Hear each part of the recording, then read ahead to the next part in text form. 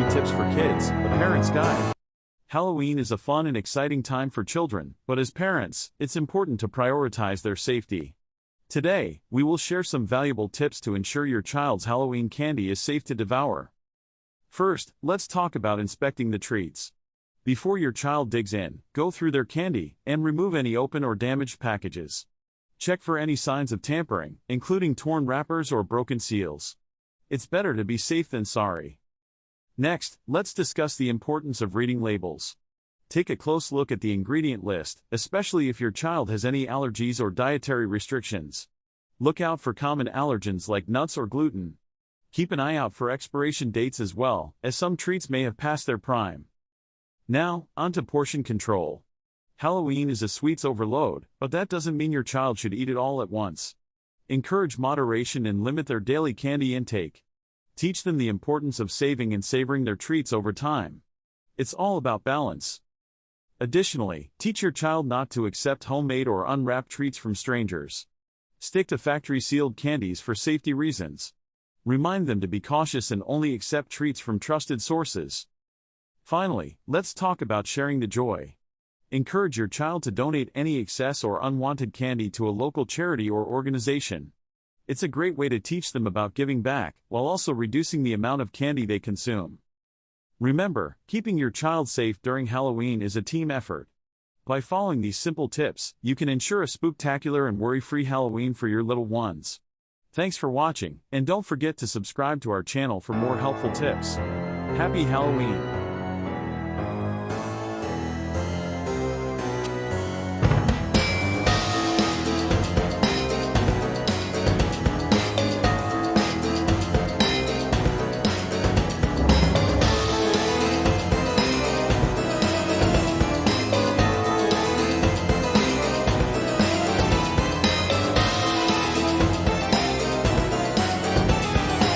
Welcome to Pumpkin Pals, the curious and spooky tale of carving jack-o'-lanterns. Today, we'll dive into the fascinating world of pumpkins and uncover the mystery behind why we carve them. So, let's get started.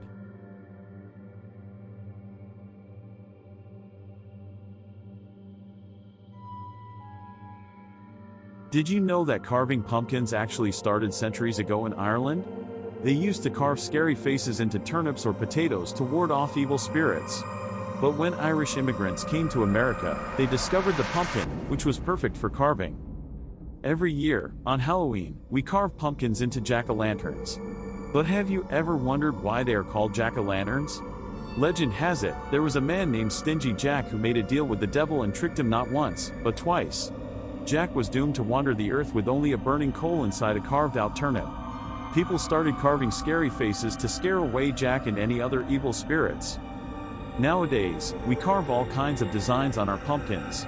From spooky ghosts to friendly witches, the possibilities are endless. And the best part? Carving a pumpkin is super fun. You can scoop out the slimy insides and create your very own masterpiece. Did you know that pre-drawing on pumpkins can enhance your carving experience? When it comes to pumpkin carving, most people dive right in with a knife, but taking the time to pre-draw your design can make a world of difference. There are a few reasons why pre-drawing is a step worth taking. First, it allows you to plan and visualize your design before making any irreversible cuts. You can experiment with different shapes and patterns, ensuring that your final carving will be exactly what you envisioned. Pre-drawing also helps you create more intricate and detailed designs. By mapping out your design beforehand, you can take the time to sketch out every intricate detail, making your carving truly exceptional.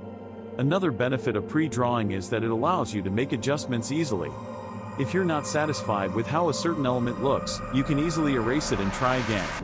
This saves both time and frustration, ensuring that your carving turns out just the way you want it. So, next time you're ready to embark on a pumpkin carving adventure, take a few moments to pre-draw your design. You'll be amazed at the difference it makes in the level of artistry you can achieve. If you've ever wondered about the perfect age to carve a pumpkin, you're in for a treat. Believe it or not, the ideal age to start pumpkin carving is around 3 to 5 years old. At this age, kids are beginning to develop their fine motor skills. Carving a pumpkin provides them with the perfect opportunity to practice using their hands and fingers, enhancing their coordination and dexterity. As children grow older, around 7 to 9 years old, they become more independent and can handle more complex carving tasks. They start to explore their creativity, making each pumpkin uniquely their own. During the teenage years, around 13 to 15 years old, carving pumpkins becomes a great way to let their artistic skills shine. They can create intricate and detailed designs that showcase their growing talent. And let's not forget about adults. Carving pumpkins can be enjoyed by people of all ages. It's a great way to bring friends and family together, creating lasting memories and having loads of fun. So, whether you're young or young at heart, pumpkin carving is an activity that transcends age. Now that you know the perfect age to carve a pumpkin, why not gather your loved ones and have a pumpkin carving party? Why do pumpkins symbolize Halloween? Well, it's because they are in season during this time of year. Plus, their bright orange color adds to the festive spirit. So, when you see a flickering jack-o'-lantern on a porch, it means that house is ready for trick-or-treaters. So, the next time you carve a pumpkin, remember the ancient tradition and the spooky tale of jack-o'-lanterns. Let your creativity shine and scare away those pesky spirits. Thanks for watching, and don't forget to subscribe to our channel for more exciting adventures with Pumpkin Pals.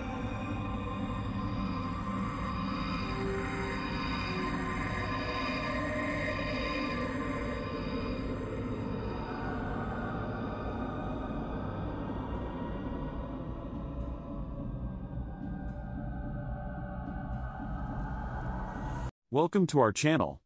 In this video, we will show you how to make perfect homemade biscuits with our step-by-step guide. So let's get started.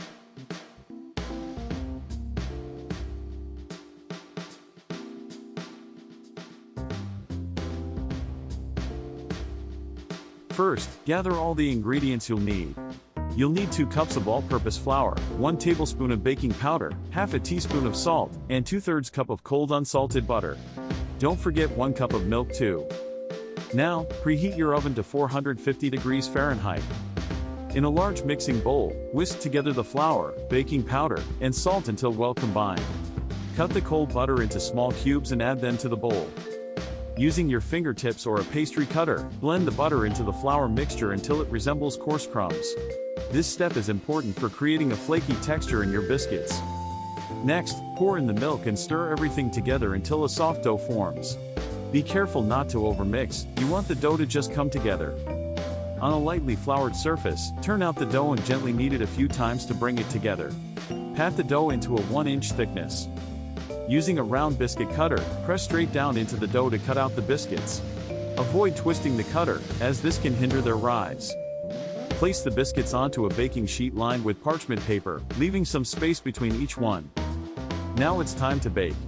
Pop the baking sheet into the preheated oven and let the biscuits bake for about 12 to 15 minutes, or until they turn golden brown. Once they're ready, take the biscuits out of the oven and let them cool for a few minutes. And there you have it, delicious, homemade biscuits that are fluffy and buttery. They're perfect for any meal or occasion. Thanks for watching our video. We hope you enjoyed this step-by-step guide to making perfect homemade biscuits. If you found this helpful, don't forget to hit the subscribe button and stay tuned for more tasty recipes. Happy baking!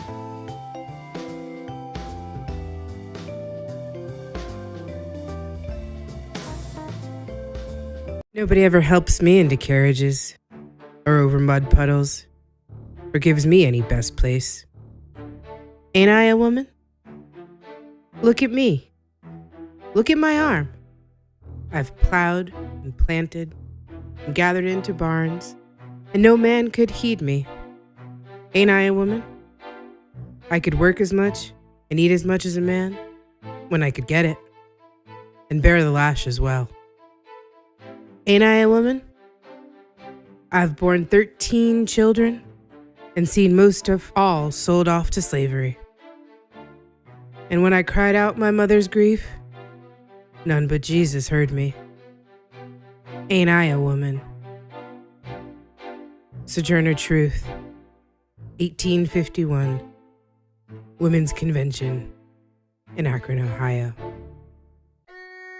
The history of black motherhood in the United States has been marked by separation. From the time of slavery, the American black woman has been viewed through the lens of the labor she can provide others. Her role as wife and mother minimalized by the expectations of her work outside the home. The legacy of these ideas formed during the infancy of this nation is still felt, even today, as Black women experience motherhood differently than their white counterparts, even in the first few hours after giving birth. Subjected to tropes such as the mammy, who in almost comical irony is characterized as the ultimate caretaker for white children, while simultaneously being neglectful to her own. Black women have for centuries seen their motherhood and their mothering called into question. The modern incarnation of the quote-unquote welfare queen characterizes the Black mother as a dishonest materialist who only has children in order to game the system for more money. The lasting impact of such inaccuracies has been devastating. During slavery, Black women were called upon to be wet nurses to the children of their white owners, often separated from their own children, sometimes permanently, just after giving birth. This practice continued even with emancipation, as many families, especially in the South, continued to employ Black women in domestic capacities.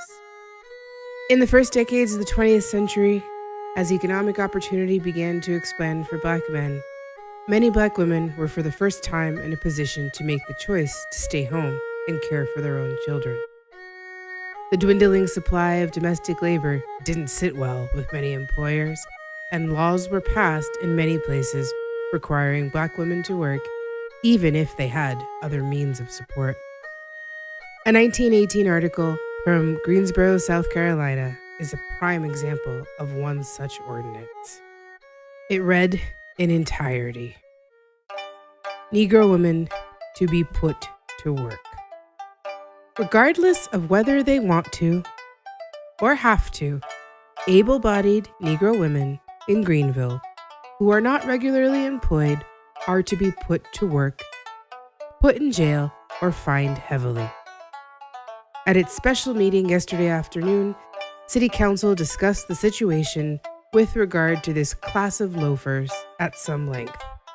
And it seemed that all members of the council were agreed that steps should be taken to compel them to engage in some useful occupation. It was decided that an ordinance similar to the one now in force requiring all able-bodied men to work at least 5 days a week should be passed with regard to these women. Such an ordinance will be prepared and voted on at the next regular meeting of the council. A number of complaints have come to members of the council of Negro women who are not at work and who refuse employment when it's offered to them. The result being that it is exceedingly difficult for families who need cooks and laundresses to get them. Wives of colored soldiers getting a monthly allowance from the government have a number of them declined to work on the ground that they can get along without working, according to reports. Others have flatly refused jobs without giving any reason whatever, while still others pretend that they are employed, when, as a matter of fact, they derive a living from illegitimate means. The proposed ordinance will require them all to carry a labor identification card, showing that they are regularly and usefully employed, and the labor inspectors and police will be charged with the duty of rigidly enforcing the law. To make this abundantly clear, in the 20th century, there were Black women whose husbands were gainfully employed, some even by the U.S. military, who were told that by law they could not stay home with their families because someone needed a maid. The same 20th century in which most adults alive today were born. This assault on Black motherhood would continue. The 1940s saw a rise in the more widespread use of baby formula, and companies were quick to market their product to Black families. The combination of negative historical associations with being wet nurses and the reality of many Black women having to return to work very soon after giving birth made Black women prime targets for these advertising campaigns.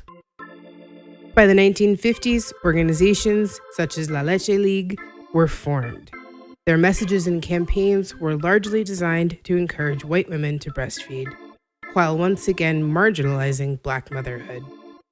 Images of white women breastfeeding their children began to be normalized, while one would only find an image of a woman of color doing so in the pages of National Geographic or the like. The Special Supplemental Nutrition Program for Women, Infants, and Children, also known as WIC, was launched in 1974. Women participating in these programs were more often than not encouraged to use formula, and to this day, Black women remain overrepresented in its participants. Historical wealth and wage gaps between races and genders leave Black women on average in the lowest income brackets. They are employed at a higher rate than any other group in the service industry, working jobs that often offer no maternity leave and almost certainly no accommodation for nursing mothers. A 2016 study found that Black mothers were 9 times as likely to be given formula than white mothers during their postpartum hospital stays. Other studies highlighted implicit bias on the part of lactation consultants who reported spending less time with Black mothers based on the false belief that they would, quote, not breastfeed anyways. Centuries of structural racism, societal norms, and implicit bias have led to the grim reality that as a group, Black babies have the highest infant mortality rate in the United States, with preterm birth also being a determining factor in the disparity of these rates. The survival of preterm infants is exponentially increased when they are given human milk and also time and contact with their parents. Yet, even today, having the opportunity to offer this care to their own children is still not possible for many Black mothers. It's high time we examine the root causes of such disparities and do the collective work of learning from the mistakes of the past in order to shape a better future for Black mothers and their children.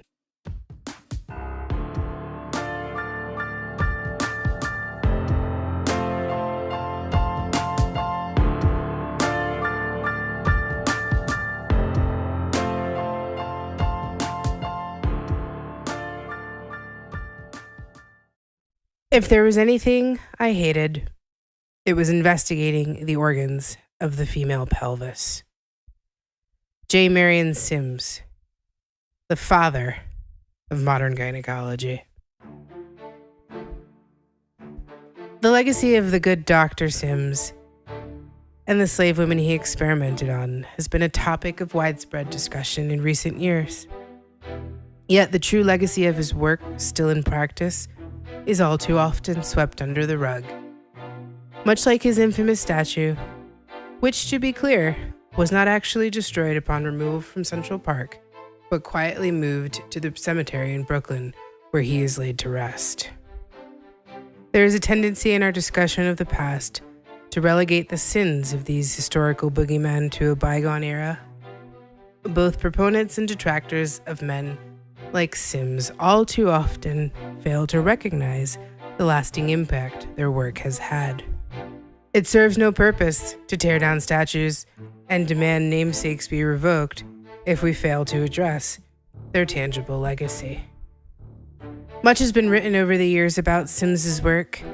Efforts aimed either to praise or to malign often mention his own words as a mere afterthought. Historiography reeks of the disingenuine when it relies on anecdote and conjecture to make a point. The good doctor himself wrote, "I made this proposition to the owners of the Negroes. If you will give me Anarcha and Betsy for experiment, but my operations all failed, so far as a positive cure was concerned. This went on not for 1 year, but for 2 and 3 and even 4 years. I kept all these Negroes." 4 years. 4 years of experimentation, consented to by someone who considered you chattel worth only as much as the price your children would fetch them. Let it be made abundantly clear that we're talking about upwards of 20 different surgeries on these women. Anarcha, Lucy, and Betsy, lest we forget their names. Surgeries done without anesthesia, while on all fours, with curious doctors and students observing and participating. The pain and humiliation these women were subjected to is unconscionable. Sims's actions are all too often excused by saying the man was merely a, quote, product of his time. The problem with this excuse is that it belies the fact that in many ways, times haven't really changed. The 19th century birthed many of our most reputable fields of medicine, along with the journals that chronicled their so-called discoveries. It was a time in which medical training was cursory at best and often perfected in the form of apprenticeships or field experience. These journals influenced the practice and tools of the field much the way they do today. The works of such doctors as Philip Tiedemann and Samuel Cartwright, respected authorities of the era, are riddled with quote-unquote scientific evidence suggesting not only surface but actual physiological and anatomical differences between the races. Assumptions about the so-called Negro subjects of their studies suggest differences in everything from circulatory patterns, respiratory capacity, and even a dulled sensitivity to pain in some cases. We would assume that such absurdities would be relegated to a distant past, their assumptions long since disproven. And we would be wrong. A study published by the National Academy of Science in April of 2016 came to the following conclusion. Many white medical students and residents hold beliefs about biological differences between blacks and whites. These false beliefs are related to racial bias in pain perception. Participants who endorsed more of these beliefs reported that a black patient would feel less pain, and they, as a result, were less accurate in their treatment recommendations. Let's be abundantly clear about what is being said here, because it needs to be restated. In the year 2016, there were medical students and residents who still held long disproven myths about racial differences to be true, and it actually affected the way in which they treated patients. The gravity of the legacy of mistakes made during the infancy of modern medicine cannot continue to be ignored. Removing a statue or renaming a building merely pay lip service to very real and often fatal disparities in this country. It's not enough to wrestle with the demons of yesteryear if we ignore their very real legacy in today's world.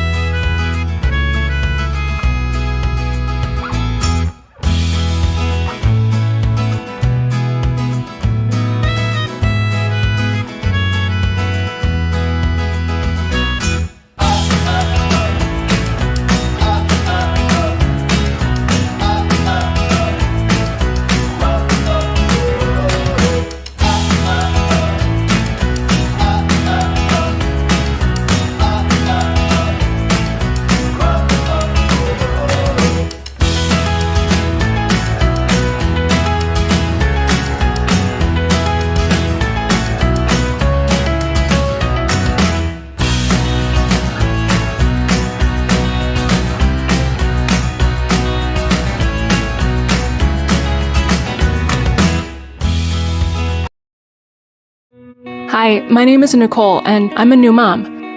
When I was pregnant... Hi, my name is Nicole, and I'm a new mom. When I was pregnant, I learned that more C-sections are being performed in hospitals than ever before, even if the mom and baby are healthy. This worried me, so I decided to educate myself. I learned many things I could do to avoid having a C-section I didn't medically need. I learned how to talk to my doctor about what I wanted for me and my baby, and I brought a friend to my doctor's appointment in case I was too nervous and needed support. I told my doctor I wanted to avoid a C-section unless it was absolutely necessary. When I got to the hospital, I told my nurse too, and she was really helpful during labor. I know there are many things in life I can't control, but I believe it's better to do what I can to make a difference, especially when it comes to my baby. Remember, your voice matters. Educate yourself and start talking to your team today. If I can do it, so can you.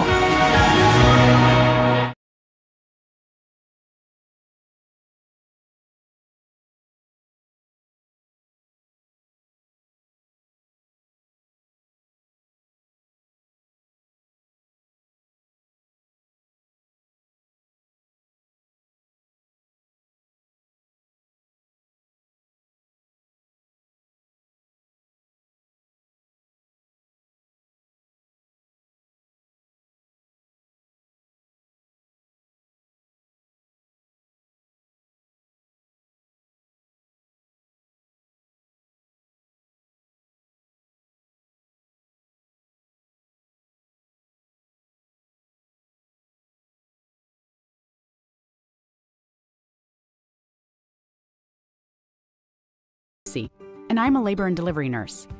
If you want to have a healthy birth, it helps to have a strong birth team. That team includes your doctor and your family, of course.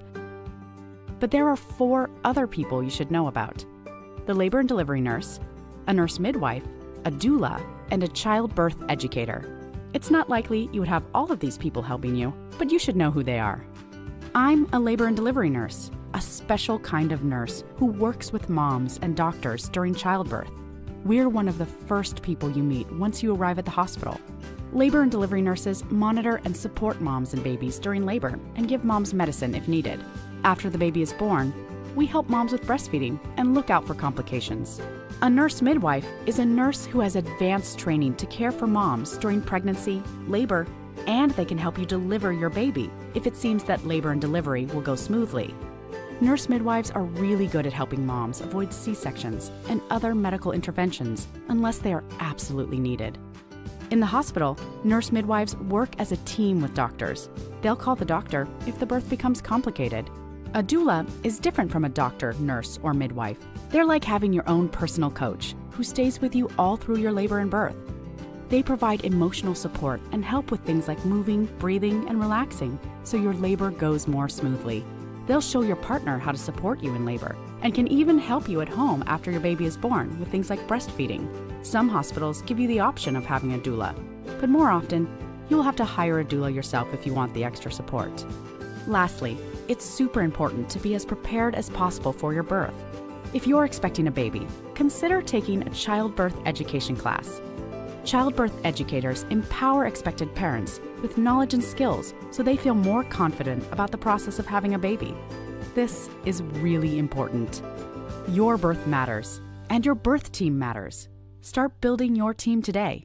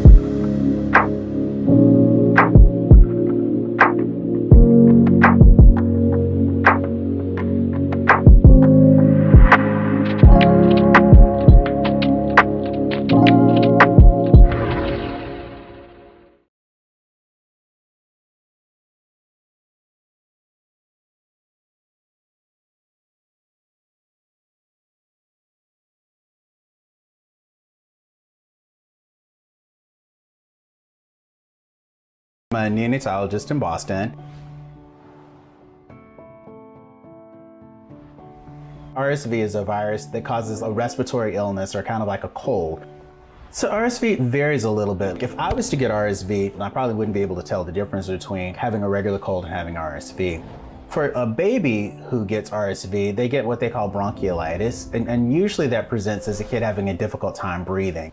Usually you see their little ribs popping in and out as they're trying to breathe. You see their little noses flaring as they're trying to breathe. Sometimes they turn blue because they're not getting enough oxygen. They tend to have a lot of secretions like coming from their nose and a cough.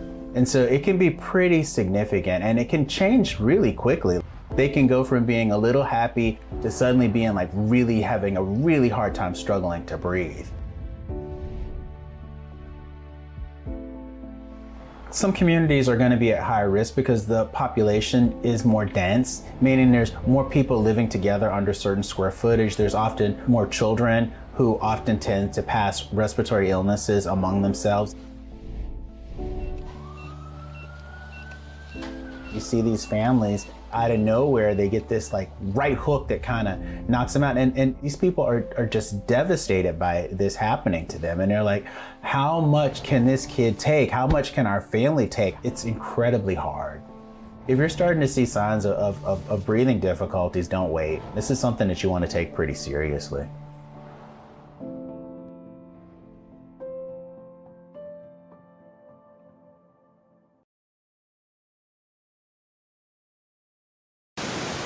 Hi, it's Jen.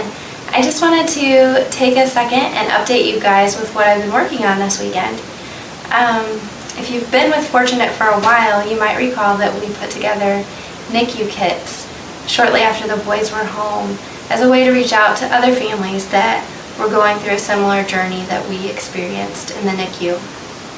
And we just put together a few things just to kind of make the NICU stay a little bit more homey and a more personal. If you don't mind, I'm going to show you a couple of things that we put together in the kit. I'm making one for our triplet family right now. So, my favorite thing in the kit probably is On the Night You Were Born by Nancy Tillman. It's a super book. Beautiful, beautiful illustrations, beautiful words. Just go out and buy it for the next baby shower you have. It's gorgeous. The next thing we have is like a NICU journal, so that you can leave this with the nurse's station, and they can jot down some things that may have happened while you were gone. It's a good way for you to kind of keep things straight as they're giving you a lot of medical terminology you might want to keep track of. We have our schedules for the multiples moms. It has a feeding schedule and how much, when do you change them, all that good stuff that you don't have the brain power for any longer. Some lotion, because you're washing your hands constantly in the NICU, and it leaves your hands nice and dry and chapped. We've got disposable cameras to put in close to each of the kids' isolates, so that the nurses can take pictures while you're away and you don't feel like you're missing out on as much. Got preemie sized blankets. Just again, another handmade touch. It's kind of nice for that. Chapstick, gum, snacks. It's just been fun to put it together, and we really hope that it can be a blessing to somebody else.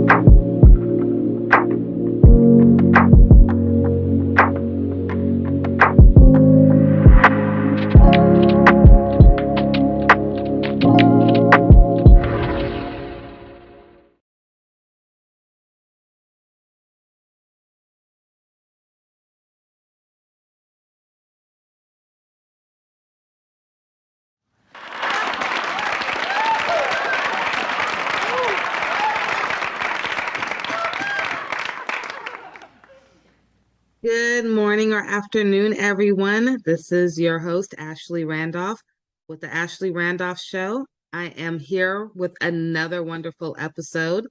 Today, I have Dr. Natasha. Doesn't that sound so lovely? Dr. Natasha, she's wonderful. I'm so grateful to have her here, not only just for our families, but even for our healthcare professionals. So she's amazing.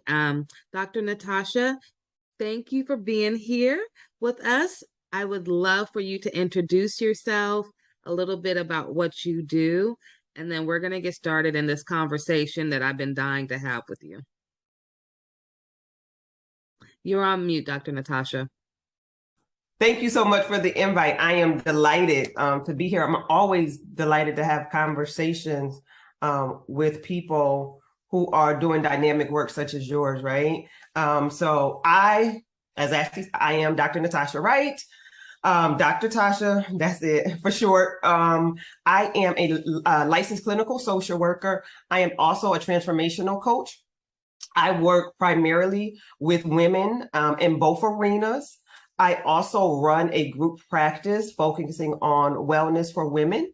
So my days are spent servicing women and helping women navigate life in all areas of transition and maybe some hardships and struggles, but really being a sacred and safe place for women.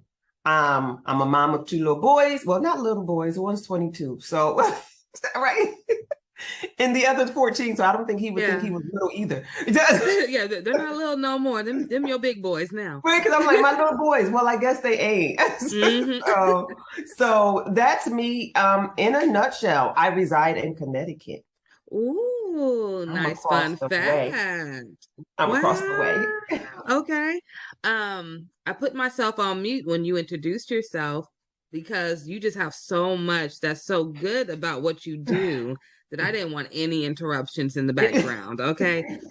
Everyone, she does a lot of amazing work. I am so grateful to have her here. Even if it was for 5 minutes. I mean, anything that she can give any of us is going to be of value. Dr. Natasha, or Dr. Tasha, I'm sorry. Whichever one. As long as it's not Dr. Wright, it feels so formal. I'm the same way. So I tell all my interns and staff, just please call me Ashley. I can't do President Ashley. I know that's my title, but it's okay. Okay, so I'm a mom with 3 kids. Okay, so like you got 2 grown boys. I call my son, he's about to be 12. He's way bigger than me. So I'm like, okay, you my grown boy now. I got 3 kids. I have 2 nonprofits that I'm running. I have all these different titles as well that I have to juggle every day. I probably work 7 days a week, but I'm working on getting that down to 5 days a week. Hello. It's been 8 years. I think I deserve that. What tips do you have someone like me, even if they don't have a lot of titles like me, but maybe just their day-to-day life of going to work and taking care of the kids is a lot. So what advice do you have for us?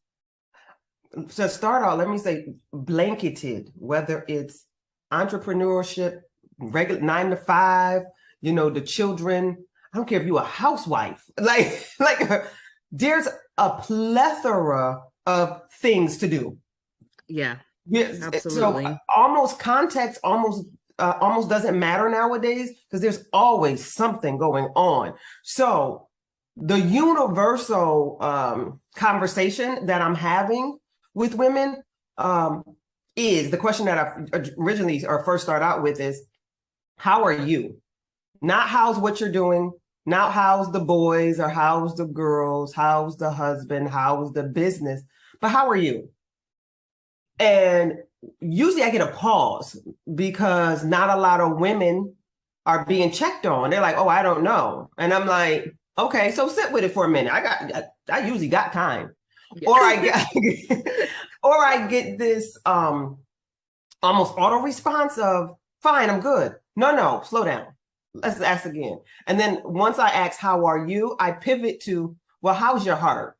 And that is a totally different question. And it forces people, women, to pause for a minute and examine what's going on in life.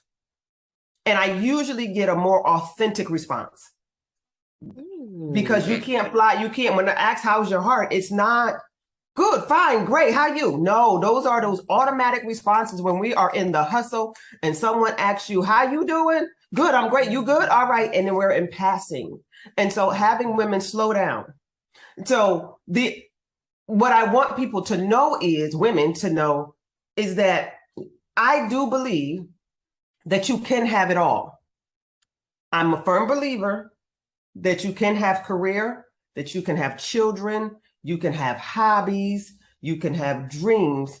It's just how we manage the time that we're given. So where I come in at is strategy, because I do believe that you can have it all. We are all given the same 24 hours and 1 day. Right.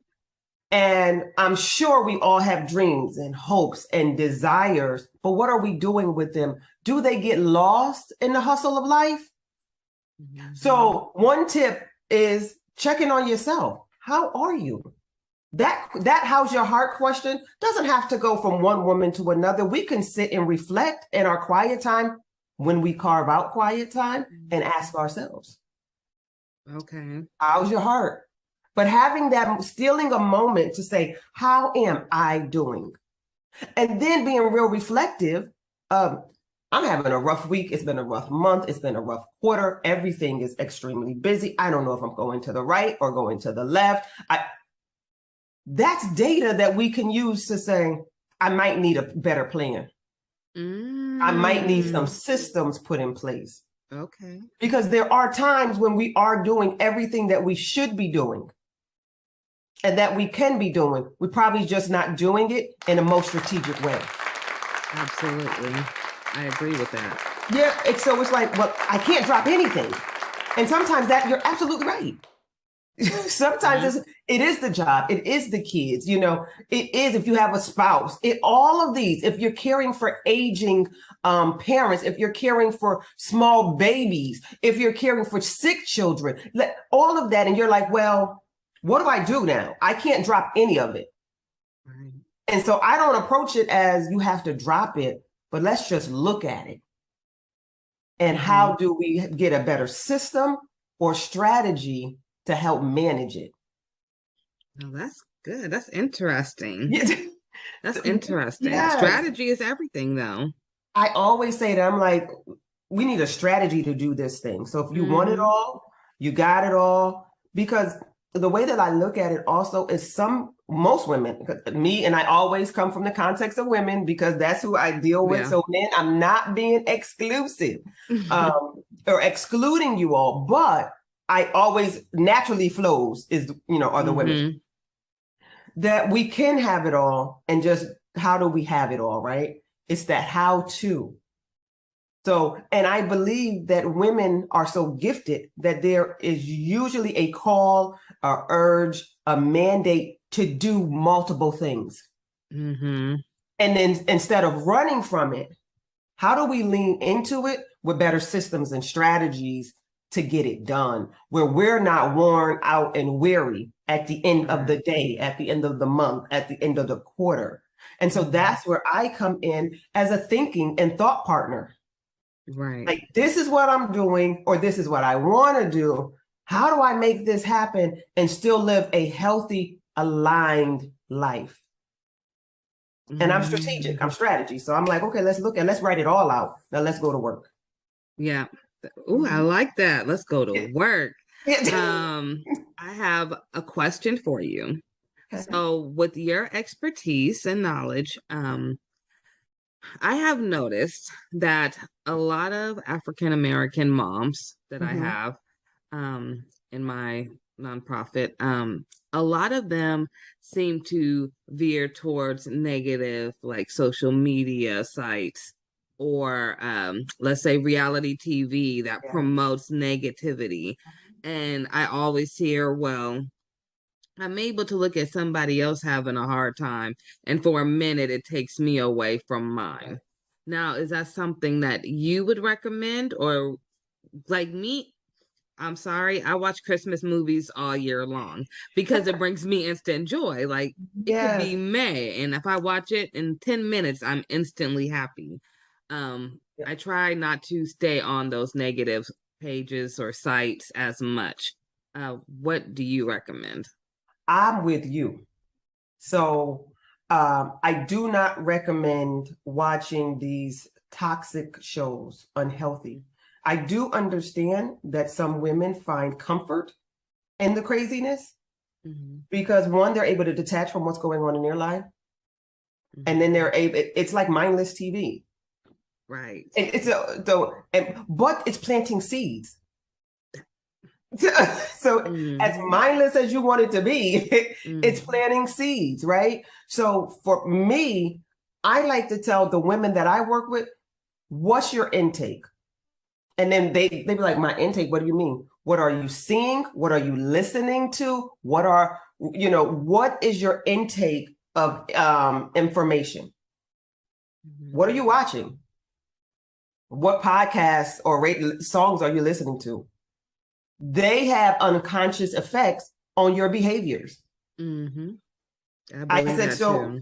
Yeah, I totally. That's why I'm like, turn the TV off. So I'm not a big promoter of watching television. Now, I do love a good movie. I do love sometimes mindlessly watching TV, but I only allow myself to watch TV on the weekends. I do not watch TV. I watch TV from Friday afternoon, because that's when my workday finishes, to Monday night. Sunday night. Monday through Friday early afternoon, my TV does not come on. Wow. Okay, so I always have my TV on, but I'm hardly ever watching it though. But it is always on. Now my kids, they're in school from 7:30 in the morning until 5:30 every day, Monday through Friday. They have a strict schedule to be home, to be in bed at 8 p.m. So when they come home, they do their routine, take a shower, start putting on your night clothes, homework, dinner. Then they get an hour of game time, usually right before bed. So they're not watching TV.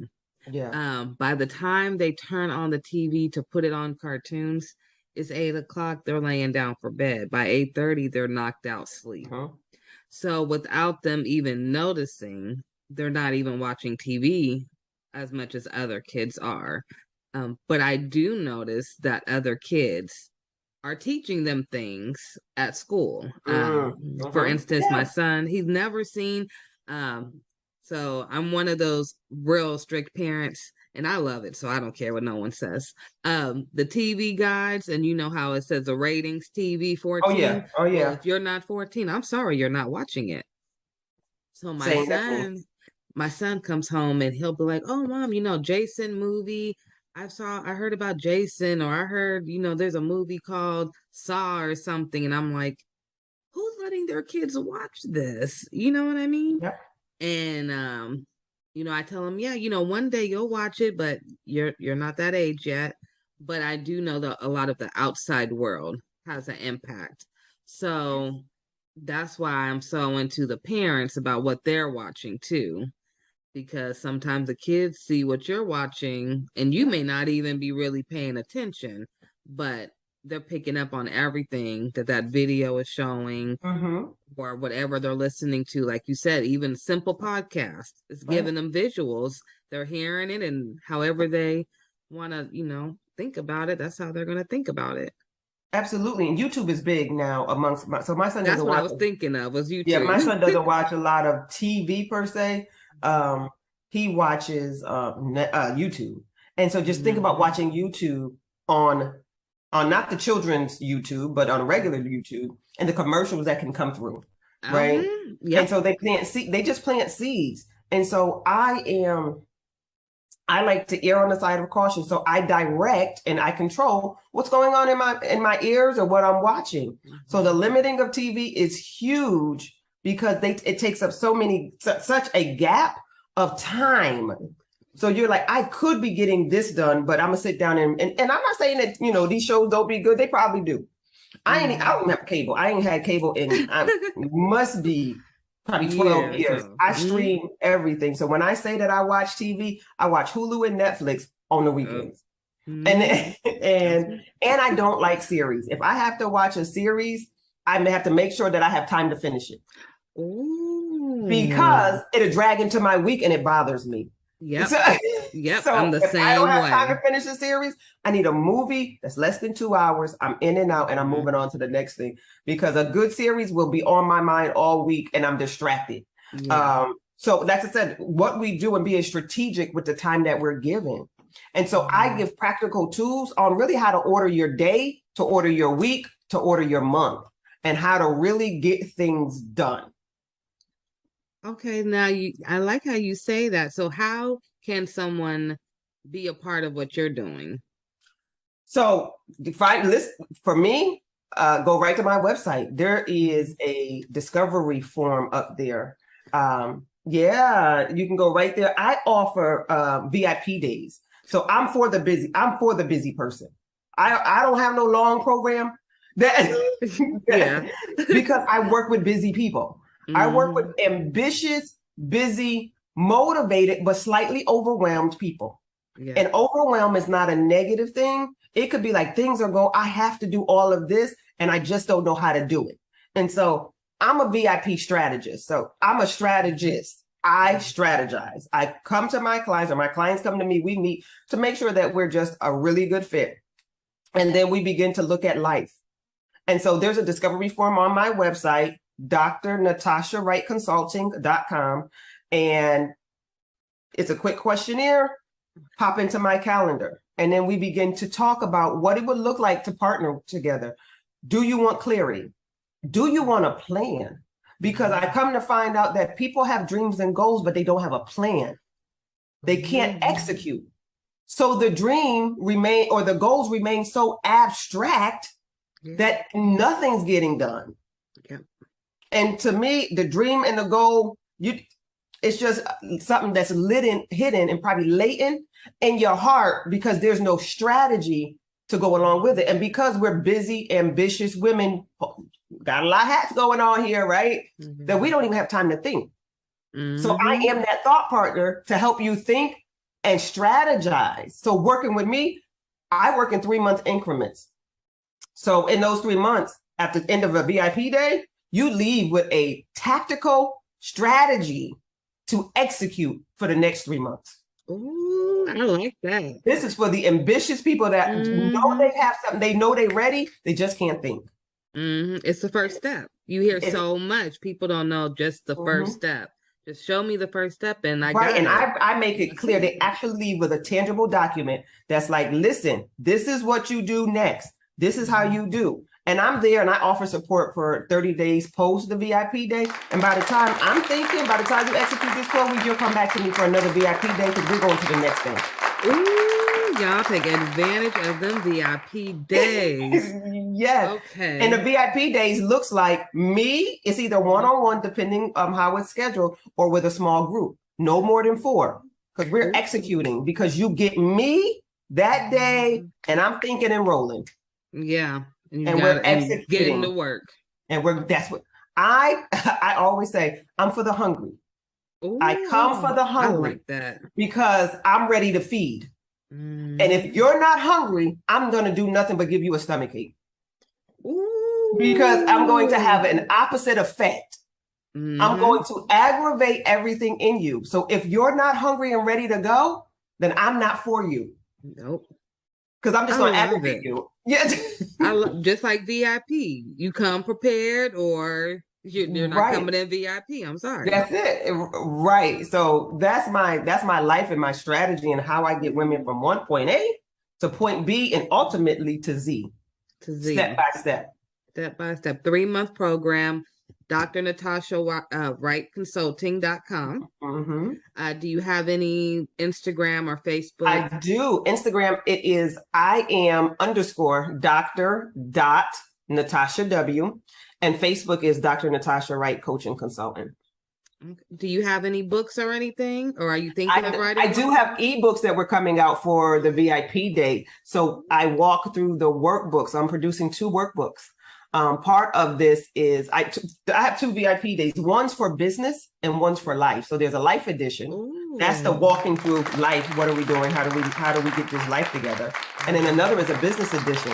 I kind of want to start a business. I don't know where. Let's get through some of this thought work. How do we clear the path so I can do this business? One last there's question. 2 different. So you said business days, and you said you have business and you have one for life. Yes, I do. Would the business one also work for NICU nurses? Because we have a lot of healthcare professionals in the medical field listening in too as well. So would this work for doctors and NICU nurses and social workers? Because, that's your your little background. So it does, because it's a day to help you get to strategize how to launch, strategize how to even get through the thoughts of what am I going to do? So remember, it's very tactical. And so afterwards, after they're up and running, then they probably go off to a business coach for the intricacies of the business. But I'm that thought partner that's cutting it out, saying, what is the mind doing? How do we get out of our mind? Here's your first step. Here's your second step. Here's your third step. Yeah. I'm so happy that you created this program. I am so happy that you're African American, first of all, okay? And your voice is powerful. I'm glad of all the work you're doing. I hope everyone takes advantage of these VIP days. Yes, come on, let's get this together. Yes. And if you ever have any days you want me to promote on our GLO Preemies website, wonderful. Send it to me, the flyer, we'll promote it for you, and we're going to have you back. For sure. Listen, I'm here. I love talking about strategizing and getting from point A to point B and getting clear. Yeah, to me, it's money talk to me. If you get your life together, everything else kind of flows. Right. So it's like wedding bells. Like, how can you not love to strategize? So I told you I'm on a tight schedule. So I keep everything around me in a schedule and to the time. Right to the T. So I appreciate you, and I always appreciate your little talks that we have. They're always so meaningful. And I hope you all look at her website. I will post it below. Thank you for being here, and we will see you again, I am sure. Absolutely. Thank you for having me. This has been wonderful. Yeah, thank you. Okay, everyone. That is concluding today's episode with Dr. Natasha. She is amazing. Please, please, please go follow her, like and share and subscribe to her pages, and go look at her website. And we will have her again shortly, okay? Thank you, Dr. Natasha. Bye-bye.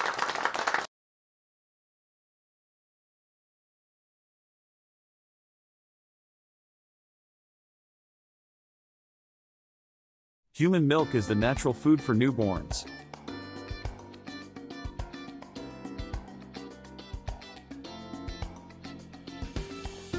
It provides them with all the necessary nutrients to develop and grow strong.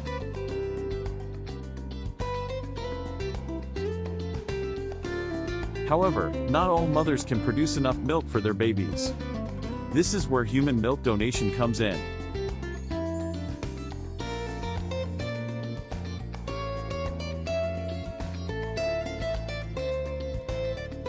By donating breast milk, women can help provide premature babies and sick infants with the nutrients they need to thrive.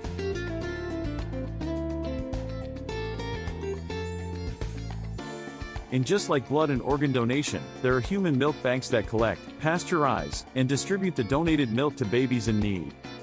Donating breast milk is a selfless act that can make a significant impact. And it's not just babies who benefit from it. Breast milk is also used to help people with digestive problems, immune deficiencies, and other medical conditions.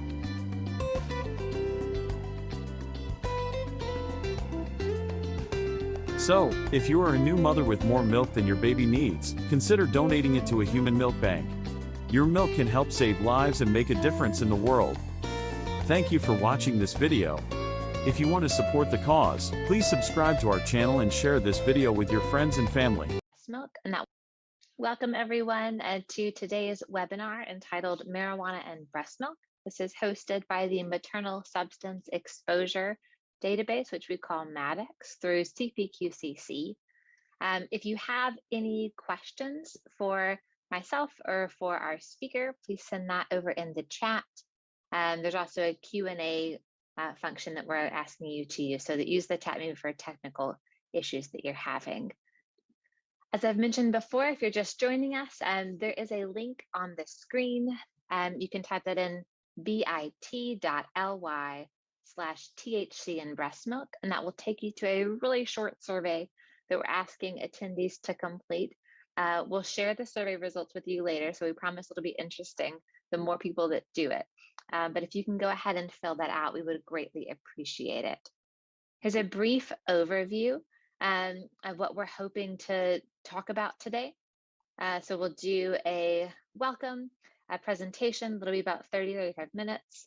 We'll share those survey results and then have time for live Q&A. So as you're listening, if you have a question, please feel free to submit that in the Q&A box. The Maternal Substance Exposure Database, that's the group that's hosting this webinar today, is an optional and free database that's part of the California Perinatal Quality Care Collaborative. You might be familiar with us, CPQCC. A lot of you are from California. So we collect data on all maternal substance exposures. So those include, but aren't just limited to, opioids. And by doing that, we aim to improve healthcare for exposed newborns by focusing on treatment and length of stay in the hospital. And while the database is designed to capture information on infants who have been exposed to opioids, many of our members also use it to collect data on infants who have been exposed to other substances as well. So about 23% of our infant records in MADEX report maternal exposure to marijuana. We would assume that the rate for this data is much higher, since a lot of our MADEX centers do primarily use the database for opioid exposed infants. So this is an example of the MADEX report site, where if you join MADEX, which again is free and optional, you can compare your hospital to other MADEX participating hospitals. So we have 32 right now across California and over 500 infant records that have been entered to date.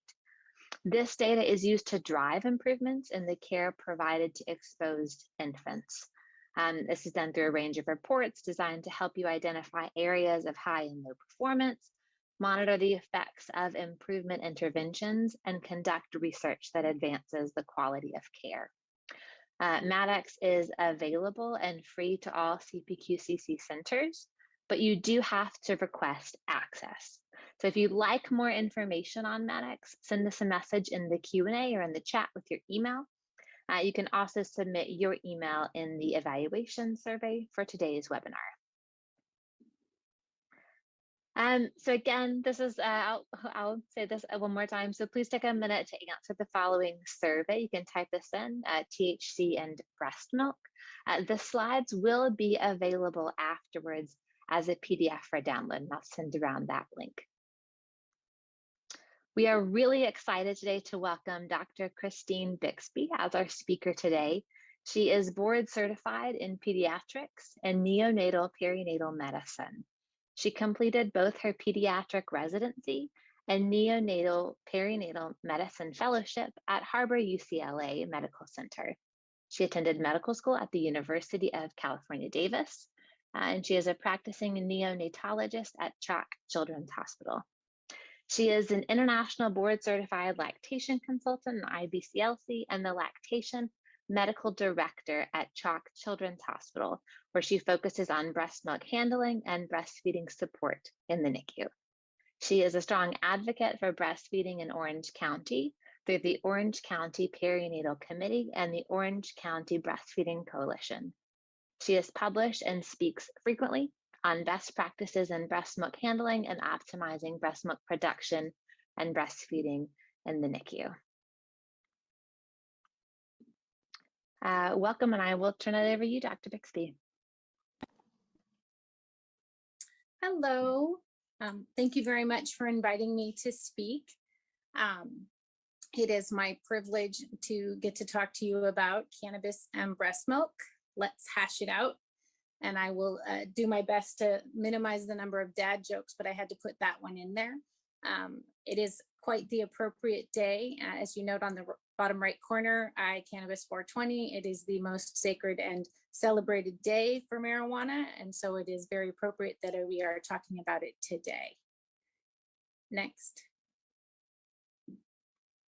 So my disclosures are limited. I am faculty for the Small Baby Care Specialist Program from Engage, Grow, Thrive, where I shockingly talk about optimizing milk supply in the NICU, the benefits of human milk in the NICU, and how to handle human milk in the hospital setting.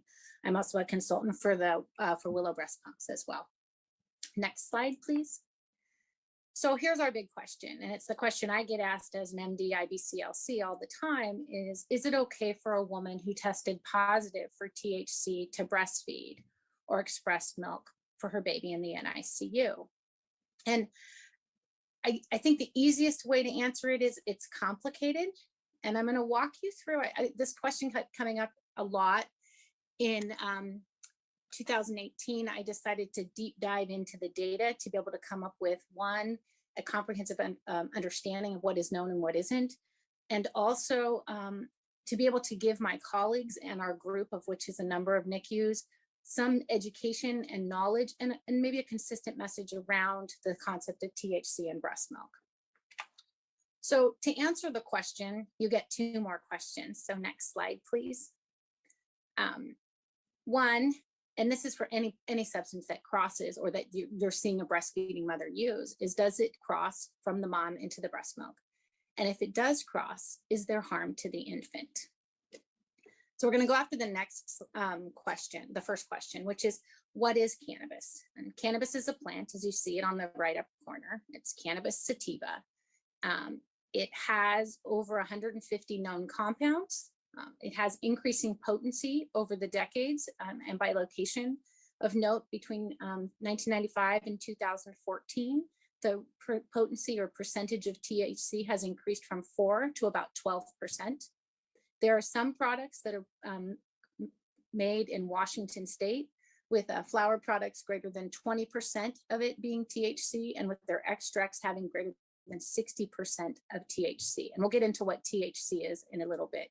There are various forms of consumption, the good old-fashioned cigarette or joint, using a water pipe or a bong, my aunt and uncle's marijuana brownies, the more common and newer versions of vaping, and then this new thing to me called dabbing, which is where they pour butane over the plant and you get a sticky precipitate out that you can then smoke that allows you to have a much higher concentrate of THC with a very rapid onset. Important to note that with consumption, if you're smoking, you're going to have rapid onset as it goes through the lungs into the plasma, versus consumption of brownies or gummy bears, that's going to take over 30% or 30 minutes, and your oral bioavailability is fairly low. Other thing to note about cannabis, there are other additional unknowns as the growing of the product is not technically regulated. So there is potential for lead, mold, pesticides, rodenticides, herbicides, and fertilizers in the product, and we don't know what they are. Next slide. So two components of cannabis that everybody is very known in common colloquialism is CBD or cannabidiol, which is a phytocannabinoid that's extracted from the cannabis plant and then diluted with the carrier oil, usually a coconut oil. Not a lot is known about CBD. It's felt to be less psychoactive. And I'm not going to talk a lot about CBD at this point in time because of the lack of significant data. The big thing that we're going to talk about is THC, or delta-9 tetrahydrocannabinol, and I'm not going to say that word again. We're going to call it THC going forward. And it is the most psychoactive component in marijuana. It has a very large volume of distribution, and it enters the plasma compartment almost instantly from the lungs and then redistributes to highly vascularized tissues such as the brain and the liver. It's highly lipophilic, so it likes to store in fat and can be there for weeks to months. And important to note, the half-life of THC is fairly long. In infrequent users, it's 20 to 36 hours. And in chronic users, it can be about 4 days. We'll talk about further data that's come out just in the last few months about even a longer half-life. Of note, it is present in an exhaled breath for 2 to 4 hours after one cigarette. And I think this is an important thing for those of us in the newborn intensive care unit where we're putting babies skin to skin appropriately for moms to smell the environment around their babies so they can have that IgA exchange into their breast milk.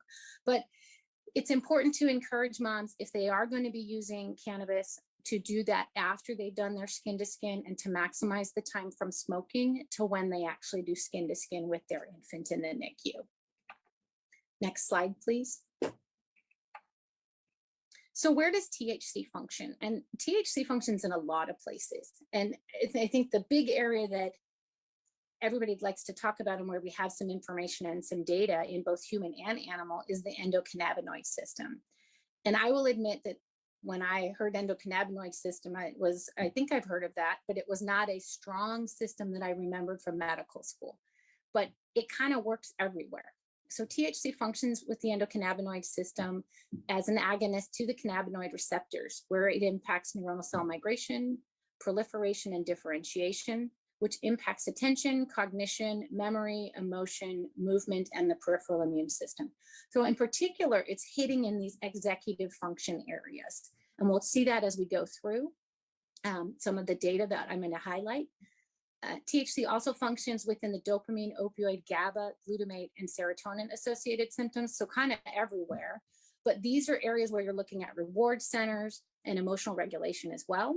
And then it's also seen to promote corticotropin secretion and preventing the secretion of gonadotropins, TSH, prolactin, one of our big breastfeeding hormones, and growth hormone, where there is some data on fetal exposure with concern for growth restriction, which I do not have time to go through at this time.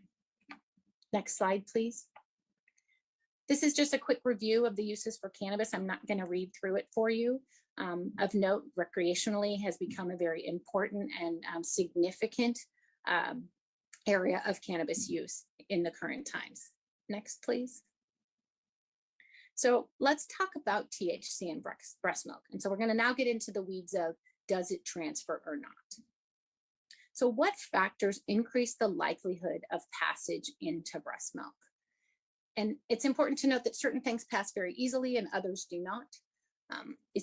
You have a low molecular weight, so less than 300 Dalton, and marijuana in particular is a 314 Dalton chemical, so it would pass in that regard.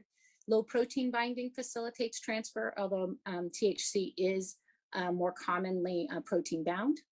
Weakly basic, being lipid soluble, which we know THC is very fat soluble, that's that lipophilic. High oral bioavailability. THC is about 4 to 12%, so that's not on the high side, but there is some oral absorption. And that's where we get into that question of, if it gets into the milk, is it enough that it is actually causing getting to the baby? And we'll talk about that in further slides.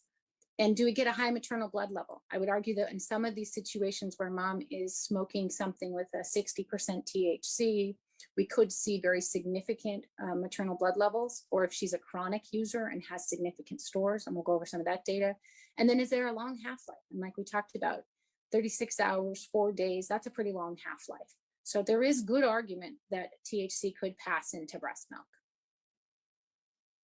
So this is a review from Moore in 2017, looking at data, looking at THC transferring into breast milk. And then does that breast milk, once it gets into the milk, actually result in positive findings of THC in the infant? And this is a 3-page slide. I'm not going to show you it all for the sake of time. The other 2 slides are mostly animal data. So if you want to explore that, you can look, pull up this paper. It's quite easy to find. The red boxes are pointing out some of the interesting things. And when we talk about it over the past many years, the argument was that it's an 8-to-1 and that you get an 8 times dose of THC in the infant relative to the maternal plasma level or the milk level. So this first paper, the Perez, Reyes, and Wall paper, which is from very recently, called 1982. I was 10 years old almost. So it's been a while, it's old data and it's small data. It's 2 women. one woman who used every day for 7 months and breastfed, and they did demonstrate that there was marijuana in the breast milk. The other one is the reason why we had this 8-fold increase in THC that got everybody very concerned. And this was a mother who smoked marijuana 7 times a day for 8 months. And in this sample, we did see that there was 8 times more THC in the breast milk than the blood plasma of the mother. And that we were actually concentrating THC in the milk, and it made for significant concern. And that, are we giving a really high dose of THC to babies? And then they did evaluate the baby's stool and found that there were metabolites that showed that the baby actually was receiving the THC and metabolizing it and excreting metabolites. No, it wasn't just metabolite because it was in the breast milk itself. So that paper told us that THC can cross, and it's potentially crossing at a very high concentration, and it's sequestering in the milk, which made things very concerning. The Ahmad and Ahmad paper from 1990 was an interesting study of buffaloes that apparently ate marijuana about 5 to 10% of their diet, and then looking at if the children who drank that buffalo milk, did they have THC in their in their urine samples, and 29% of those children do. So the argument there was that yes, you did even have it from animal milk exposure. You can see THC. Next slide, please. So the good news is we have more recent data that conveniently came out. The first time I did this deep dive was in 2018, and very kindly, the 2 studies, the Hale and the Mommy's Milk studies, came out right when I was looking at the data.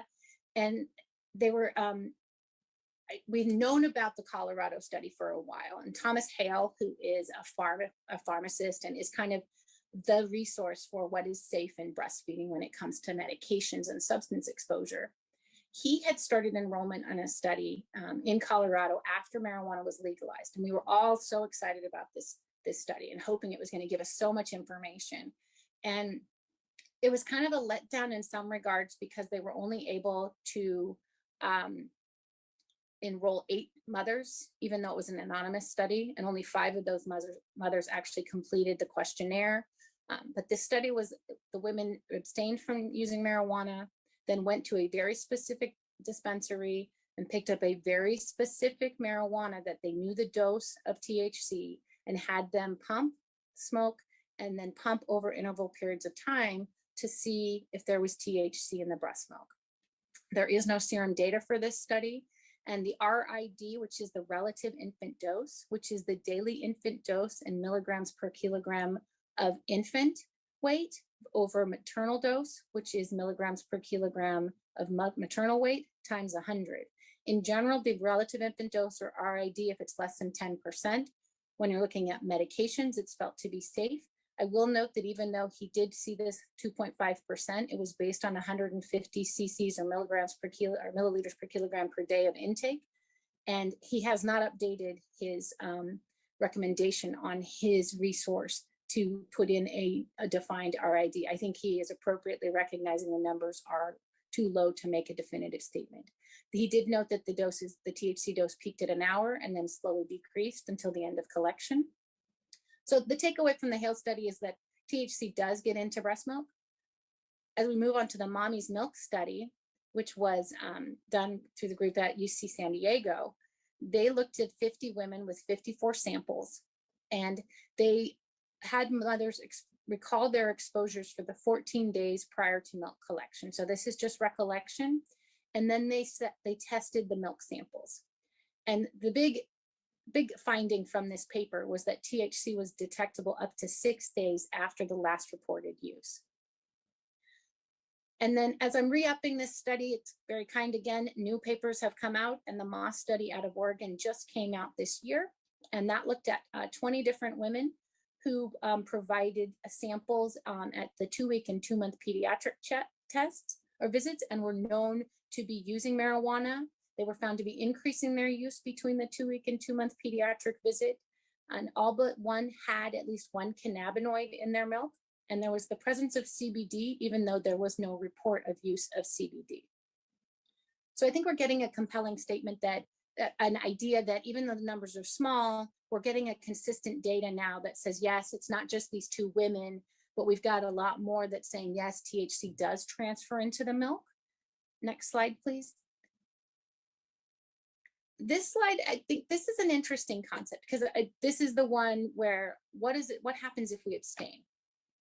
So this is a study looking at, and just published, but this is the Weimar paper, and it was just published March of this year. And it looks at women who were frequent users, greater than 2 times per week prior to delivery, who then abstained from using cannabis postpartum. And then they donated their milk and blood 2 to 5 times per week for 6 to 7 weeks. I feel like this is a really labor-intensive study. But what they found was that the maximum milk THC levels were 2.8 to 26, and the elimination half-life from milk averaged 17 days. And I think the important thing when you look at the graphic on the right is that the bottom axis is time in days from delivery and abstention. And what you're seeing is you still have a milk level of THC at 40 plus days. And this is something that I don't think any of us expected. It's something that we were concerned maybe there. Now, these are fairly heavy users, but it is something that we need to take into account as we evaluate our concerns in regards to THC in the breast milk. So next slide, please. I think we've answered the question, does THC cross from the mother into the breast milk? Absolutely. Now it's time to go, okay, if it crosses, does it get to the baby? We think it does. There is some amount of oral bioavailability, but does it cause harm to the baby? Next slide. And I think inherent to the fact that cannabis has been illegal and folks haven't really wanted to be like, yeah, I'm breastfeeding and smoking, because there is that inherent risk, legal risk, plus people's particular bias or response, there's not a lot of data, and there's not a lot of let me jump into a study and be a part of it, which is what we saw in the Hale study. In all of those studies, just looking at milk transfers, you're not able to recruit huge numbers. So we kind of have to look in other places. And so I'm going to start with looking at what is known about cannabis exposure in the teen brain, and then look at some of the data in pregnancy and utero, which often spills over into postpartum exposure and breastfeeding. And then get into what we do know about breastfeeding cannabis, what little outcome data there is, what the current recommendations are, and then we'll get into the NICU patient and look at our approach at Chalk Children's. So before I get into the weeds of outcome, it is important to note that there is no reliable biologic sampling method to quantify the amount of marijuana use. I can't get a level like you can with alcohol and say, oh, this person's drank a lot, or this person has drank a little. We really have to go based on self-report. And self-report is inherently biased. Some want to report more use than they actually are to have that perception of them. Others don't want to report their use at all. The other issue with data in regards to THC and marijuana use is there are often confounders. There's often polysubstance abuse with tobacco, alcohol, and other illicit drugs. So the likelihood of a pure study with no exposure to other agents, I think, is exceptionally low. Next slide. So what do we know about the teen brain, and why do I want to talk about the teen brain?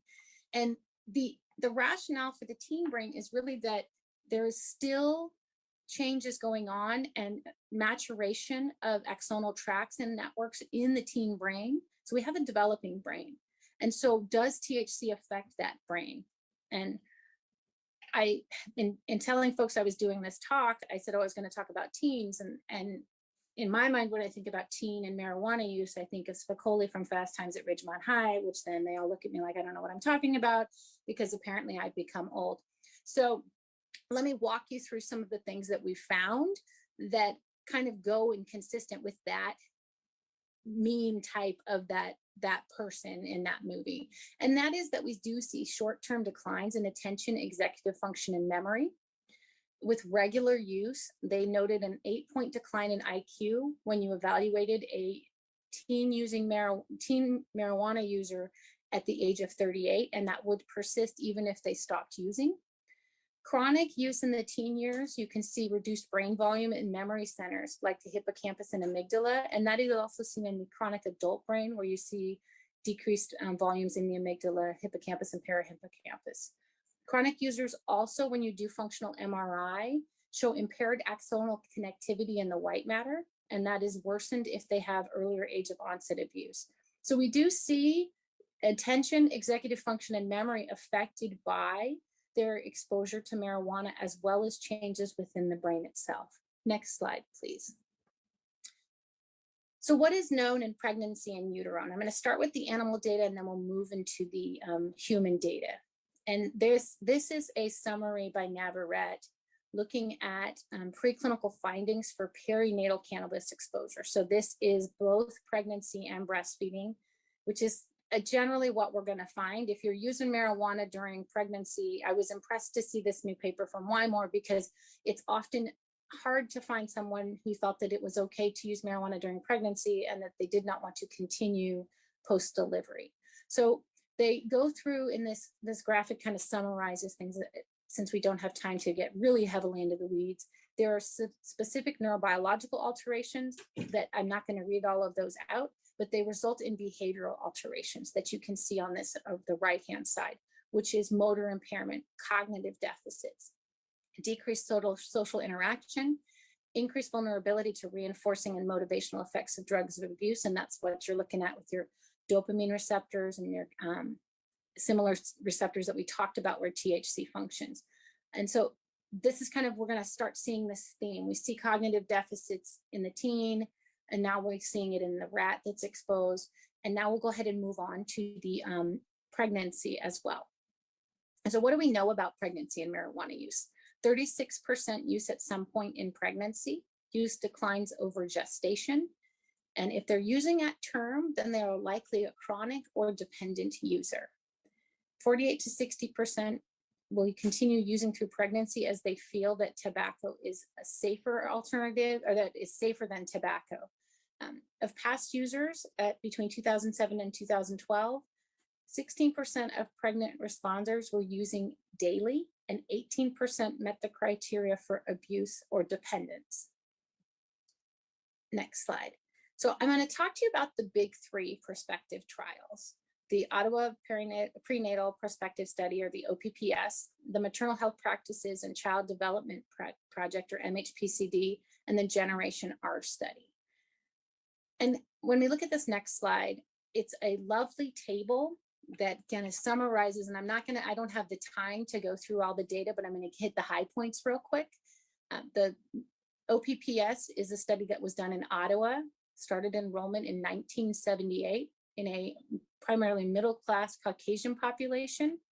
MHPCD began enrollment in 1982 in a largely African-American population in a low socioeconomic status in Pittsburgh. And then Generation R is our new study in 2001, which is from Holland, which is a multi-ethnic cohort, but they do have a slightly higher socioeconomic status. I think just based on the years of enrollment, we can state that the amount of THC in product that they were exposed to is going to be a lot higher in the 2001 versus the Ottawa and Pittsburgh studies. As we go down the graphic, the polysubstance abuse is notable to be across the board present. So we're going to have confounded data no matter what. And then we will look and see retention is actually, I think, impressive, 63% all the way to 22 years. And then even looking at 80% to 22 years on the Pittsburgh study. The Generation R study is still following up, and they have the 6-year data that they've published, and that has exceeded 80% for retention rate. As we move into the outcomes on the next slide, we'll see that one, there's some trend unclear about preterm delivery and birth weight. And that, I think, is still teasing itself out in the literature. And we really need to jump down into the preschool, school age to start looking and seeing what they saw as a trend. And it's important to note that they're seeing similar things, especially between the two studies in the 70s and 80s. In the preschool population, we're seeing verbal and memory performance as affected. And then when we move into school age, we're seeing attention, impulse control, hyperactivity, visual reasoning issues, executive function problems, language comprehension, reading, spelling, and academic achievement. So we're seeing issues that are going to show up more about 8 to 10 years of age. And it's that reading, writing, academic performance, which is a significant issue. Now, could that be confounded by the polysubstance abuse? Absolutely. When we move into the teen and young adult period, we see persistence of some of this higher level executive functioning, visual cognitive functioning, academic achievement, particularly in reading. And then as we move to the very bottom, we're going to see issues with smoking, early substance abuse, chemical dependence. When we look at Generation R, we're still really early into the data, and they do note that between 6 to 8 years, they saw altered brain morphology in the frontal cortex. And I think we're still, this one, the jury's out yet. We've got to give them the time to follow over time in order to give us the actual good data that I'm hoping they will give us from this study. Next slide, please. So now I'm going to actually look at breastfeeding and cannabis, because I've looked at the teen, we've talked about the pregnant, and then subsequent potential breastfeeding exposure there. But what do we know specifically about cannabis and breastfeeding? So as we saw in the Wymore paper, maternal use does increase in the first 6 months postpartum. What also is important to note that THC and cannabis absolutely has a potential for affecting lactation, as we see a decrease in prolactin levels and a decrease in the oxytocin levels. These are the two big hormones of breastfeeding. Prolactin is your make and milk hormone, and oxytocin is your letdown hormone. And if we're seeing those, there would be concern if those are lower that it would impact your breast milk production and your ability to maintain a milk supply.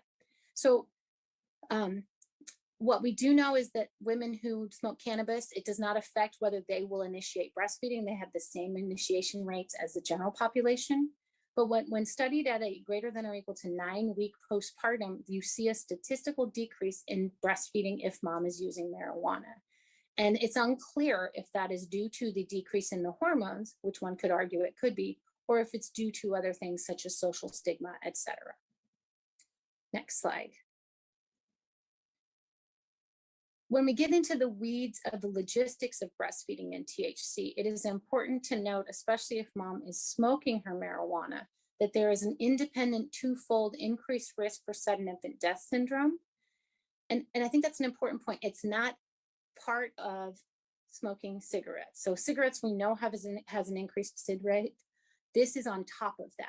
And so it is very important, I think, to educate mothers that they should smoke outside if they are going to do it, to minimize that risk. When we look at the data on breastfeeding and THC, there are no isolated studies without in utero exposure.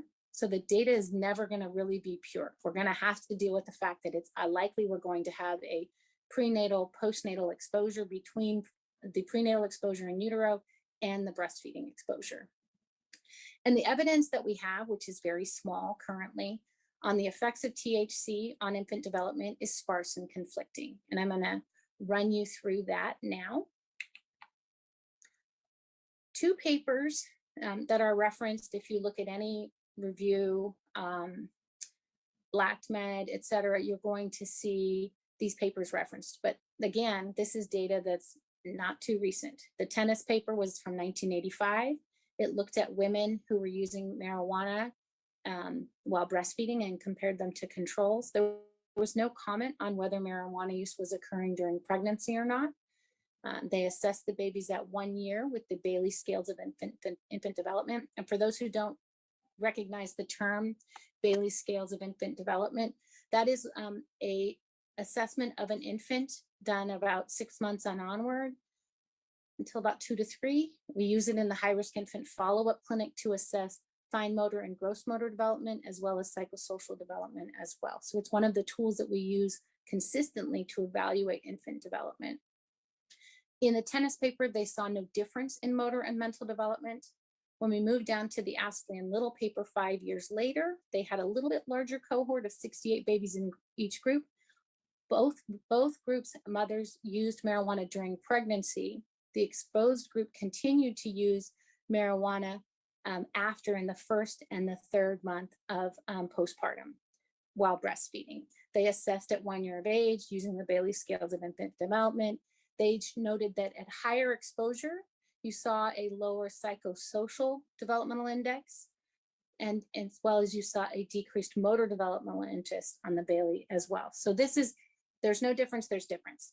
And it's small data, so it's hard to really hang your hat on it. And it really hasn't been able to be reproduced, partly because I think it's very hard to recruit into this patient population. Next slide, please.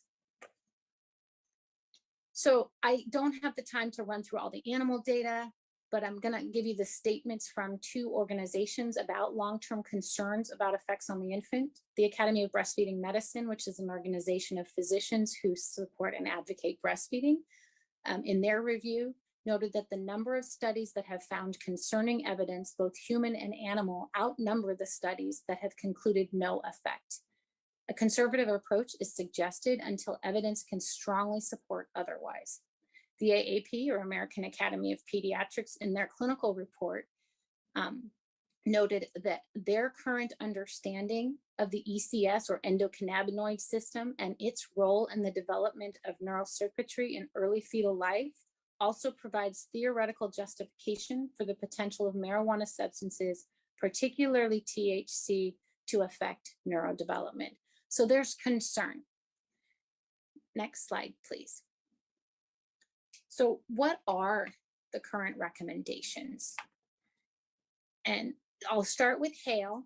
He's the guy out of Texas with the Infant Risk Center, or Mommy's Meds, or Milk and Medications. And he has the rating scale of L1 through L5. I'm imagining that many of you are recognize that scale. And L1 means that there is no risk, or there's perceived to be no risk, and there is some data potentially that is supporting its use. L5 would argue that there's significant risk and you should not use that substance while breastfeeding. L4 is often considered one that you shouldn't use while breastfeeding as well. So he's saying limited data, possibly hazardous. I've underlined this statement he added recently in the last few years. And it says, well, this data poses numerous limitations and does not directly examine the benefits of breast milk versus risk of exposure to marijuana and milk. Cannabis use in breastfeeding mothers should be discouraged at this time.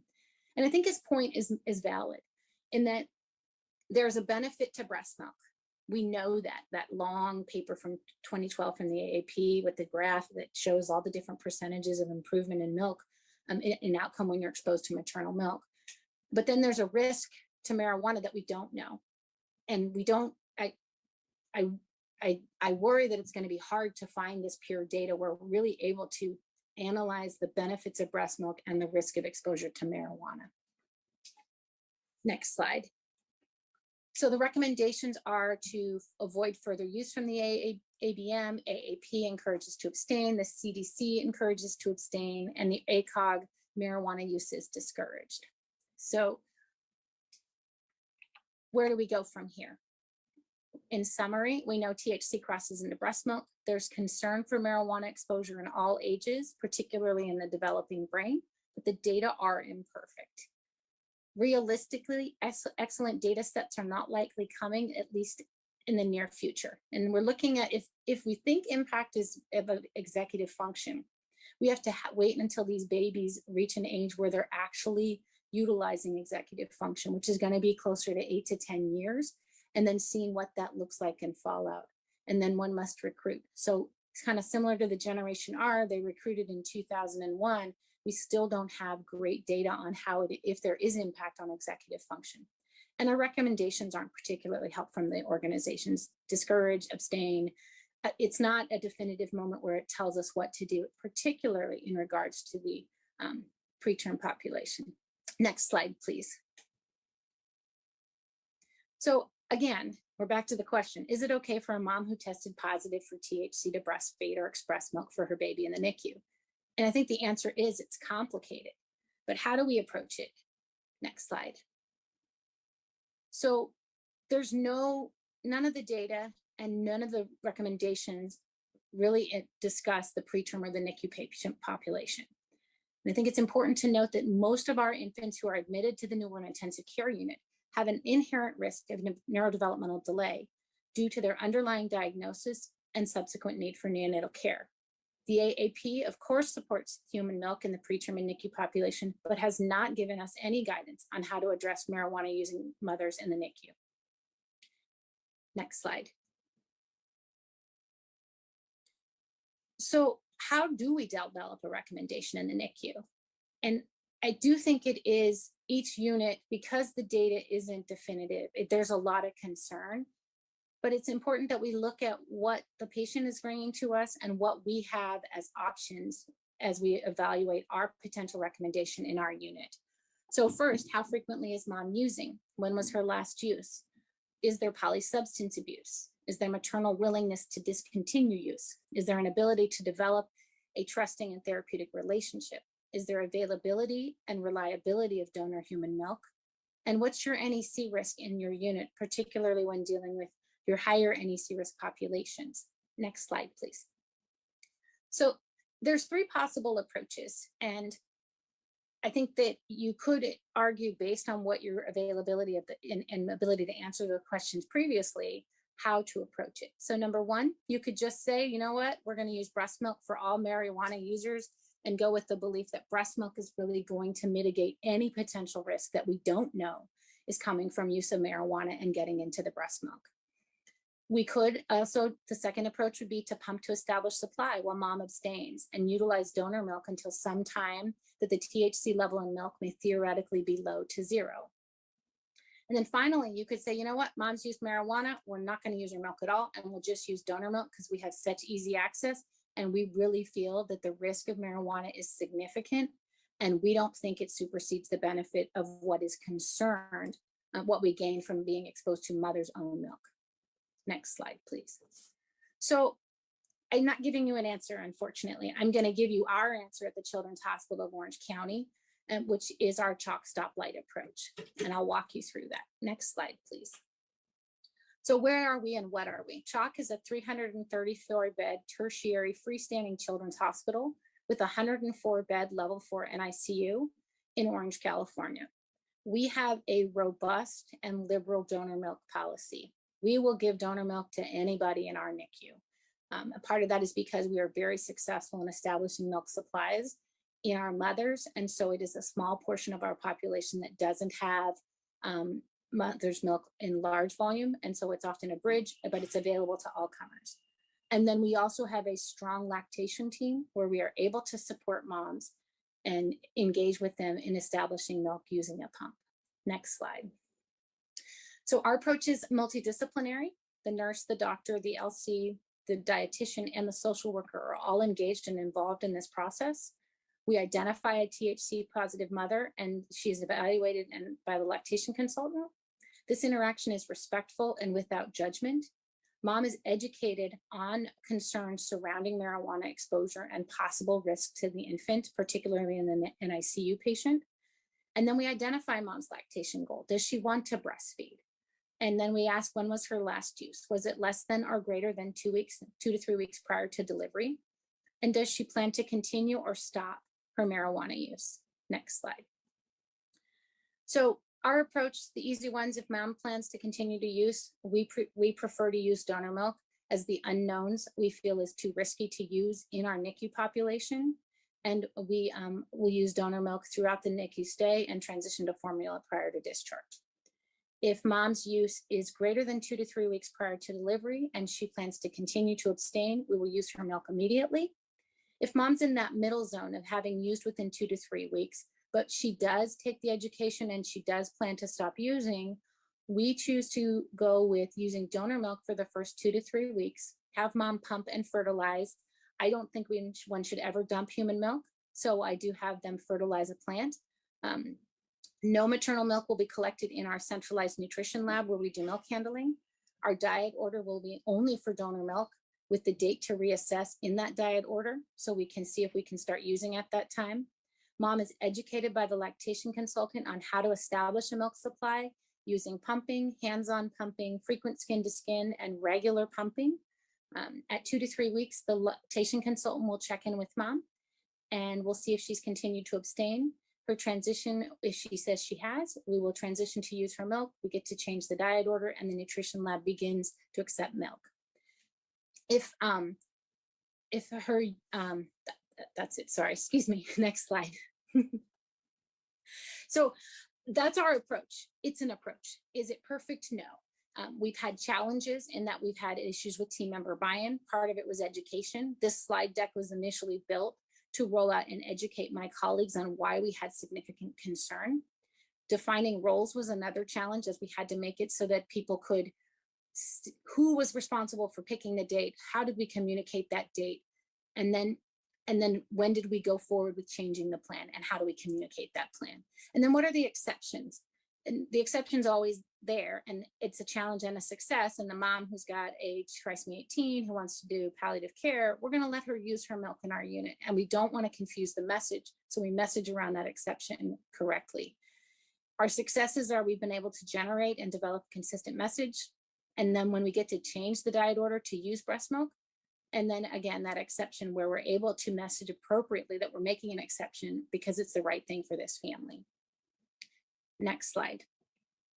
This is a visual of our algorithm. The middle is the cannabis. Below the dotted line specifically defines whose role the doctor, the LC, or the nutrition lab, and what they do in each setting. I'm not going to go through it for the sake of time since I'm already gone over. And next slide. I think we are done. I think we just have references and cute pictures of my breastfed babies, because we always have to end with breastfed babies. So I thank you for your attention, and I look forward to our discussion. Thank you so much. So I'm going to actually start with Q&A and give people, we've had almost 150 responses on the survey, which is great. So I'll give you just another, like a minute to do that if you haven't. The link is there on the screen. But to kick off our Q&A, what are, and there are a lot of them, so I'm just sort of choosing ones that we haven't really addressed yet in the conversation. What are the legal ramifications around this topic? So some things that were brought up. If you withhold the mother's breast milk, is that a problem? Or what if there are adverse effects for the infant from using breast milk that has THC in it? What about CPS involvement? Yeah, could you speak to that a bit? Yeah. I actually I've had this come up from colleagues saying, well, you know, the recommendation, do we have legal exposure because we refuse to use the mother's milk?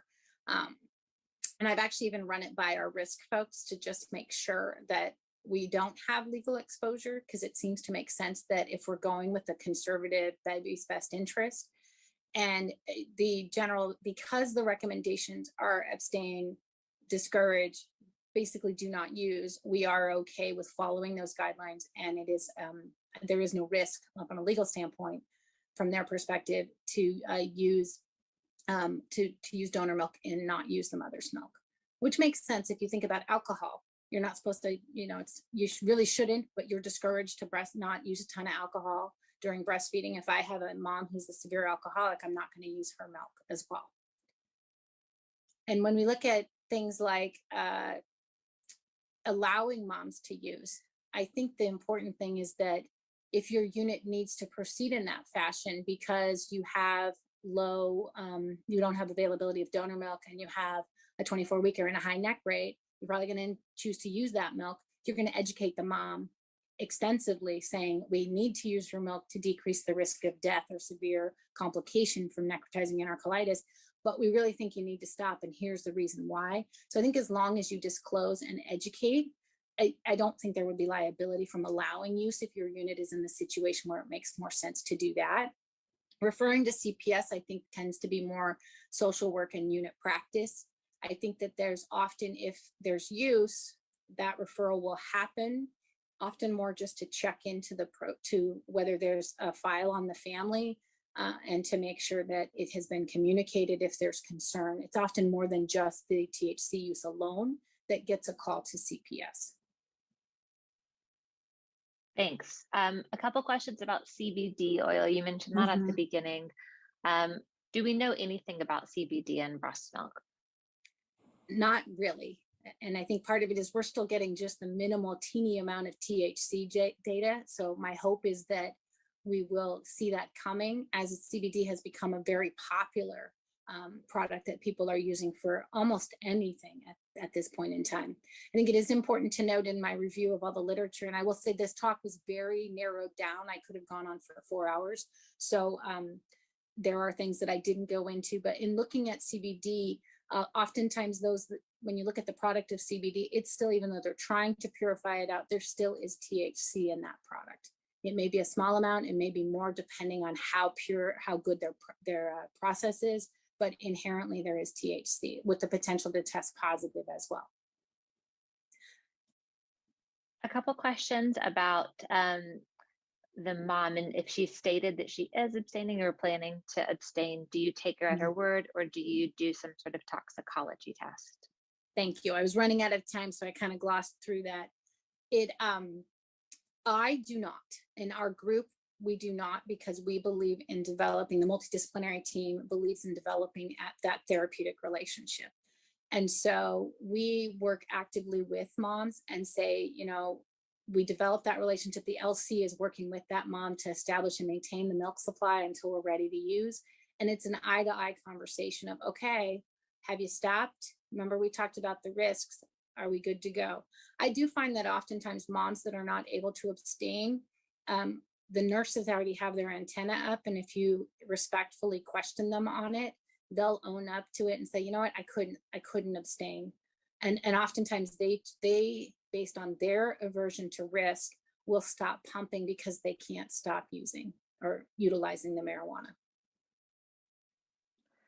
I think this is part of it, goes along with it. Do you have parents sign an informed consent to use their breast milk if the mother is using marijuana? Since we don't use mom's breast milk when we believe there's a significant amount of marijuana, we do not. I'm not a fan of signing consents, the whole consent for formula and the term population as well. I feel like it's more respectful that we have an educated conversation and have that trusting therapeutic relationship. When you pull out a form that says you sign this saying that I told you you're going to hurt your baby using your milk, I think it undermines the whole process of being in the newborn intensive care unit and supporting both the baby and the family.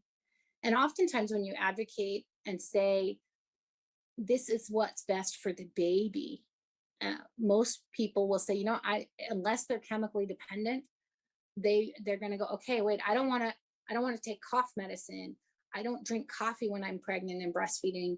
And so I think it can often, if you explain that there's concern and data, the problem that we suffer with, which I didn't talk about, was this perception of safety, because legal is safe. And that is a component that we do have to address by educating them on what is known and what is concerning about THC exposure and the developing brain.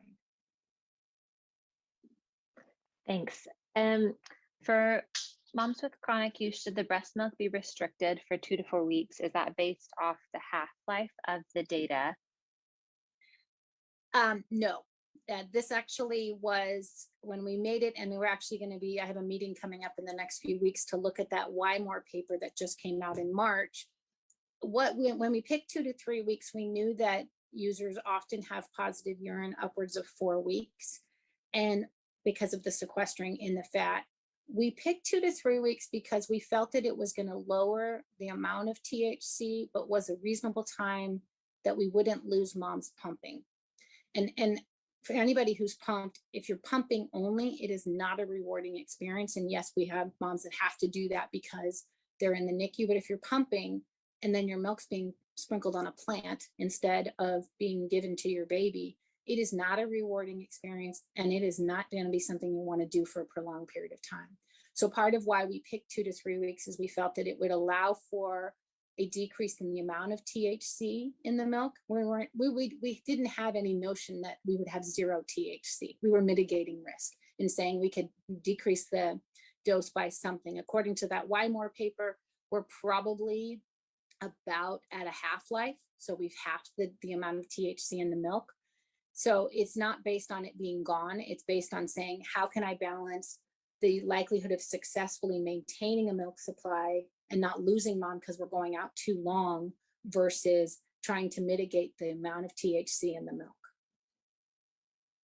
And like I said, this isn't imperfect. There's no perfect answer because we don't have the data. Thanks. A lot of questions about for a newborn nursery or for a well baby nursery, not the NICU. What approach would you recommend? What if you don't have donor human milk available? Yeah, the term population is different. And it's one that I am highly unsatisfied with my options because they're going to go home. They're going to go home fast. So they need to be fed, and they're going home into an environment that may be having THC smoke. And there you're looking at, wow, I'm going to have a potential increased risk for sudden infant death. And so breast milk is probably the best approach. I believe that mothers should be extensively educated in the nursery and really given the understanding of, okay, there's risk to your baby, and taking it into you're advocating, we're doing the right thing for the child, and really educating on, hey, in your pregnancy, what did you, and I think the approach needs to be, in your pregnancy, what things did you not do because you were concerned about it potentially affecting the baby? And then when you educate them about the marijuana and say, we believe you should not breastfeed when you're using marijuana and would ask you to stop, but we do know there are benefits of breast milk. So in my experience, I don't develop those policies, but the approach is to educate and allow to breastfeed, when to establish milk supply, and knowing that the benefit of milk there may be more helpful than the exposure, especially if you can get mom to stop. And you would just tolerate the fact that there would be exposure until that dose is out of the milk. Thank you so much. We have so many questions coming in, but I do want to make sure we have the time. So this is out of 168 responses. So I'll just go over this and then I'll turn it over to Bob to give us a wrap up.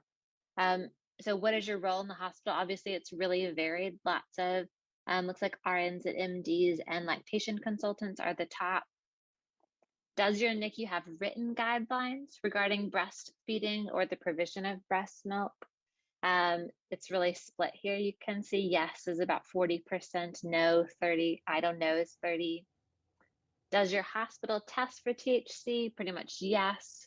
In both the infant and maternal toxicology screens. If a mother admits to current THC use or has a positive toxicology test and no other drugs, would you allow her to breastfeed or provide breast milk to her term infant? The top answers depends on a case-by-case basis at 38%, and then 31% yes. And then same question for the preterm population. Depends or no actually went out here at 33% as well.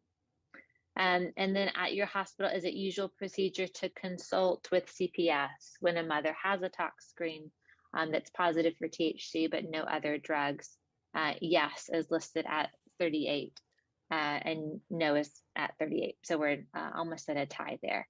So we just wanted to share that to provide a little bit of context about the audience on this call and what your fellow healthcare providers are doing and practicing. So Bob, I will turn it over to you. Thank you, Caroline, and this is Bob Castro. I'm the NICU Medical Director at Salinas Valley Memorial Hospital and one of the maternal exposure or MADEX co-chair. Thank you, Christine. That was a wonderful presentation. It's great to hear from a fellow colleague who also has trained at Harvard UCLA. You remember that, Christine? Also glad to hear that you were only 8 years old in the 1980s and appreciate the Ridgemont High reference. Thank you to all participants for completing also the pre-webinar survey. Please remember, we are still hoping that your center, if it's not already participating, will participate in the statewide MADEX database. My and other centers who are participating have learned so much on how we can better care for infant exposed to substances in utero. We have started focusing on opiates, but as one of the MADEX co-chairs, along with Lisa Chai, Angela Wong, and Pam Aaron Johnson, we are discussing expanding the database in the future to include other substances exposures, including marijuana and amphetamines. But this can be done already at your specific center. So please reach out. We would love to hear from you. You will receive a link to an evaluation survey for today's webinar. Take a minute and complete it so that we'll know what you appreciated and what you would like to see in the future. Thank you for prioritizing and participating today. And a special thank you to Caroline, Tony, Nolan, along with their CPQCC colleagues for all of their services making the Maddox database a progressive success. So thank you, everybody. Caroline? That's all, folks. Thank you so much. The slides, I don't think I showed this, the slides can be available here. They'll also be sent around in a follow-up email link. So be on the lookout for that. Thank you, everyone. This is Ashley Randolph, the host of the Ashley Randolph Podcast Show, right here on Glo Preemies Podcast. I am so happy today to have Bridget Baker with me. And hey, Bridget, thank you for being here. Yeah, we are so excited. We've really been looking forward to this. Yes. I cannot tell you how many times I have gone over topics like the one we're going to go over today. In case you guys are wondering, she is from Booked, Bagged, and Tagged. And not only is that a great podcast, but they're all about crime stories and safe havens for babies. And I mean, you guys are going to love them just as much as I do. Oh, thank you. Bridget, do you want to tell everyone a little bit about you and your husband? Because you guys are a duo, which is like so perfect to me. And we are. Your podcast. So we started the podcast, honestly, we wanted something that we could do together as a hobby. And we have both always been very into the whole true crime world and the different cases of it. I'm always been very intrigued with the psychology behind all of these people in these cases and kind of like why they do what they do. And with true crime being such a hobby with both of us, we've used it as a teaching tool, if you will. Like our 3 kids, they know what to do and how to do it if they're ever somewhere and something happens, and we've got them like trained on how to react, just from different cases that we went over. And with each case, we try to give out resources, like different things with babies. We've talked about safe havens, or when we have a domestic violence case, we always let everybody know the different resources around us that they can have. Now, that is interesting. Something that you said just made my eye twitch a little bit. You said that you use the stories to help educate your children. I do. That is something that you don't usually hear, but that is actually a great way if you really think about it. So that's actually a good tip. And it's really about the perspective. It is. And I mean, you have to keep in mind, like we have 2 younger ones and then we have an 11-year-old. We do not tell them all the scary things that can happen.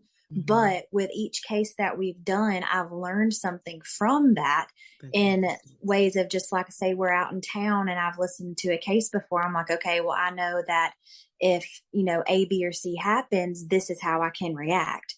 And so I've made sure that even our youngest knows their address. They know our full names, not that we're just mommy and daddy. And they can, do what they can tell somebody what they need to tell them if they're ever in a situation to where we're not there. So we've used that to just make sure that, we are keeping our kids as safe as we possibly can, because I mean, it's 2022. This world it's a lot now. Yes.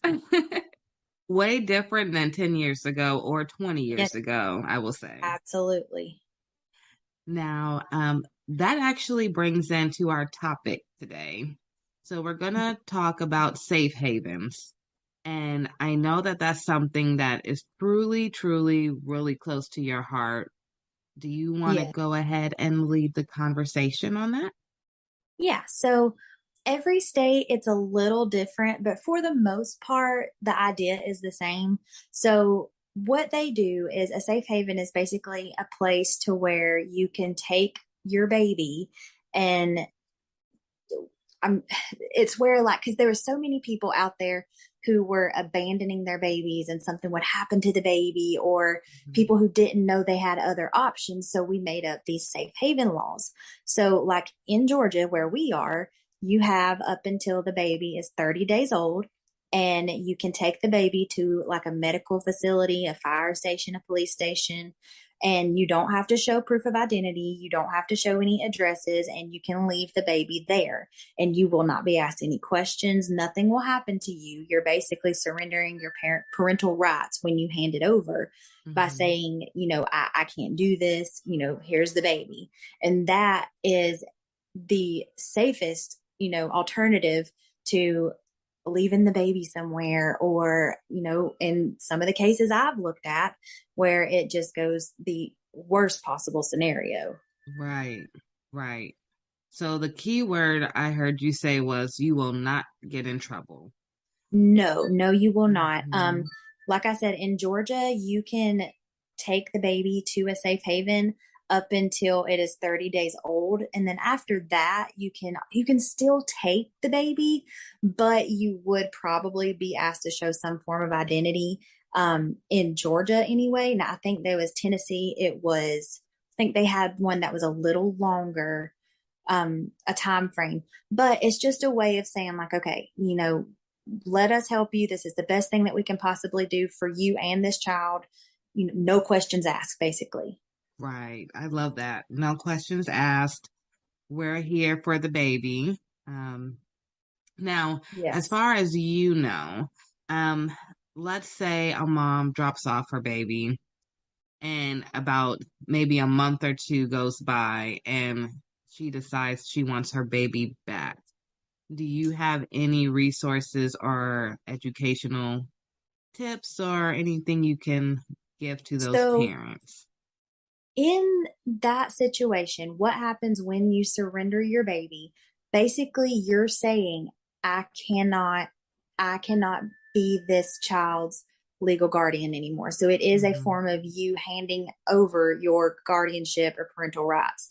Now, to get that baby back, you would have to work with family services and things of that nature, just because, you did surrender your parental rights with it. Right. I'm not saying that it's impossible, but you probably it would take some time for you to get the baby back if that's what happened. Okay, so thank you for that. For any parents who do have that in mind, just keep that in the back. It's not hard. Well, it's not a hard no, but it will be a fight. Yeah, it's just but like they said, they want have what's best options. for the baby. Right, the baby's in mind. Thank you for sharing that. As far as are there safe havens in every state, or are you not sure? I'm not 100% sure. I do want to say there's some form of a safe haven law in every state. Okay.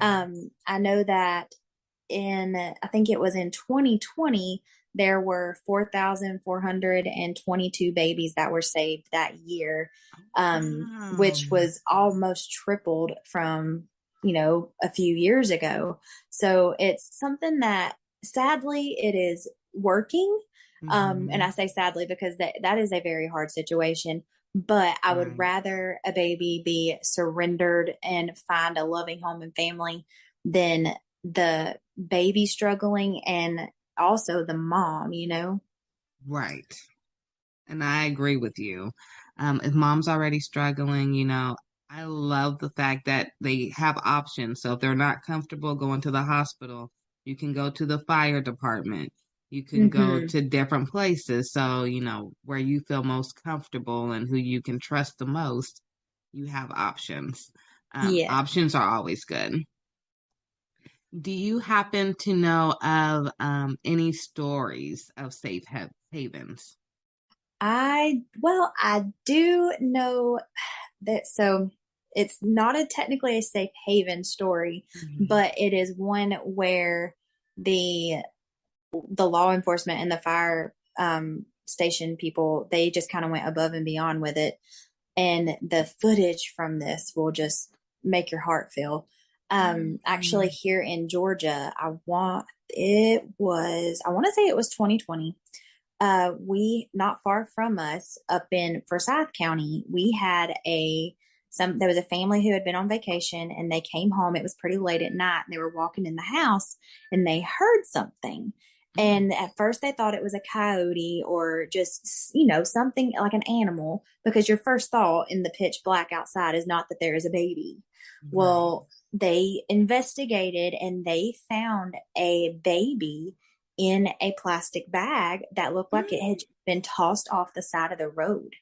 And, they immediately just kind of jump into action, and they named her, I think the hospital named her baby India. You can look it up. It's such a heartwarming story. She's now adopted and in such an amazing family. But the part of this whole story, you can look it up on YouTube, and it's the baby India body cam footage. Mm-hmm. And I don't think I saw one woman in the whole video, but the way that these police officers, the man that found her, the EMS that was on the scene, the tenderness and the loving care that they took with this baby was the absolute sweetest thing I've ever saw. It will melt your heart listening to these grown men do their absolute best that they can for this child in that moment. Oh, wow. Okay. I'm going to make sure to put that link at the bottom of our episode for baby India. That sounds really sweet and a good example. Yes. And see, the thing, I called up and I spoke with some police officers. The case is still ongoing, so they could not give me a whole lot of information, but I don't think they were ever able to find baby India's actual birth mother or what had happened. There's now, being in the area, of course, we have heard tons of rumors of who it could be, but I don't think they ever very definitively found out who it was. Wow. Yeah. That's a touching story. It is. It is so nice to see like how good she's doing now, because the way that the community came together in that time, they posted a picture of the baby on social media, and basically they were trying to find anything out, like, who could this baby possibly belong to? And the amount of people who were offering to foster her until they could find something more permanent, it was overwhelming. It was so sweet to see all these people just giving anything and everything they could for this child. We need more of that. We do, especially in a world like we live in today. Yes, that's a real village. That's a really, really good village for that baby. Yes. How old do you think baby India is now? I want to say she is 3 years old. Oh my goodness. Yeah, I'm pretty sure. Yeah. No, that's a good story. I can't wait to watch the video of baby India, and I hope that one day she makes a video at maybe 18 or 25. That would be cool to see, as an update with all. Maybe the staff may not be around, but maybe the same, like fire department. Oh, or the absolutely. doctors, That hospital. That would be so cool. Testimony. Yeah. Yeah, that's a huge testimony for sure. It really is. Is there anything else that you wanted to cover about safe havens, which is very, very important, especially this being NICU Awareness Month?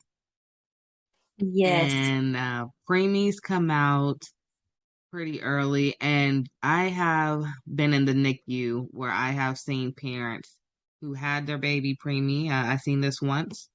They had twins, and the parents never came back. Oh, and so the godmother, she was coming in to see the babies, and she was there like she was the mom. And I remember the nurses always asking, where's mom and dad?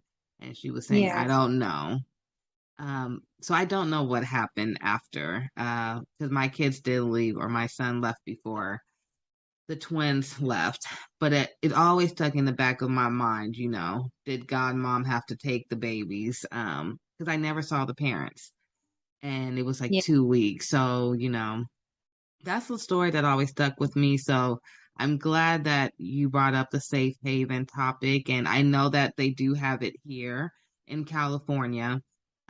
So if they did leave the children at the hospital, like you said, they have that right, I think here it's the same 30 days, if not longer. I'll have to double check, but the parents have that right. So thank you for bringing that up. I do want to talk to you about one more topic. Okay. I have to ask you, where is Irene? What is going on with her case?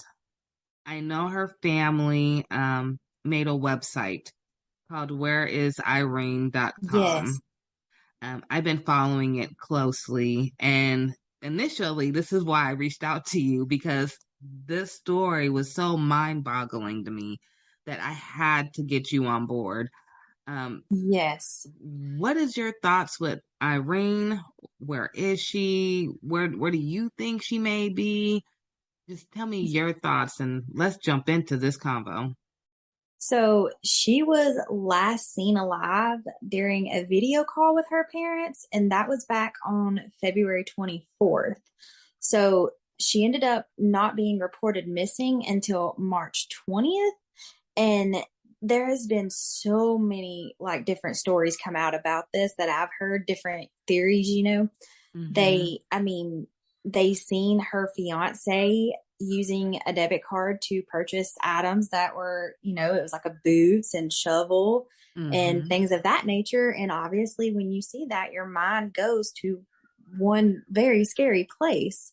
Right. So they have, he is identified as a person of interest, but I think there was also, according to documents, he had been accused of transferring over like $3,000 out of her bank account and ended up charging $600 on her debit card after he had told the authorities that she packed her bags and left. Mm-hmm. So very sadly, I hate to assume this, but with him buying the things that he was buying, and it looks like he's using her Visa card and he hit the $3,100 limit on it with 80 different transactions back to back. Like that really, to me, all points to one thing. And sadly, it makes me feel like she may have already passed away and it's being hidden, or, and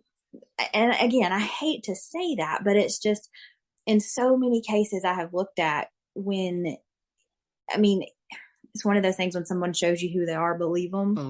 Yes. Yes. You know what story just came into my mind as you were describing what's going on?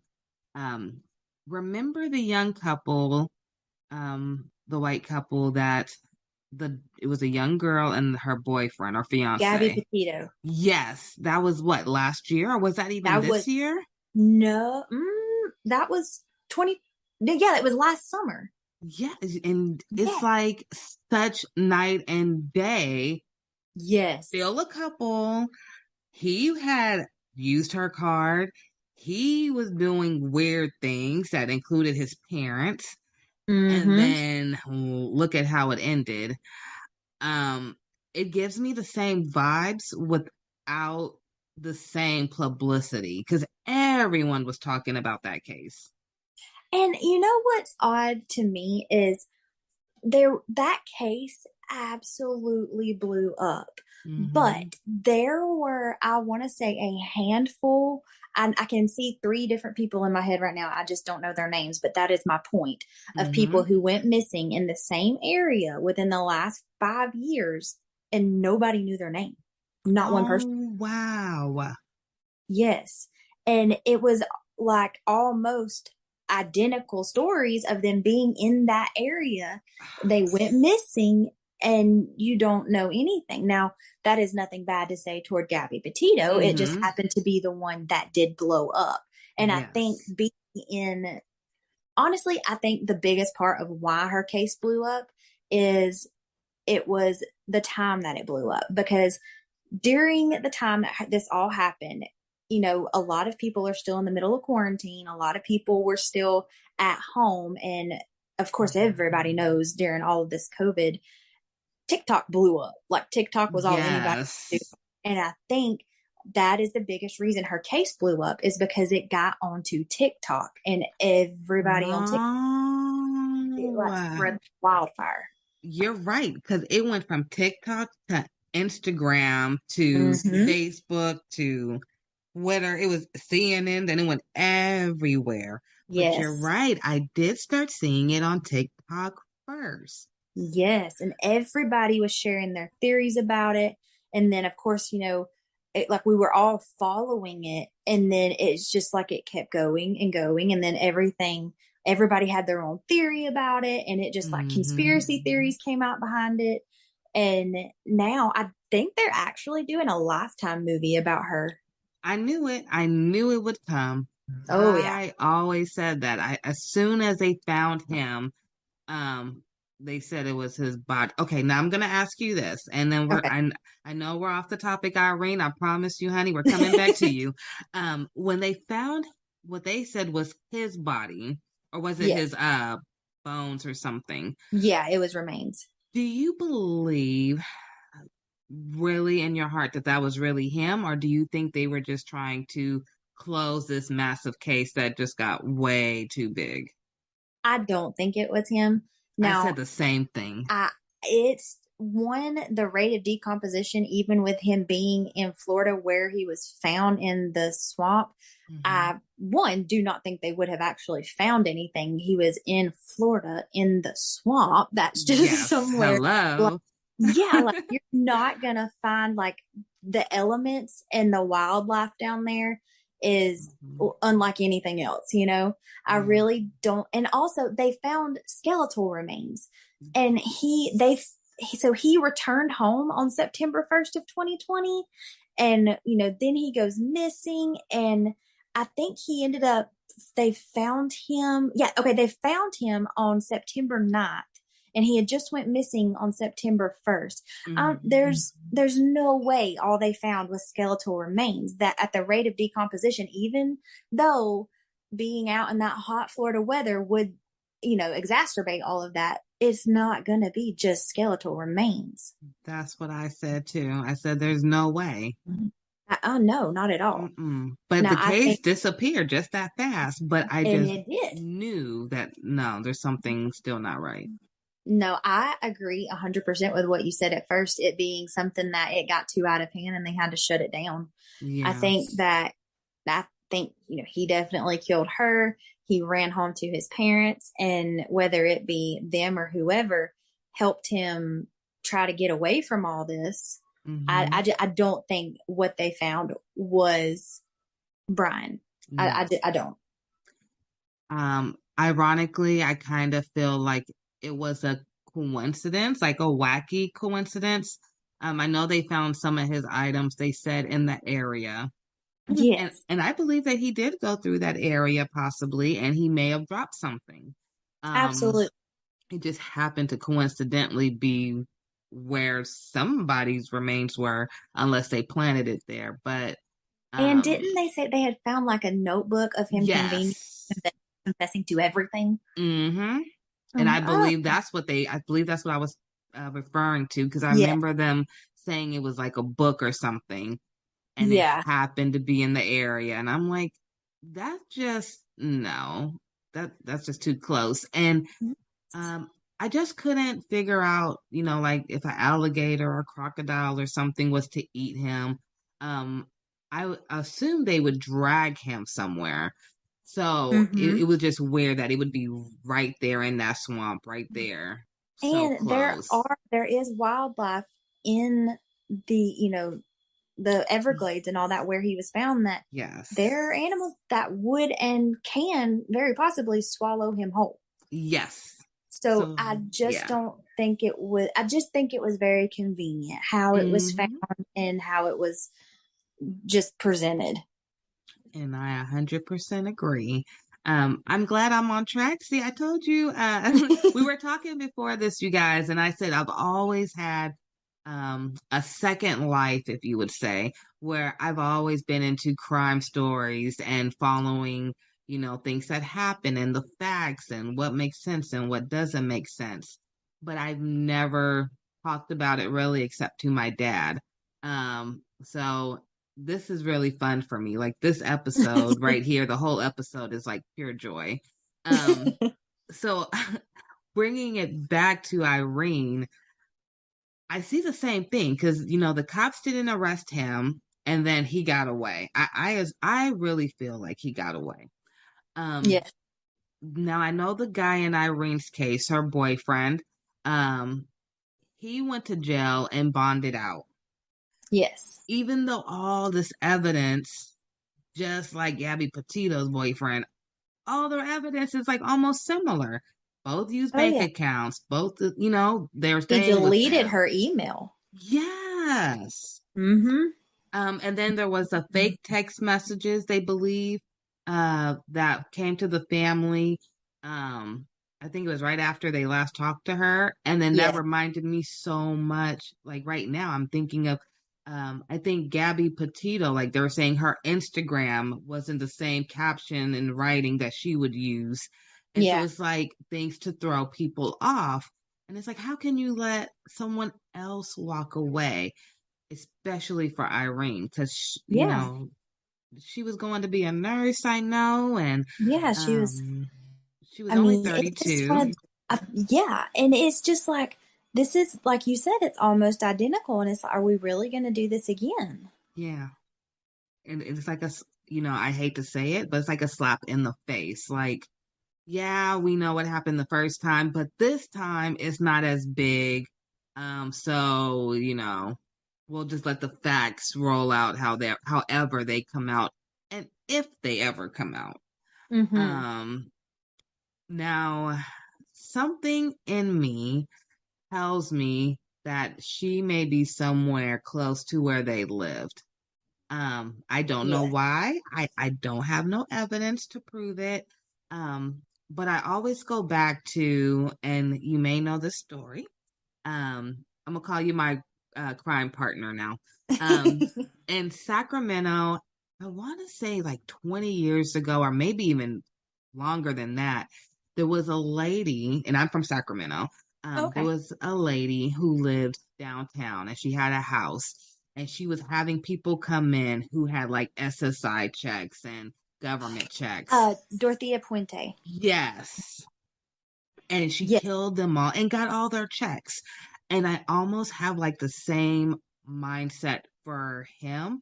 Like he used her and then he obviously took her money and Mm-hmm. then nobody knows where she is. And I almost feel like she has to be somewhere by that house. She has to be. Yes.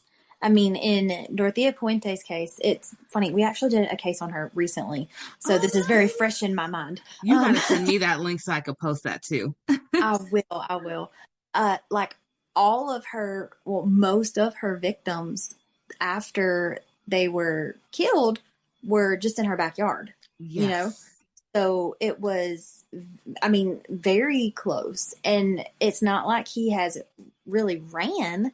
I mean, I agree. I feel like he's very close, or she is very close to where they are. Yeah. I just have that real strong feeling. Because he bought the boots. I know he bought a shovel. Yes. Um, there was nothing hinting at the fact that I saw, maybe you did, like any extra gas to carry with him. So like no gas cans or anything. Because I Yeah. assume if you're driving with a dead, you know, deceased body, that you wouldn't be stopping at gas stations to refill. Um, I I just, you know, there was like not a lot of planning, obviously, Mm-hmm. but it had to be somewhere close to him. And I know they live in I believe was it Wyoming or Idaho? Wyoming is where they were staying. Yes. Now, Wyoming has a lot of wooded area, I believe. A lot of Yeah. wooded area. So she could be there. Um, I just really hate that she's been missing for so long, and I really feel for her family. That's the thing. I mean, in any situation, it is absolutely devastating, but I feel Hmm. like not getting the closure in the end is what hurts the most because it's like, okay, I'm obviously grieving because this person is not with me, but am I grieving their death or am I grieving just their disappearance? Like, how long do you hold out hope? Yes. Oh, yeah. That's so true because you're grieving, but you don't know what you're grieving for. And that alone has to be giving them nightmares. Yes. And I know that they were yeah. talking about like neighbors had told police that they noticed him burning a 55-gallon drum that he had purchased the day of that final video. Yes. So the shovel, the boots, him burning something in this 55-gallon drum. And it was the same day that it was that February 24th that she had talked to her mom and dad. So, I mean, it really makes you think like, okay, was she killed that day? And that was him disposing of the remains. Because now I'm on her website that her family created for her, and they said she was 5'1", 89 pounds. Very, very petite. So she definitely could have been in that size of a 55-gallon. I think she would be able to fit in that if. Absolutely. No, I did not know that part. Yeah. And that's just what's devastating about it is there's really not much in this case that gives you hope other than just, praying that it turns out well. But it's just such a sad situation because, she hadn't been in America very long from what I believe. I think her family was from Kenya. Is that right?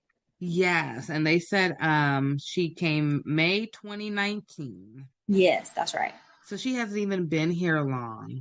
No. And what all of the things are saying is, so she met this man on Craigslist. So there really there's no telling what he had told her beforehand. And she meets this man. And then, what kind of nightmare was she living before this happened, Yes. Okay, so let's see. Looking at the timeline now, let's see. So, she moved. See, I see it now. February 24th. Nate buys a 55-gallon drum. March 3rd, some unusual texts were sent from her phone. That's what I was saying was so similar to the Gabby Petito case.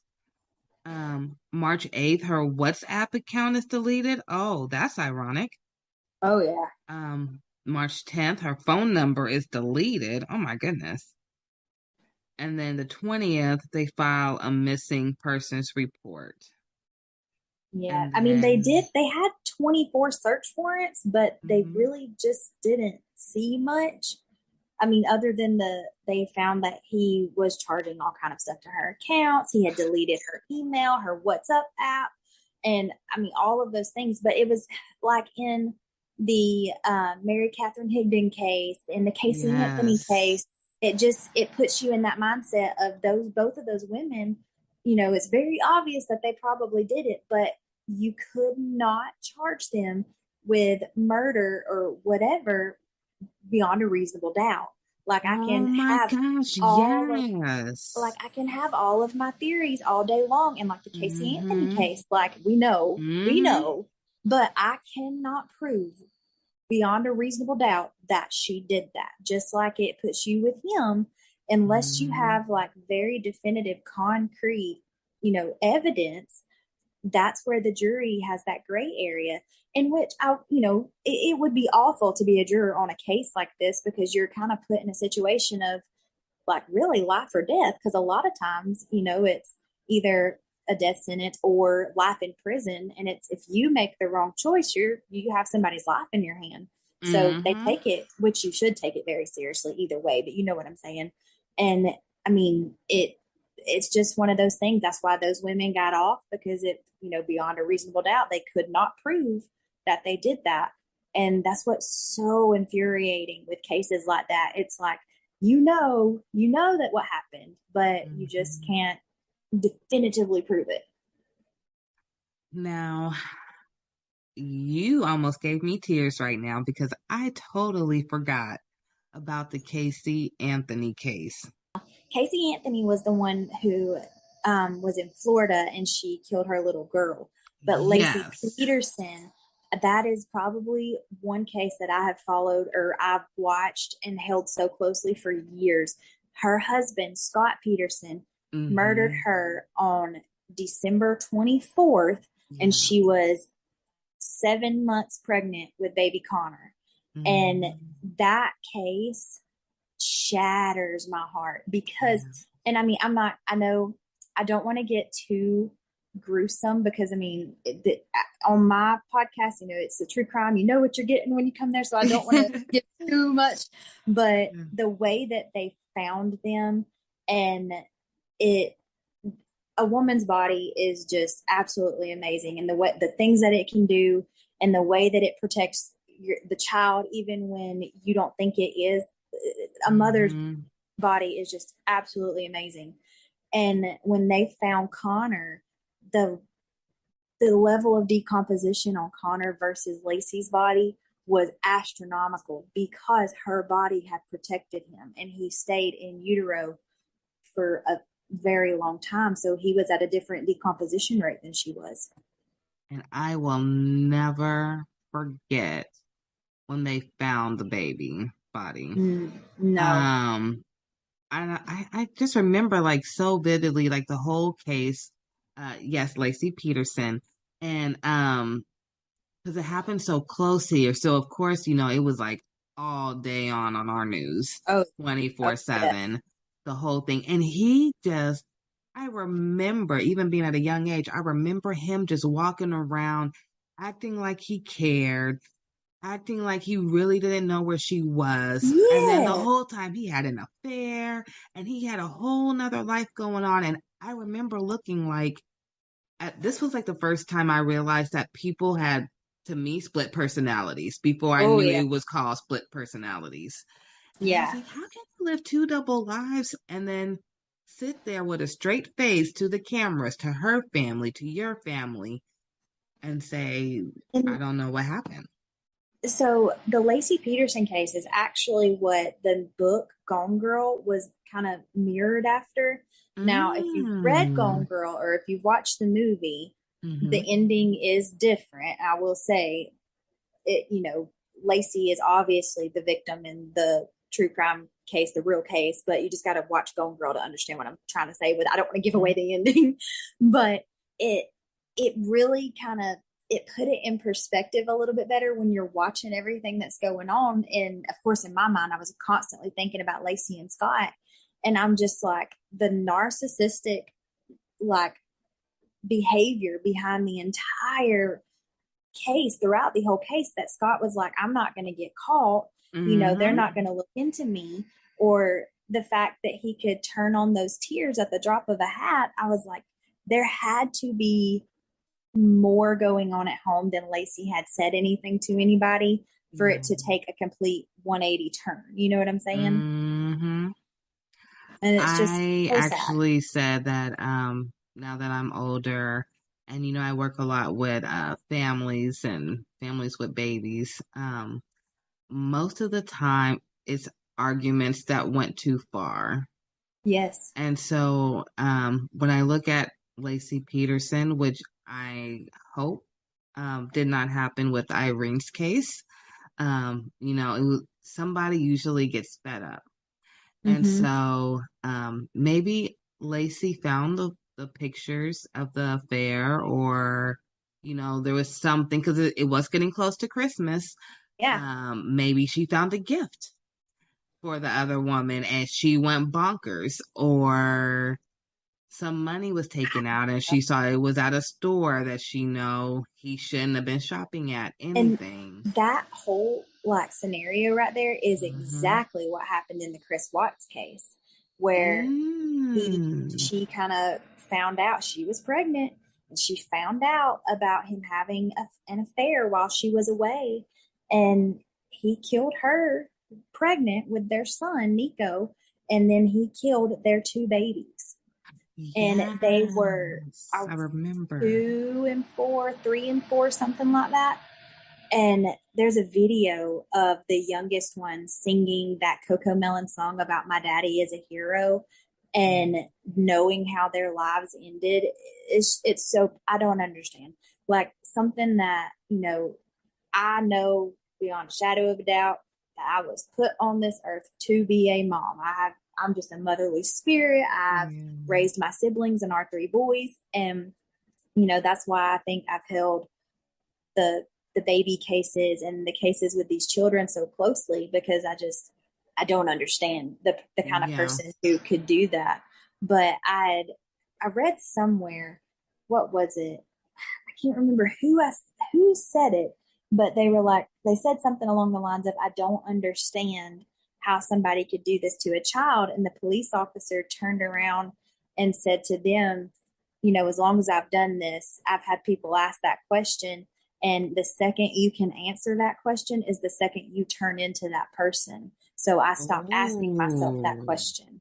And I'm like, yeah, there's some things that you just can't explain. And it's better to stop trying to ask the question and just be the one that gives the resources and has the hand held out for whoever needs the help. So these babies don't have to keep suffering through the lives behind the curtains and behind doors that their parents are hiding. Now, that was a good way to bring both topics together. I must say that. See, I told you guys she has a good podcast. You guys have to watch it. Thank you. I am just so happy that, you know, I was able to bring some awareness to Irene Gakwa story. Beautiful Black woman. I hope that this helps people look for her. If anyone has any information out there, please contact the Gillette Police Department. And you can also contact the National Missing and Identified Person System. And I'll make sure to post the links below. Bridget, I wanted to say thank you again for our wonderful episode. You are more than welcome anytime. I mean, we can talk about these stories all day long. I would love to have you back. I would love to start doing a series with you. Absolutely. Even if it's once a month. I know you have your own things going, but we'll talk more. And this was really, really powerful. You brought us safe havens and information and even a good story. And then we spread awareness about not only Irene, but we talked about Lacey Peterson. We even brought up the name Casey again, Casey Anthony, so people remember, you know. We talked about Gabby Petito. So there's all these spaces. So we all have to come together to help one another. If you do see a sign of any type of stress, you know, there's a common trend now that says, you know, if a couple is arguing, stay out of it because they'll be the one getting back together and they won't be talking to you. But then you also don't want to end up with a situation like what we have in front of us. Exactly. And you have to remember, like, domestic violence, it is not always black and white. There's a lot of gray in there. But at the end of the day, you have to say, you know, do you want that person maybe a little angry with you that you stepped in, or do you want to get the phone call that you never want to get? Exactly. Another good resource is the Crime Stoppers USA. And it's just like, it's a 1-800 number. You can add the link for that, of course, but they are always taking any tips or anything out there for any cases. Yeah, thank you for that. Please use these resources, guys, if you need to. Crime Stoppers is amazing. I do know that. And hopefully we can find Irene. I do have one more question for you before we leave here today. And I hope we don't come back on another episode. And I said, oh my God, you were right. The 55-gallon barrel that they found. Yes. From now we know you're not exactly, you know, forensics or anything, but from what you have went through with your stories and background, if she was in there, do you think they would be able to possibly find some DNA on that barrel proving that she was there? They can. It's absolutely possible that they could. It just really depends on what condition that the barrel is in now. Like blood and different things like it depends on the surface. Like with cotton or, fibers of that nature, it's near impossible to get anything out of because of what it is. But as far as like a barrel, you can bleach that, you can clean that, but then that changes it would show something completely different that they could kind of detect if there was bleach in there or not. Mm-hmm. But I would say that it would be very, very hard to keep absolutely everything off of that, or to clean everything off of that. So I think that you very well could still find something in there. Well, thank you, Bridget, for answering that. Before I let you go, I had that burning question. No, it's okay. Before I let you go, do you want to tell everyone where they can find you and your husband? And yeah, go ahead. So we are on Instagram. It's Booked, Bagged, and Tagged, and we post like after every episode that we do, we'll post like pictures of like who the victims were and things like that. I'm a visual learner. I have to see faces after I listen to a case. Yeah. And we also have a Facebook group, and it's the same name, Booked, Bagged, and Tagged. And in there, we do a lot of polls and things. Like after each case, it's like, okay, what do you think? And stuff like that. We're on every major platform as far as podcasts go. Apple Music, Spotify, Amazon, Google, things like that. So it's pretty easy to find us. Well, thank you, Bridget. I hope you guys get 1 million subscribers after this. That would be amazing. This was a wonderful episode, and I will make sure that we talk again very soon. Absolutely. All right. Thank you.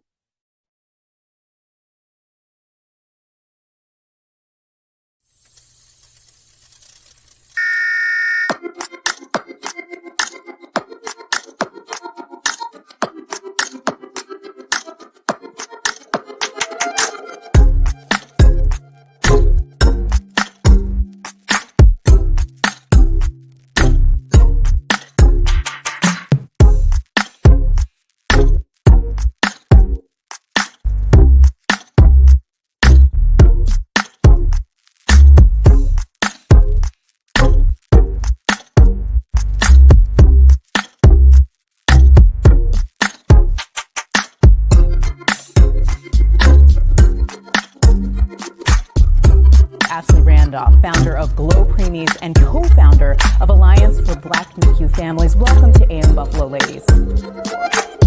Ashley and Beth, thank you so much for joining me on this great day to talk about Ashley Randolph. Join us now. Ashley Randolph, founder of GLO Preemies and co-founder.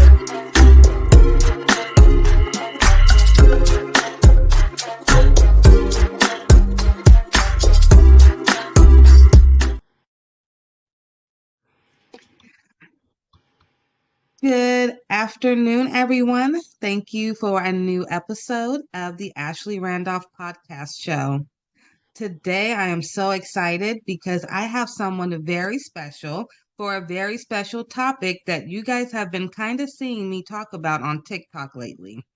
So today, I have Don Mann, but if you research him and look him up, I want you guys to make sure to put Don W. Mann. Very, very important. He's a very important man. And what he's here today for is very important. So I want you to make sure you find him after. Mr. Don, thank you so much for being here. Thanks for the invite. I feel humbled and honored to be here. I'm excited. You know what's more exciting to me is when you came today and you had your shirt that matched your background. I just love that. I love the quote. You saw I put it on the flyer, known, needed, loved. I mean, it's 3 words that really any kid needs or any parent would love to hear, even from their own families. Yeah, it's foundational, and it's really simple, but it's not easy to discover and own in yourself. So yeah, that's part of my story, and that's I love it. So now that you brought that up, you have me curious. All right. Can you tell us your story?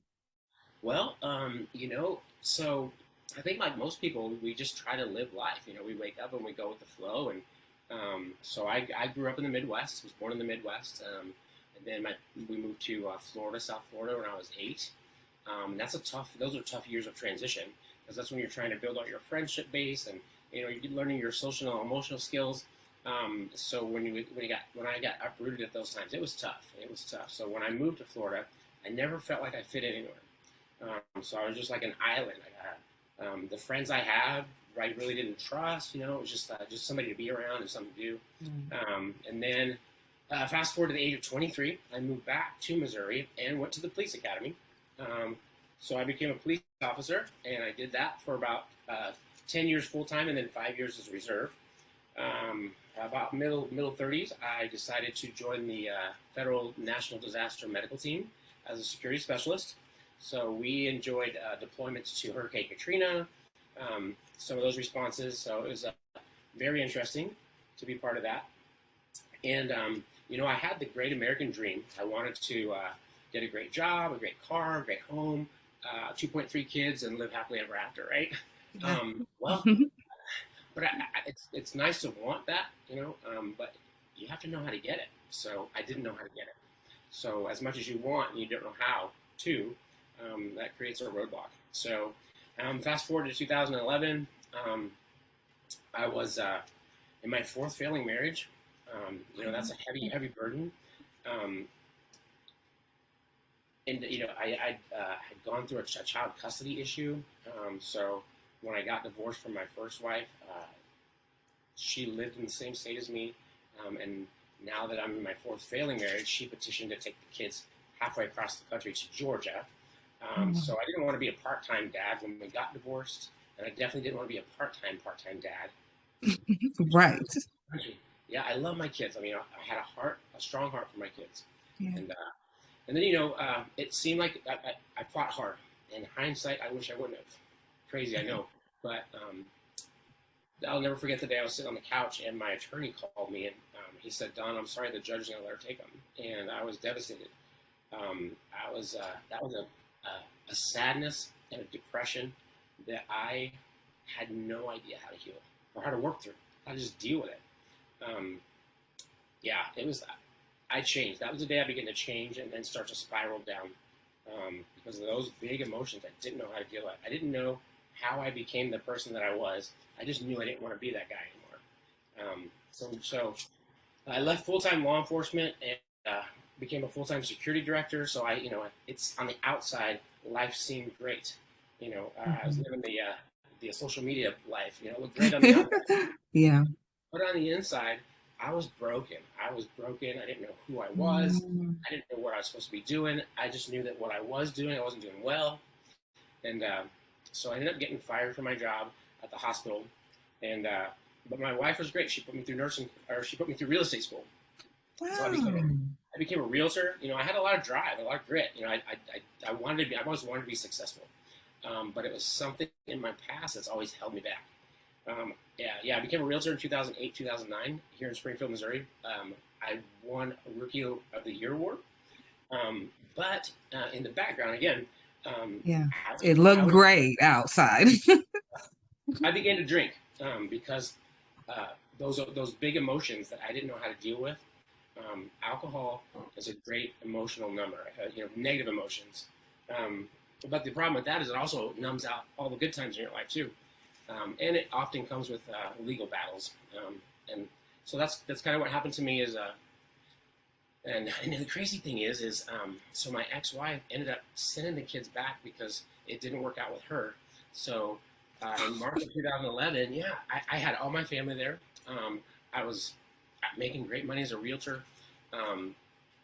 We had a 5-bedroom, 3-bath house with an in-ground pool. I just bought my wife a Mercedes. So on the outside, it looked like it was perfect. But on the inside, I was so tore up and so lost and broken. And I was March 9th. I was driving home in her Mercedes, and I was drinking, and I sideswiped a wooden fence. And when I got home, I looked at the damage, and that was the day that things got really dark. I just took this analysis of, you're a horrible father, you're a horrible husband, you can't keep a job, you're drunk, and the world would be better off without you. And so I was convinced. So I went inside and I grabbed my service weapon that was meant to protect me, and I shot myself at point blank range in the stomach, and I tried to take my life that day. Only by a miracle did I survive. I will say I'm glad that you did survive. I am too. You know, it's and because this is Mental Health Awareness Month, I wanted to add this little part in here.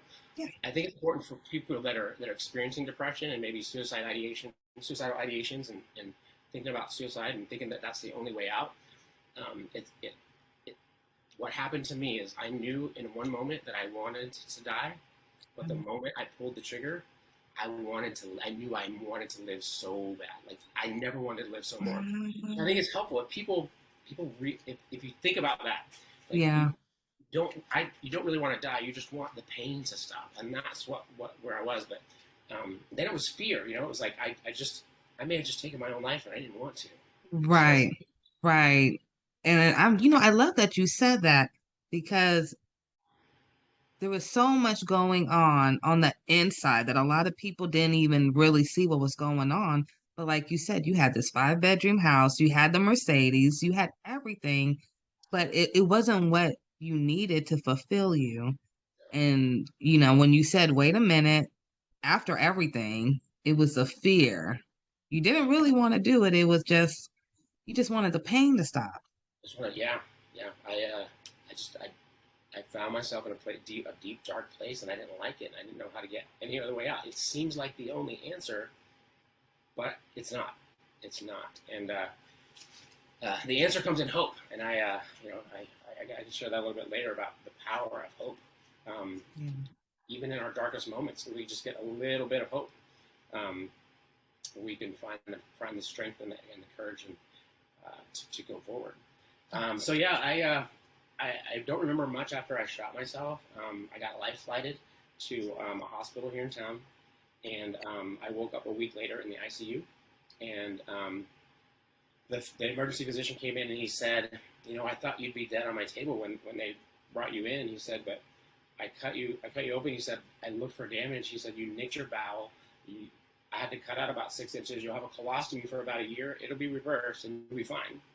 And so I was like, wow, that's crazy. And then he starts to walk out of the room, and he stops and he turns around and he says, what I don't get is how a 9mm bullet that travels over 1,000 feet per second travels less than 4 inches and stops right before it hits your spine. No. Yeah. So being in law enforcement, I knew that 9mm bullets are made for penetration. They can penetrate up to 14 inches of solid plywood. So that was the day that God said, hey, I'm real. This is me. This is who I am. I had no doubt that I was here for a reason. Yeah. It's funny that the first picture that popped into my mind on that hospital bed that day was I used to see a little picture of an old dirty little girl in a dirty dress, but underneath it said, God don't make no junk. Wow. I was like, you know what? That's true. That's true. So, see, and it's moments like that you can't deny that he was there. Yeah. Can I tell you my little miracle story? Absolutely. I didn't even tell you about this. Yeah, I love that story. My little miracle story is with my second child. I was in Houston, Texas. I'll fast forward all the bad stuff, but the doctor who I had in Houston, she told me she was a new doctor and that her mom was already an OBGYN. So I was comfortable with her. Yeah. So when it came to my delivery, of course, all my kids were premature. My daughter was born and she had her cord wrapped around her neck. No, yeah. But the doctor was so calm. She never even I didn't know until my daughter was like 4 years old that had happened to her. My husband had to tell me. Like, no one told me. She just said, oh, stop pushing. And I just stopped. And it was like a real calm in the room. I felt no anxiety at all. My baby came out and everything. Everything was fine. Of course, she went to the NICU. I went back to thank the doctor. Nobody at the hospital knew who the doctor was that delivered my baby. They have no idea who she was. They said the only thing that was on the papers was that the general MD for the day was on the paperwork. They have no idea who it was. Wow. That's when we can't explain something that's good, we just gotta give You just can't explain it. And I started Glo Preemies right after that. I said, you know, God, what do you want me to do? I don't know. I had just stopped going to college, so I was going to Xavier and Tulane at the same time.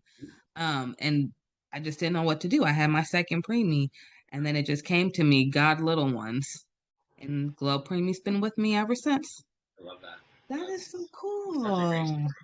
Such a great story. And all significant lives that I know of Yeah. are foundational on amazing God stories. So when you got out the ICU and you got out, what was the first thing you did when you walked out them doors knowing you just had a miracle? Well, probably not what most people would do. I went and got a drink. Wow. You would That's think, honesty though. yeah, you would think that God showing up in my life like that would have like smacked me into reality, right? And just chase your purpose. No, I still had all that unhealed, unfaced internal pain, emotional wounds. And the crazy thing about pain and emotional wounds, we try to beach ball it. We try to stuff it. You know, it's kind of like stuffing a beach ball under the water. Sooner or later, it's going to pop back up. Well, that's what our emotions do. When we stuff them, I say they go into the pit of our stomach and they lift weights. And then when they come out like, Urgh. And so, yeah, the pain came out. And so I had to go, or I felt like I had to go and drink. So I continued to drink for a few months. And then, well, it was actually a couple of years. Then December 28th, 2013, I was driving home from a bar, intoxicated, and I rear-ended a pickup truck of firefighters at low speed. Nobody got hurt, thank God. Okay, good goodness. But I got arrested in the same jurisdiction where I used to be a deputy sheriff.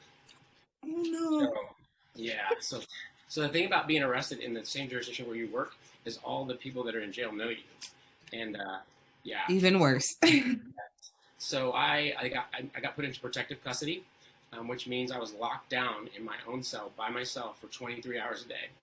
I would get out 1 hour a day to take a shower and to hear all the other inmates scream death threats at me. But it was usually like 2 or 3 o'clock in the morning. I couldn't call my kids. I couldn't call my family. So it magnified the isolation. So I was in jail for about 7 months because I burned all my bridges with the alcohol abuse and just my life was turmoil. So I was in jail for about 7 months, and it was pretty lonely, just me and my own thoughts in that jail cell. I'd never been a reader. I didn't like to read. I've always been a disciplined reader. Like, I'll read a book in school if I have to get a grade off of it, but I'm not going to sit at home on a Sunday afternoon and just read a book, right? Yeah, it's not your forte. Yeah, not then. I do it now because I appreciate it. But anyway, you've seen the movies where the guy comes around with the book cart. Yeah. So it's real. They do that. So I was in my cell, and the guy comes around and he asked me. He says, "Do you want a book?" And I said, "Give me the smallest one you got." So he hands me this little. He just picks a random book. He hands me this little white book, about 300 pages, and it's called The Shack. I don't know if you know the movie or the book, but The Shack is a book written by a Christian author. He wrote it. It's fiction, and he wrote it to his grandkids just as a gift. Well, anyway, the story, I don't have to spoil it for everybody, but it came out a while back. It came out a while back. Anyway, in the story, a father takes his 2 teenage kids and a 4-year-old on a camping trip. Well, the 4-year-old gets kidnapped, raped, and murdered.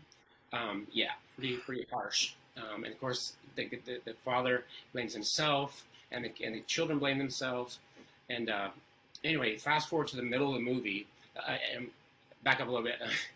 So he ends up having this whimsical journey where he meets God, Jesus, and the Holy Spirit. And in the middle of the book, he's talking to an angel in heaven. He's in a cave talking to an angel. And she said, his name is Mac. And she says, "Mac, you have 2 kids left. Which one are you going to save? One can go to heaven and one has to go to hell. Which one are you going to save?" And he says, they're both my children. I can't choose. I love them both. And she says, "No, you have to choose. You have to send one to heaven and one to hell." And he starts to break down and cry, and he says, "I can't choose. I love them both." And she says, "Neither can God." So what she was saying was that the guy that did that to his daughter, he loved him to God. God loves him too. And that was beautiful. And then something clicked for me that day. God showed up in the hospital room that day when he saved my life. He decided to show up in that jail cell too that day, because I thought, wait a minute, hold on. Everything just stopped. I'm like, you mean to tell me that with all of my mistakes, all of my mess ups, my unfabulous life. I mean, I'm in jail. You mean to tell me that God loves me as much as he loves the pastor behind the pulpit? That's crazy. That's big love. That's crazy. I want to know that, right? Yeah. So I dropped the book on my bunk and I said, God, this is your life anyway. Take it and do what you will. And that was the day I fully surrendered. And life has been, you know, I didn't get zapped and get released, and life happened. You know, I actually stayed in jail for another couple of months. But here's the crazy. I love this part of the God story. So my brother, because of our past, he's always been a self-proclaimed atheist, right? Oh, okay. So I'm in my jail cell one day, and the jailer comes by and he says, "Man, get your stuff. You're bonding out." And I was like, "Who's posting my bond, right?" Because I burn all my bridges. I said, "Who's posting my bond?" He said, "Your brother's posting your bond." Yeah. And so I get out in the truck and I said, "Why did you post my bond?" And he says, "It's a loan. You're paying it back." And that's all he's ever said. So I love that God can work in and through people that claim not to even believe in him or have met him yet. So. Oh, I had to put it myself on mute because I was making so many noises. Yeah. After all that time, your brother finally came through for you. And it was like you seeing these little miracles almost that were happening for you out of nowhere. Yeah. Yes. After the little small book. Yep. Yeah. It's like God will he used that little book to show me how big he was and how much he loved me, how much he wanted me and his family, right? So there was that spark of hope that I needed. A little mustard seed of hope, literally. Yeah. But then, you know, life is hard.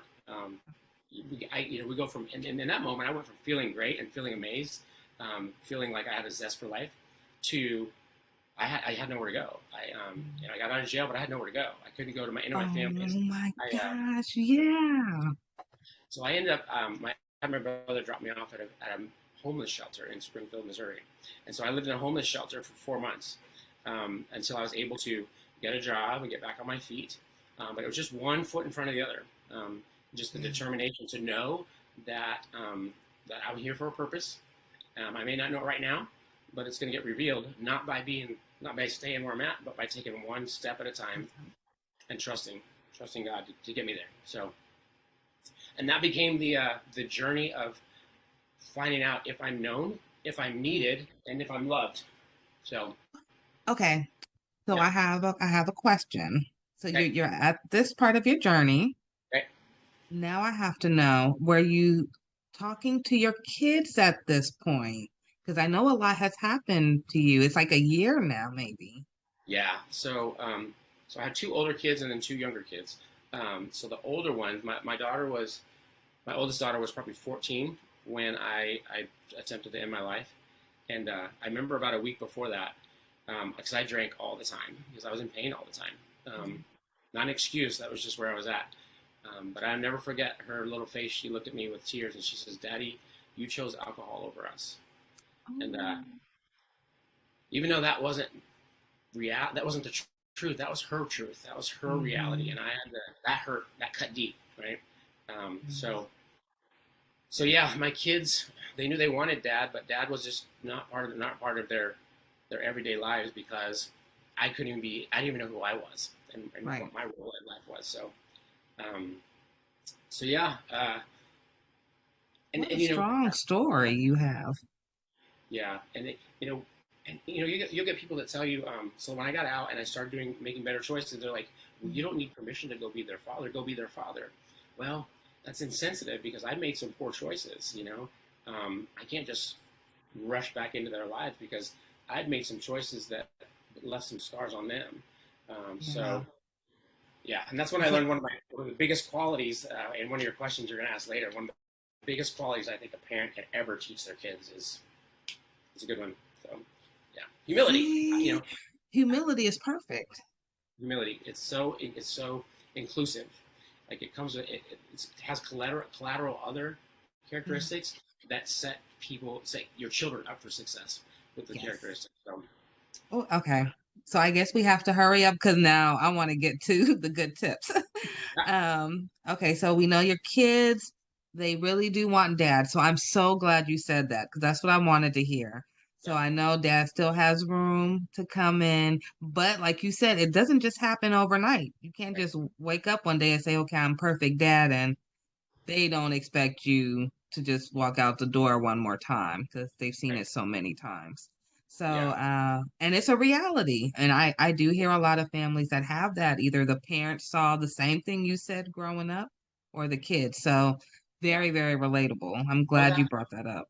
I was asked on a recent podcast, they said, well, how did you restore your relationship with your kids or your other relationships?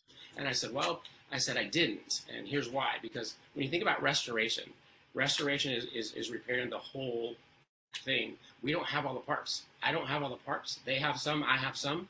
So what is the goal in reconciliation? The goal is no regrets.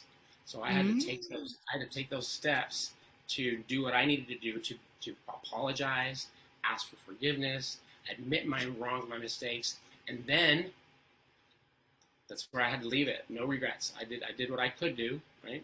And then that creates that safe space for restoration. That has to come from both sides. So.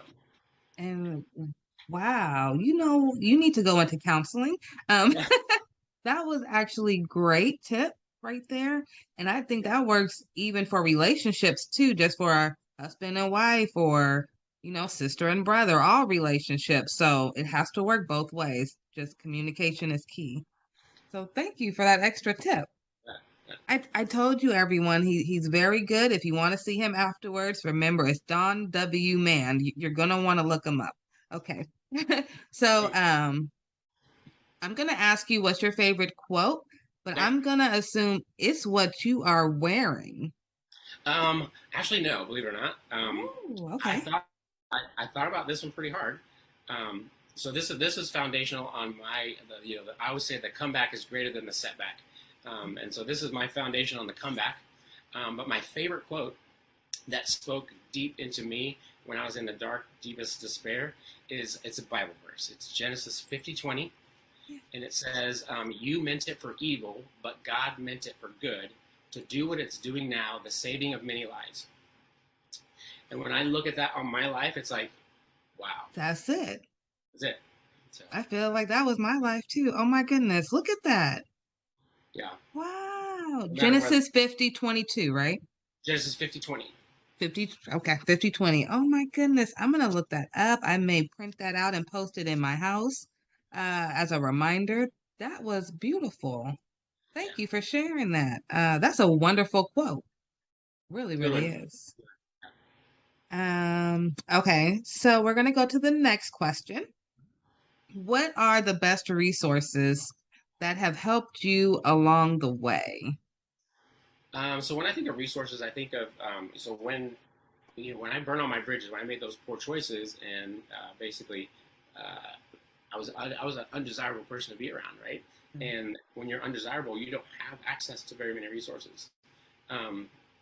So number one was my faith community, my faith-based community, because I'll never forget the day that I walked back into church. And you think that everybody knows your story and everybody knows the junkiest things you did, and they're going to look at you and they're going to talk to you about it.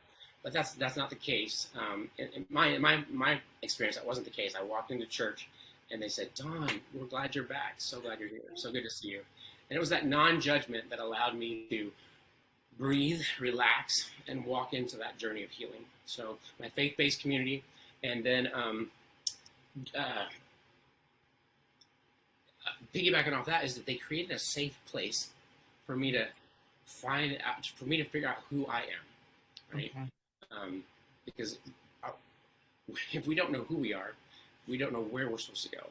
I always say that the more you tell somebody who they are, the less you have to tell them what to do. Because if you know who you are, you know what you're supposed to do. And then the other great resource was family. And it was kind of flip-flop for me. So right now, it's the good times, it's the joy, it's the intention, it's the investment. Back then, it was the challenges and the hardships that I had to endure with them.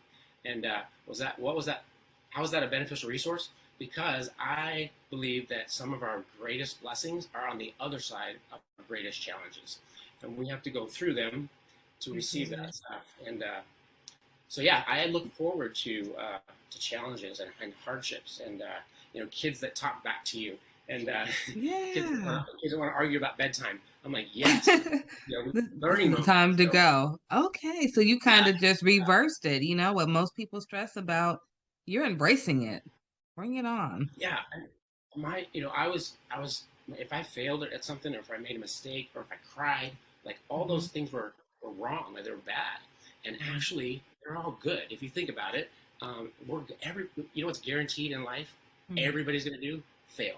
Everybody. That's true. Sooner or later, you're gonna fail at something. So instead of finding yourself in the middle of failure and decided to take a heavy weight of a loss or something negative, no, fail. I think Will Smith said it. Fail forward, right? Find out. Don't ask yourself, why is this happening to me? Ask yourself, what am I supposed to learn from this? If you reframe it, there's no such thing as a loss and failure. It's just a learning. And it's going to work perfect. Yeah. I love that. Kind of the same tips that I give my son and my daughter. So just reworded a little differently. So that's amazing right there. So yeah, I love those resources, especially the family one, because I know that you said earlier, there was a lot of tension between everyone, and now they're your best resources. So I love that. Always depend on your family. It may be some hard moments. Nobody said there won't be, but there will always be something brighter at the end. Okay, so I do have a couple of questions. So I know that you love talking about bullies. Yeah. And our youth. So I actually had a son that I had to change him schools twice last year. Straight A student, National Junior Honor Society, smart kid, skipped a grade. The school that he originally was, he was getting bullied by the older kids. I believe because he was younger and he do wear glasses. Yeah. So then we switched him to a different school. And then last year he's a new kid. So it was a whole different type of bully, and he had to prove, who he was. Yeah. So many parents have went through that, especially after COVID. Yeah. What tips can you provide to help empower our youth, and any tips for parents on handling bullying? Okay. So initially, this is going to sound like a very unpopular opinion. But if you notice, a lot of parents whose child has become a victim of bullying, they want the school to do something. They want the bully to change. They want the bully's parents to change. And it comes back to a very basic psychological exercise. What is your circle of control? We can't control the school. We can't control the bully. We can't control the bully's parents. So what do? It's not a hopeless situation, right? We empower our kids to be bully-proof. What does that mean? That sounds like a great claim, right? Well, it is a great claim, and it started for me way back in high school. I knew this kid named David Williams, and this kid was untouchable. Like, somebody would come up to him, and they would just, try to make fun of him or bully him, and he was just like, what? It was just untouchable. Like, he would step into his truth. If they picked on him for had a bad hair day or something, he'd be like, yeah, so? Okay. But, yeah, he just owned his truth, right? And I'm like, wait a minute, that makes a ton of sense. So fast forward to last year, my son is 11, and he just got braces. Well, he has to get a slide. It's called a slide on the top of his mouth. Yeah. Well, he came over one weekend, and he had his new slide in. He had the worst lisp ever. He was talking. And so, we do what people do, not thinking about it, and I just started making fun of him, just a joke with him, because I hope that he knows that I love him. Well, he got really bummed out, really down about it. And so I recognized the parenting moment. And so first I apologized. I was like, sorry, I didn't mean to hurt your feelings. I said, but we've got to do something about this, because you're going to go to school tomorrow, and those kids are going to be all over you, dude. I said, so we need to start today to make you bully-proof. He's like, bully-proof? What do you mean? New concept, right? So I got a stack of Post-it notes, and so I started throwing them at him. Wad one up and throw it at him. And he said, stop. I throw it again. He goes, Dad, stop. I throw it again. He goes, cut it out. I'm serious. I throw it out again. He goes, I'm serious. This is really annoying. And I throw it at again. And finally, he picked one up, and he threw it back at me. And I was like, what? What'd you do? He's like, I threw it back at you. I was like, why did you do that? Because you were doing it to me. So no, you took what I was using as a weapon, and you defended yourself with it. I said, if you do the same thing with your lisp, you go to school tomorrow and somebody says something about your lisp, you say, that's a horrible list. I don't even have to try to have mine, and it's a lot better than yours. Mm-hmm. You have them empower their situation with their truth. Okay. If it's acne, you can find a scenario that empowers them. If it's glasses, hey, at least I have 4 eyes. You only got 2. I can see a lot better than you. Adoption, I've heard of kids getting made fun of because they're adopted. I just tell them to say, hey, at least your parents chose you. His got stuck with them. So there's always power. Okay. If you find your truth will set you free, and your truth is never bad. It can't be. It's never negative. Right? You walk in your truth makes you bully-proof. So that's, and the end of it, bringing that full circle, my son went to school that week, and he came back, and I said, so how'd it go? And he said, Dad, nobody really bullied me at all. They just asked a couple of questions and left me alone.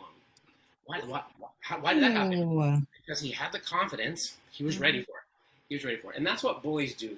Bullies are kids that don't feel great about themselves, and the only way they know, their default to make themselves feel good, is to find a weakness in somebody else. Absolutely. Mm-hmm. So he went to school. There was no weakness. Like, he had that list, but he was ready for it. And bullies sense that there's no weakness, they're not going to come at him. So it's, every situation is different, depending on what your kids are being made fun of for. But I think a good parent who really knows their kids can turn that truth into, let them walk it, let them own it, and let them use it. Don't let somebody else use it as a weapon against you, but use it as a defense. So if you're courageous enough to own your truth, nobody can bully you for that. So. Yeah, at all. Nobody can use you against you. Right. So. Yeah, and I got an example of that in my life too. With the alcohol and the DWIs that I had for my poor choices, I actually got a felony conviction, and for a long time, that was my label. Wow. And so I held myself back because of what I believed. I wouldn't apply for jobs that I wanted, and if you never ask, the answer is always no. Yeah. Until somebody was saying something, they were calling me a felon one day. I said, look, I'm not a felon. I committed a crime that's a felony. I have a felony conviction. That's not who I am. My value and my worth is not the sum total of my poor choices. So that's it. You're more than just a title. That's what I always say about myself too. Yeah. Labels. I don't like labels. No, I don't like labels either. I have to agree with you on that one. So I have a question for you. And I don't think you talked about this, but I wrote down, did DARE make a huge impact for you? So, I don't think I mentioned it, but when I was in law enforcement, I got training to be a DARE officer, and DARE stands for Drug Abuse Resistance Education. So I got certified, and I started the first DARE program in a little town called Sarcoxie, Missouri. It absolutely had an impact, and here's the impact it had. It started to bridge that gap between a 30-something-year-old man and sixth graders. Even though I'd been through it, I ran from it, so I didn't know what they were going through, and it also it helped me translate adult information into youth knowledge. So it was helpful in that area. It was definitely a foundation for a speaking career, for having a passion and a heart for youth. So absolutely. Do you think that it also helped you with your known needed loved? Because DARE, the acronyms, and they're so straight to the point. And so is like everything about you so far has been straight to the point almost. Yeah, I think the message that it sent me was, I went to school. I went to an adult training to teach kids how to stay off of drugs and alcohol. And then in my worst moments of life, I found myself neck deep in alcohol. So if I knew it, if I knew all that information, why didn't I apply it? Why didn't you apply it? It's not about knowledge. You know what's interesting? There was a nurse who wrote on, she was advocating on TikTok, and she said families need more in the NICU than just education, because everybody can get the education, but if they don't know what to do with it, then it's just wasted information. Yeah. Books on a shelf don't make you a smart person. Right. You can take in all the knowledge. It's knowing when to apply it, Right. You know, the difference between knowledge and wisdom is, you know, knowledge is knowing that a tomato is a fruit. Wisdom is knowing not to put it in a fruit salad. So absolutely, you gotta know. yeah, you gotta know. And I think it also the other side of that is you can have knowledge, but if you don't feel like you're in a safe space to apply it, it's not coming out. Definitely not. Definitely not. So you did give us some tips earlier. Did you want to review the tips that you wanted to give to parents to help with their children, or did you want to add on? So this is what I was talking about before. So how do you help your kids, right? The first thing we can do as parents, right? And I'm coming from a guy who made a lot of poor choices as a poor parent. I'm not saying I'm like the greatest parent in the world, because I'm not now, and I definitely wasn't. I made a lot of poor choices, but making those poor choices caused me to dive in harder and become better, not for me, but for them. So that's what they deserve, right? Kids deserve that. They deserve the best chance. They deserve for us to set them up for success the best we can. So how do we do that? Well, the first thing we can do is we can become the best investigators we can of our kids. Yeah. Because we didn't create them. We didn't set them, you know, on this path. They were created on purpose, with purpose, for purpose. We just have to help them figure out what that is, right? As much as I want my son to grow up to be a NFL football player, because that's what I wanted to do, if he doesn't want to do that, I'm not gonna force him into that and ruin his life, you know, and take him away from his purpose. So become the best investigator you can of your kid, and be bold and be brave and be humble to walk that out with them. And then there's 4 nuggets that I think parents should help their kids learn and apply in their lives. So if you think about a race, we're all running a race, right? It's our job. So if you think about a relay race, whose responsibility is it to pass the baton and to make sure that the baton is passed at the right time, perfectly, right? It's always the runner that's giving off the baton, because the runner that's taken off, like, they just got their arm, they're not even looking, right? So the parents, we're passing the baton. It's our responsibility to pass the baton well so that they can win their race. And so how do we do that? 4 nuggets. The first one is gratitude. If you teach your kid to be grateful for even the smallest things, even the smallest amount of things, being grateful, it just changes their perspective. It allows them to connect. You know, we're all wired for connection. So grateful. The second thing is forgiveness. If we teach them that forgiveness doesn't approve what was done, it just releases the expectation that it could be any different. And people think, you know, at first glance, forgiveness looks like it's weak, but actually, if you choose to forgive, you're retaking control of yourself in that situation. So it's actually empowering to teach them to forgive. And then the third one is gratitude, forgiveness,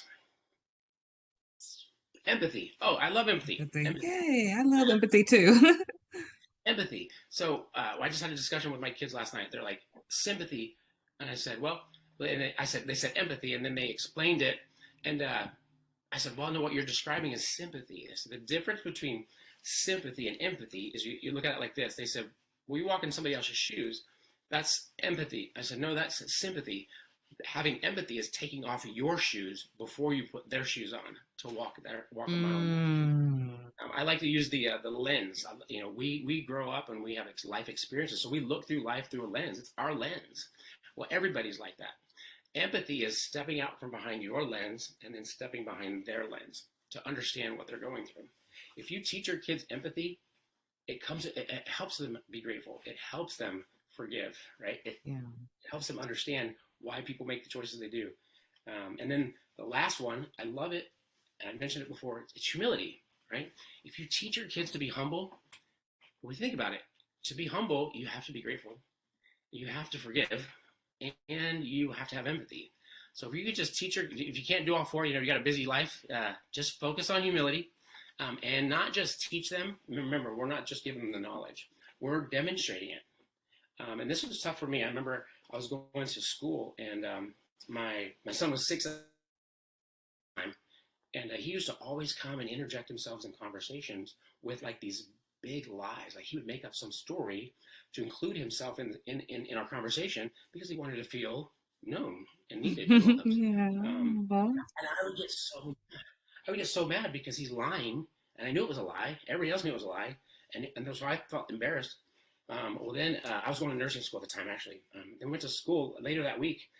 We learned about Erickson's stages of development, and at 6 years old, they have what's called magical thinking, and they're not lying. He just wants to be included. He's not trying to lie because he's trying to be conniving and manipulative. He just wants to be included, and so that I felt guilty. I'm like, oh man, Dad failed, right?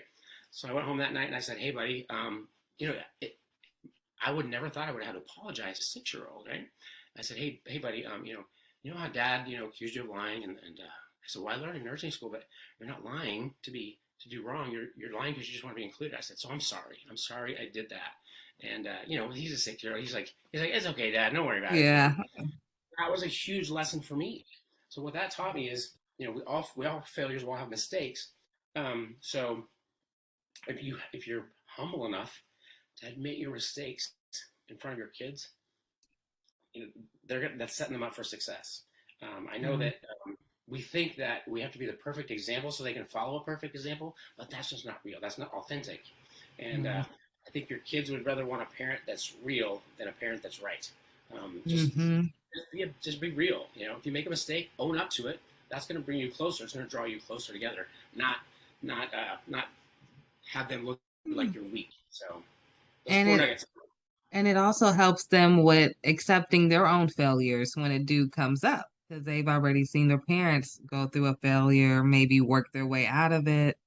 Now it's not so stressful on them. Yes. Wow, good nuggets. I like those. Thank you. Very good. I hope all of you wrote that down. Those are very important. I'm going to leave with one more question. This is the most important question I have for you. Where can people find you? And I know you have something special coming up in the works. Do you mind telling us a little bit about it? You bet. So my website is it's donwman, all lowercase.com. So if you just go to www.donwman.com, that's where you'll find me. I've got resources. You can contact me. I've got a contact sheet on there. I just have a passion. So my life's goal is to impact as many youth as possible, because right now suicide is the second leading cause of death between the ages of 10 and 24. I think it's tragic that children choose to take their own lives because of big emotions. So that's where you can find me, and a lot of resources on there. We'd love to hear from people. Love to hear stories. I love stories. Everybody has stories. Yeah, you love stories too. Good. So you guys don't just send me stories, send him stories too. He loves stories. Yeah. And so I am in the process of writing a book. I've had so many people say, Don, your story is so crazy, you should write a book. So I'm going to write a book and hopefully finish it by the end of this year. And then there's editing and publishing. And so, but yeah, it's going to be called Known, Needed, Loved, God's Story Through My Life. So I am so blessed to be able to give my kids a second chance for the father that they almost lost. So What a story. What a story. And when the book comes out, please let us know. We'll share it on all our websites. We thank you so much. I'm a huge advocate for mental health, usually for postpartum moms, but it can go with the youth and the dad as well. So I thank you for being here. I thank you for sharing your story. I appreciate the invite. So honored. Thank you. I appreciate it. You're welcome. And please come back and please let us know when the book comes out. We'll make sure to include everything in the description for you, okay? Thank you so much, Ashley. I appreciate it. You're welcome. Thank you, everyone. See you next time.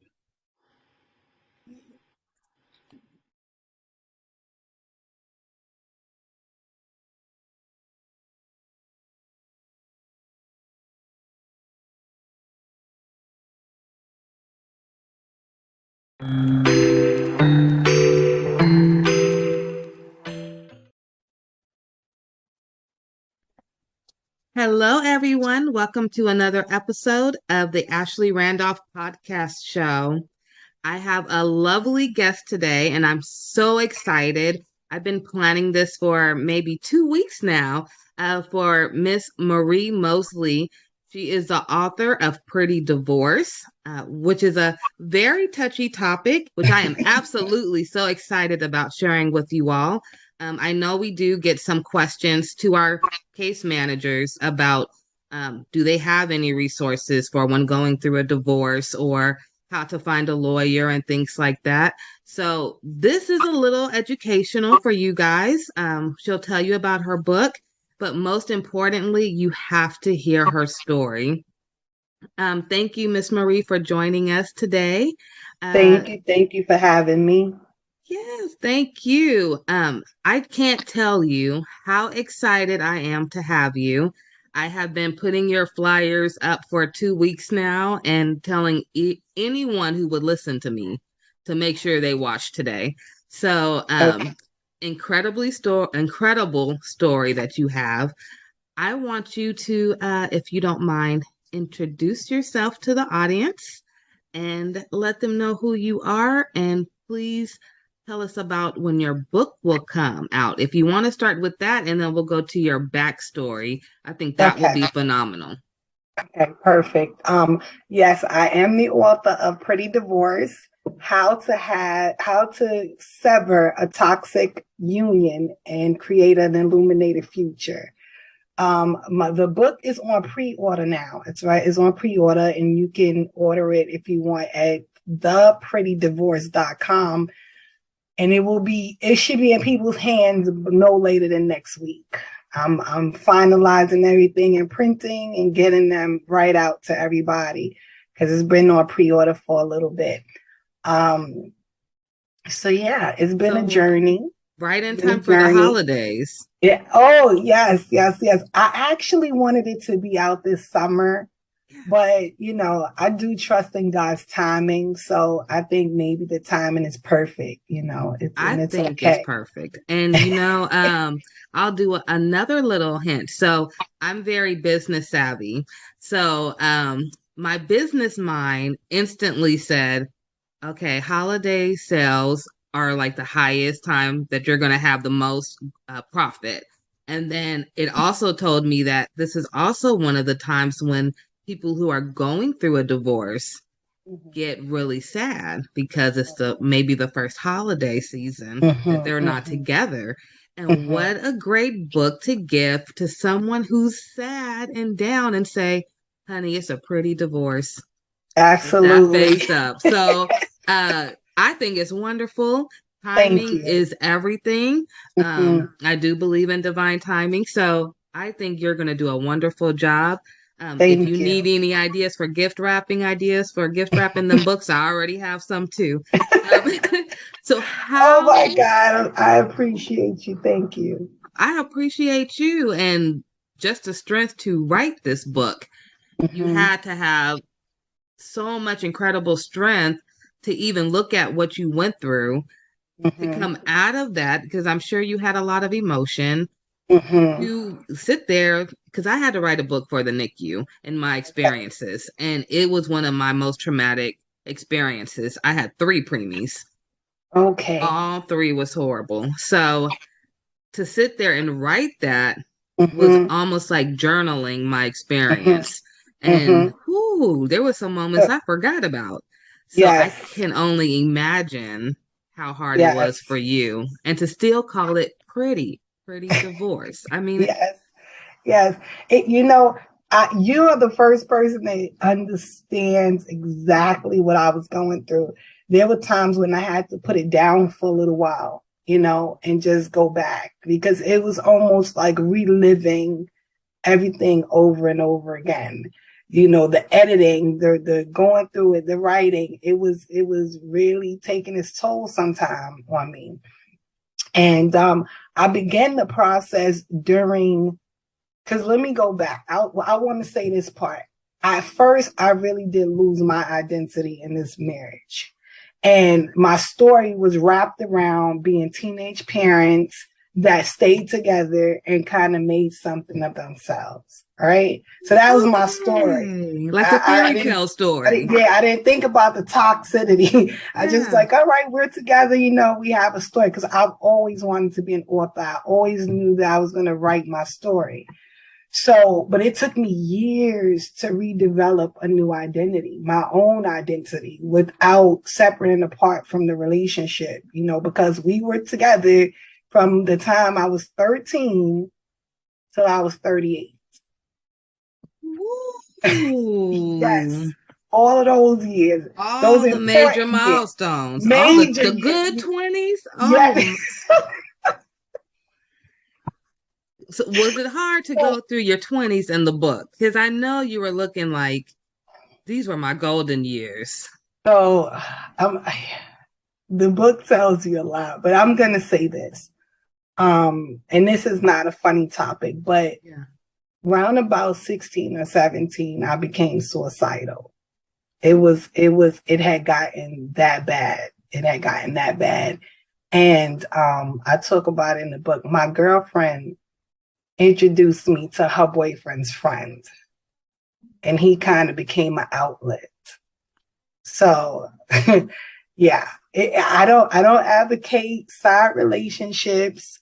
However, I have to say that my side relationship kind of saved my life. You know, so that moment it worked. Yeah. So my 20s were horrific at home, but they were glorious somewhere else. If that can, you know. So I don't know why, you guys. I'm sorry, but I have to say this.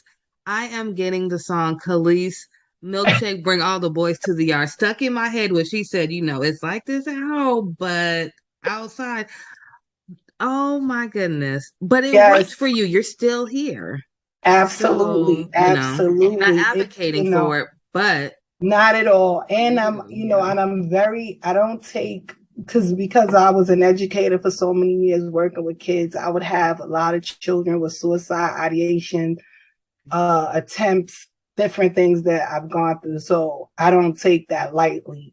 But as a teenager, you know, becoming a mother at 14, you know, I was a good student. I was a really, really, really good student. I started to fail in school. Like all of the things that made me who I was beginning to change. And it's like I deviated from the plan and I was spiraling out. So, so it became a little bit rough for me around that age.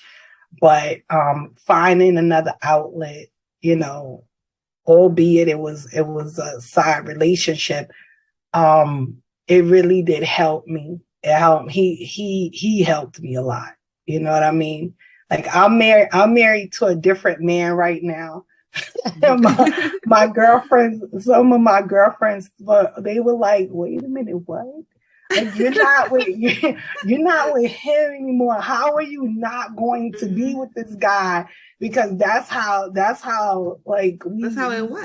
forever. Yeah, we really, really fit. But you know, things happen, and I'm in a new relationship. He's in a new relationship, but I definitely know for a fact that we both still have a really high regard for one another. You know, him and his family were my solace. They were my peace, you know, so I can never forget that. Like I can never forget them, you know, and what's awesome is my husband now, he knows all about it because him and I were best friends. So he got to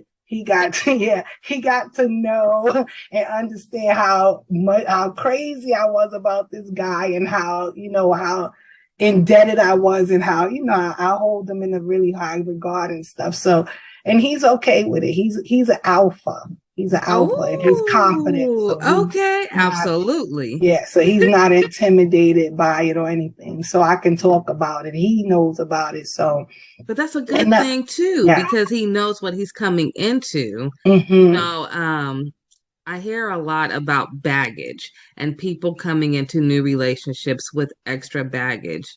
But for him, he already seen your baggage, so you're really not coming in with no baggage because you already knew each other. So that actually, do you think that you guys are more on like a soulmate type of plane now? Because my husband, let me the one be you're with honest, because now. you know what, my husband was like, tell your story and be honest. I really felt like the other guy was my soulmate. I really did. And there's some amazing stories about our journey that I'm even thinking about putting into a book. Like, I used to be able to feel his pain. Like, if something happened to him, I would know, you know? And so when I think about my soulmate, I don't know. My husband right now, me and him I guess because we were best friends or something, we fit. It's crazy to me. You know what I mean? Because some women wait their whole lifetime to feel what I felt with the other guy and even what I feel with my husband. You know what I mean? Like, my husband is my dude. He's my, my That's ace your boy rock. cool. You know what I mean? Yeah. So it's so I don't know, I never compare the two of them, but they both were like gifts to me. That's how I feel, honestly. You know what I'm saying? And I wouldn't give my husband up for anything, like, for anything, because he's really been there for me, for my children. Like, that's their father. You know what I mean? That's their father. And so his place in my life and what he means to me is tremendous. So it doesn't compare to the other one. It's different, but both of them were beneficial to my life. You know what I mean? I can't in all honesty take anything away from the other person. You know what I mean? Because it's like getting two different jewels, and it's like they're both beautiful in their own way. Absolutely. And it's fine for that. You know what I mean? It doesn't have to be one they're part or the of your other. crown. Absolutely. And so my husband is just like, he's my life now. And he knows that I wouldn't deviate from that for anything. You know what I mean? I can still give honor to the other person without being disrespectful to him. It doesn't take, because he's that guy. You know what I mean? He really is. He's awesome. He's one of them people. He has his own children biologically, and then he has my children. And anybody, even me, I look at him with all of them, and you can't tell which one's a which. That's how savvy he is and how much love he has to give, that he's willing to spread it. You know what I mean? He's willing to spread it.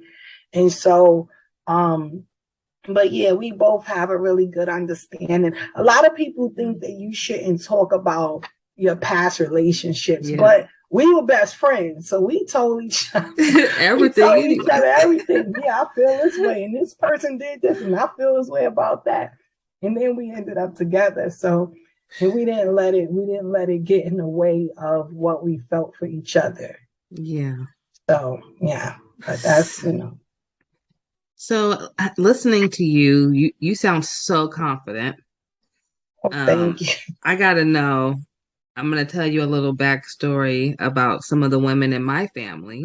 Okay. And why I found what you just said so powerful. Because you were able to divorce and find somebody else to make you happy. And you still are good. Your life is good. You don't have to dwell on the past, and you not at all. Someone that still matches you. So I have been with my husband. We've been together this month. On the 29th, we'll make officially 10 years. Okay. And we've been married for 6. A lot of the women in my family are not married. Okay. They have all got married and divorced. Okay. And divorced is where they stayed. Okay. So to me, growing up, it was almost looking to these women. They were all powerful, independent women, but it was like, why did you stop on your love life after divorce? Like, they didn't feel they were worthy enough. But then I hear you come, and I'm like, okay, well, it sounds like she worthy enough, and she went and got her man. So, it's an eye opener. So, for those who are out there listening to or watching, if you have a background like me where the family that you have, they get divorced and stopped, here's a story that tells you can continue to move on. Mm-hmm. And so it's powerful. I think that one thing, my background in psychology and counseling and things, it really helped me going to school, right? I learned a lot about relationships and human behavior. And I was hell-bent on not bringing my baggage with me. Like, I wanted no parts of it. It had to go. I didn't want it to go into a new relationship. I didn't want it to go to the store. I didn't want it to go to work. Like, this is done. It was a bag of garbage to me. It wasn't like luggage to keep carrying around. It was something to discard, right? And I also did not want my husband to pay for what someone else did to me. I think that's completely unfair. I also talk about it in the book. Anytime someone did something to me, I dealt with them, and this has been me since I was a little girl. I dealt with that person personally. I didn't carry it outside to dump it on people that did not deserve it or give it to, or they had nothing to do with my pain and my suffering. So, and there's a lot of women that ask me that, like, how did you do it? Because it is a process. It's a process of learning to trust somebody again. It's a process of you allowing somebody to really love you, and believe that that's what their intentions are. So my process, I took some time off. I did. I wasn't, because a lot of us, where we make mistakes is jumping in and out of relationships, back and forth. Like, we get the revolving door, and we never take our time to really heal, process what happened, reflect on what happened. What did I do wrong? Because everybody's not perfect. You didn't do everything right. What did I allow myself to be involved in? What do I not want to be involved in? And you used the key word earlier about journaling. It's really important for women to start writing down what's going on. I have 5 million notebooks. Okay, so I do too. All over the place in this house, but they're good because you get to get your feelings out. You get to act, and you also said something before we started. We talked about girlfriends, right? Yeah. Girlfriends are good. Their intentions are good. But most of the time when you talk to your girlfriends, if women want to admit it, it turns into a male bashing session. And we just go, Absolutely. And here, and this one from 10 years ago, he did this. Those, you're muted, Ashley. That's those, Absolutely. Those conversations are not productive. They're not productive, and they keep us stagnated. They keep us bitter. They keep us resentful. And those are recipes for never really going on because now you're not really open. You're not open to having love come to you. Yeah. And you're not willing to give love because somebody already trampled all over it. Yeah. But that saying about the $1 bill or a $10 bill, you can crush it up, smash it, kick it all around, and you drag it through the dirt. When you open it and take it to the store, it's still worth $10. Still $10. So if we can understand that our value is not diminished because of the stuff we've gone through. And life does go on after whatever his name is. It's okay. You don't let one monkey stop your show. You keep the show going. You have to, because if not, they win. I don't like to reduce it to that, but the truth is they win. Yeah. They left you a shell of a woman, while they're out enjoying their life with whomever, and you're sitting around you've not really find yourself, and that's only if you want to have another relationship. Some people go through so much they don't want to be bothered anymore. Yeah. But even in those places, I think that if they went through some healing and, you know, mindset changes and self-development, you know, reinvent yourself, you know, turn things around, it can work for them. They don't have to be alone. I don't think that we're designed to be alone. I agree. I don't think we are either. We are not. I think we were designed for companionship, you know, and to have someone that genuinely loves us in our lives. And because one man didn't appreciate it and didn't understand the treasure that he had, that's his problem and his loss. And you have to shift your mindset. You have to. Because if we sit around pondering what we went through, why, if I shoulda, coulda, woulda, why didn't I, you know, we're wasting more time. Yeah, I agree. And we don't have that much time to lose. Every day we get older. Absolutely. I have to ask you a question. I'm here for it. You have this accent. You got to tell us about your accent, where you come from, and if you don't mind, I know we talked a little bit offline about some of your family and some of your family stories and how they are in the book. You don't have to say it all if you don't want to, because we do want you guys to get the book. So, but if you want to, you know, just touch on it a little bit, just to invite everyone into your life and how you were able to get this beautiful mindset that I hope we all can have after meeting with you today. Thank you. So I was born and raised in the Bronx in New York City. Right? Growing up, people thought I was Southern for some reason. Now, my dad, I don't know. My dad is was born and raised in South Carolina.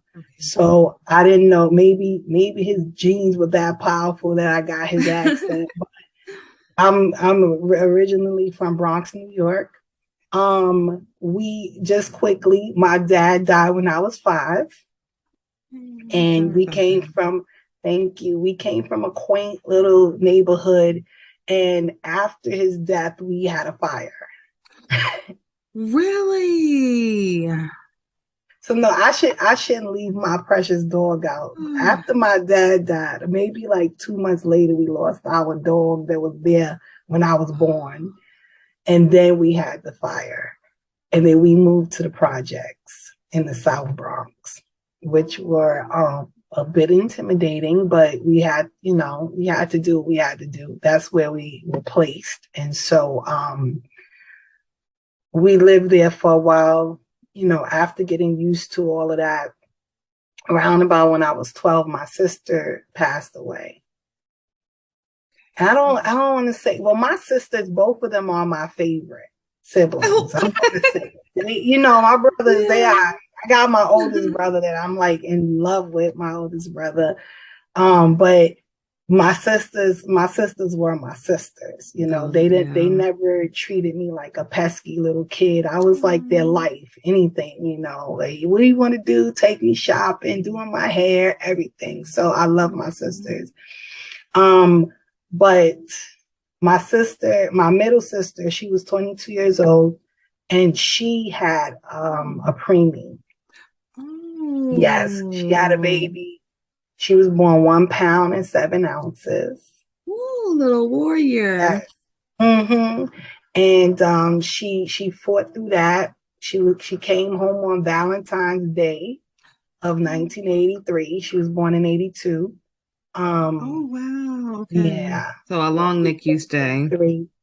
And my sister, they gave my sister the wrong medication. Oh no. For an allergic reaction.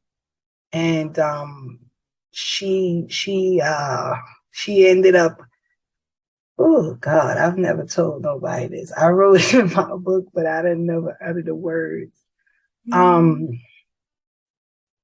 Well, you're in a safe place, so know that. Yeah, I know, but it's still difficult. It's still hard every time, I know. Oh, God, so she ended up because she was hallucinating from this medication, and she and the baby went out the window. Oh no. Yeah. And I'm so sorry. It's That's been why a you're minute, such but a fighter. Man. So the baby passed away that day, and then my sister was in the hospital for 2 months. And the day we told her, because we didn't tell her for the whole 2 months, she was in the ICU, unit for two months, and the doctors suggested, because she couldn't really remember what happened, and the doctors suggested that we didn't tell her, because it would be detrimental to her healing and her health and everything. And once she got herself together and she was in the regular room and she was asking, like, now I'm out of the ICU, I can see the baby. I need to see the baby. They got a psychologist, my mom, the clergy, we all were in there, and we all told her what happened. And she was gone the next day. No. Mm-hmm. Yep, she was gone the next day. The doctor said she went into some sort of cardiac arrest, that she had this pneumonia that they didn't detect in her system. And I was like, yeah, no, I don't think that's it. Like, my sister adored that baby. You know what I mean? Every single day at the hospital, for as long as sit there and wait till she go back in and visit. You have preemies, you know how it know what you go through, you know what I mean? I'm thinking, if I was her in her place, and not talking for your sister, of course, but if it was me and then I heard that news, I mean, you literally, how we were talking about earlier about, you don't want to lose yourself. Mm-hmm. But when you're in the NICU, you kind of do lose yourself, and then you become all about that baby. And then I can totally understand her feeling like her whole life just got snatched, because that's all she worried about. And that, I know those NICU stays are not easy. Yeah. Bless your sister. Bless you. Yes. Thank you. Yeah, she was completely attached to that baby. I mean, if the baby would have a stain on her t-shirt. I remember we couldn't see the stain, but my sister she was like, no. And she's like, no, I have to change her clothes, and she just cared for her so much and was very attached to her. And yeah, I really do believe that in her heart of hearts. I know people don't, we don't know how life works. We don't know how people do what they do, but I just believe that she let go of this life, because the fact that my niece wasn't here, and I think the thought of her seemed like having something to do with it. I think it was crushing her. It was too much. It was too much for her to bear. That day that we told her, it was in the morning. So me and my mom stayed with her like the whole day. The family was in and out, but we stayed there. And I can't count how many times she just kept saying, I'm sorry. She didn't cry. She didn't cry. She just was like, I'm so sorry, Denise. Do you forgive me? And I'm like, no, like mommy said, it wasn't your fault, that they gave you the wrong meds. It's not your fault. Like it's nothing for me to forgive, you know what I mean? But, she was in shock. She was she was over it, So I ended up losing my niece 6 days after my 12th birthday. Oh, you were so young. Yeah, I think after my 12th birthday, and then my sister passed away in 2 months after that. And I literally had to go back to school, like I literally had to go back to school. Like I didn't just bury them, And it was my 13th birthday. I'm wrong. It was my 13th birthday when I was going into 7th grade. Yeah. Wow. I had to go right back to school, like maybe a week after we buried my sister. And try to maintain grades and act like everything was, now not for nothing, school was a big thing for me. So it really was a way to get my mind off of stuff, but it wasn't doing what it used to do for me. It was horrific. Like I think I felt like a zombie some days walking around, So your brothers, are they older or younger? Yeah, I'm the baby. You're the baby. Okay. The bunch, yes. So it was 6 of us. It was 6 of us. Big family. Yes. And I'm the only child until I was 18. And my dad had another child, so I do have a half sister who's just as intelligent as me, but wow, 6? Yeah, 6 of us. Yep, and she was the 3rd oldest. It's my sister, my brother, my sister, my brother, then me. Okay. So you had a lot of brothers. Did they during this time, because you're talking about going back to school, and obviously you went through something very traumatic. Do you think your brothers was very consoling to you at that time? Because you're the baby, so I'm gonna be completely honest with you. My sister was like the glue. Yeah. And we realized something very, very weird. My older sister says that my other sister was my mom's best friend. So my sister was born February 1st. My mom was born February 20th. Oh, okay. My mom passed away August 28th. My sister passed away August 31st. No. Yes. Yep. And it really was strange because my mom is buried on top of my sister. Wow. So when we finally got because due to COVID and all of this, it took a little while for to get things in order. But when we finally got the stone, the way my mom purchased the stone, so 20-something years ago, it was left with another room. So instead of us buying a brand new stone, we just had them remove it and add my mom's information to it right under my sister. And when we went there, we were looking at the stone like, wait a minute, they were born in the same month. They passed away in the same month. And my sister was like the life of the party. She was the one, that one person in the family that kind of lights it all up and have everything and everybody. So anybody from New York to South Carolina, I'm skipping Washington, D.C. We have a lot of family there. Anybody that knew my sister was really devastated. It was hard. At the time, I'm going to say really that no one kind of wrapped around me. No one really, was like, oh, little sis, like, how you doing? And as I was writing the book, I realized that we all were in the days. We all were traumatized. It was so tragic.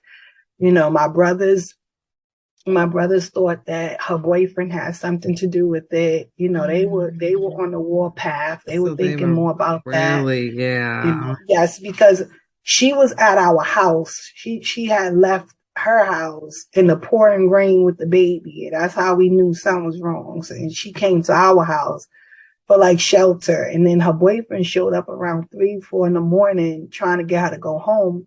And so she went home. And then the next phone call we got was that she went out the window. So my brothers were on the warpath. We didn't know what happened. She couldn't really remember too much. So we didn't know if he did something to her or whatever. So no one And right after my sister passed away and we went to the hospital and came home, I kind of went mute for a week or so. Like I wouldn't speak, I was just dazed out. My mom was there. So I don't, they didn't really come to too much, gather around Denise because something might be wrong with her. My middle name is Denise. I'm sorry. Oh, okay. Yeah. So, but as now that I'm older, I don't really blame anybody because I know that we all were just in the daze. It was unbelievable, unfathomable that this was happening, to us, to her. Yeah. And so I don't blame everybody. Everybody, went into their own corners to try to figure out how to process it and deal with it and get their lives together. So I can't even imagine, like, just visualizing everything you're saying right now. It almost feels like a bad dream that's never going to stop. Yeah. I mean, from the age of, I think you said, what, 6? You're 5 when your dad passed away, and then the fire, and then you had to move to an area that was a little different. Very different. Then you had to, I'm assuming, learn all different type of skill sets to live in this new environment. Absolutely. And then this you happens had with to your learn. sister. Let's just call it what it is. I had to learn how to fight. Yeah. And I had to learn how to survive. I did. And I talk about it in the book that, I was just starting to get my bearings straight. Like I finally started to feel a little bit of stability. Yeah. Like things were normal for a little bit, and then my sister, it just literally pulled the rug from under me. And then after that, so that happened when I was 13. Yeah, I was gonna ask. So you met and your first husband around that time, right? And by the time I'm 14, I'm having a baby. What? Yeah. It just, I'm telling you, my sister dying really just threw me off. It threw me off completely. Like it just threw me completely off my game. I'm telling you. Okay, wait. I'm telling you. Okay. This interview is getting so good. Okay, I have one question. We got to 13. Okay. And then we're going to have to get you a documentary, okay? You get to 13, and I'm just so curious. You were talking about going back to school and your grades. Mm-hmm. Like, did your grades at this point just completely fall, and then you met him? And so that summer, while I was dealing with everything with my sister, we went into we went with my girlfriends were always talking about him. We're talking about girlfriends again. Yeah, they knew him. I didn't. Mm-hmm. And I'm not for nothing. My brother was a part of the Nation of Islam. And he used to teach me a lot of stuff. And he used to teach me a lot of stuff about being a Black woman and, a female. And, how it's because of women that we populate the earth and how important we are and our contribution to society and stuff. And so my brother was he was a very integral part of me being almost as powerful as I am. God had a lot to do with it. My mom and my sister, but my brother, young, that's the type of time he spent with me, teaching me who I am, teaching me to look at people's character, and not just taking them at face value or what they said or material things.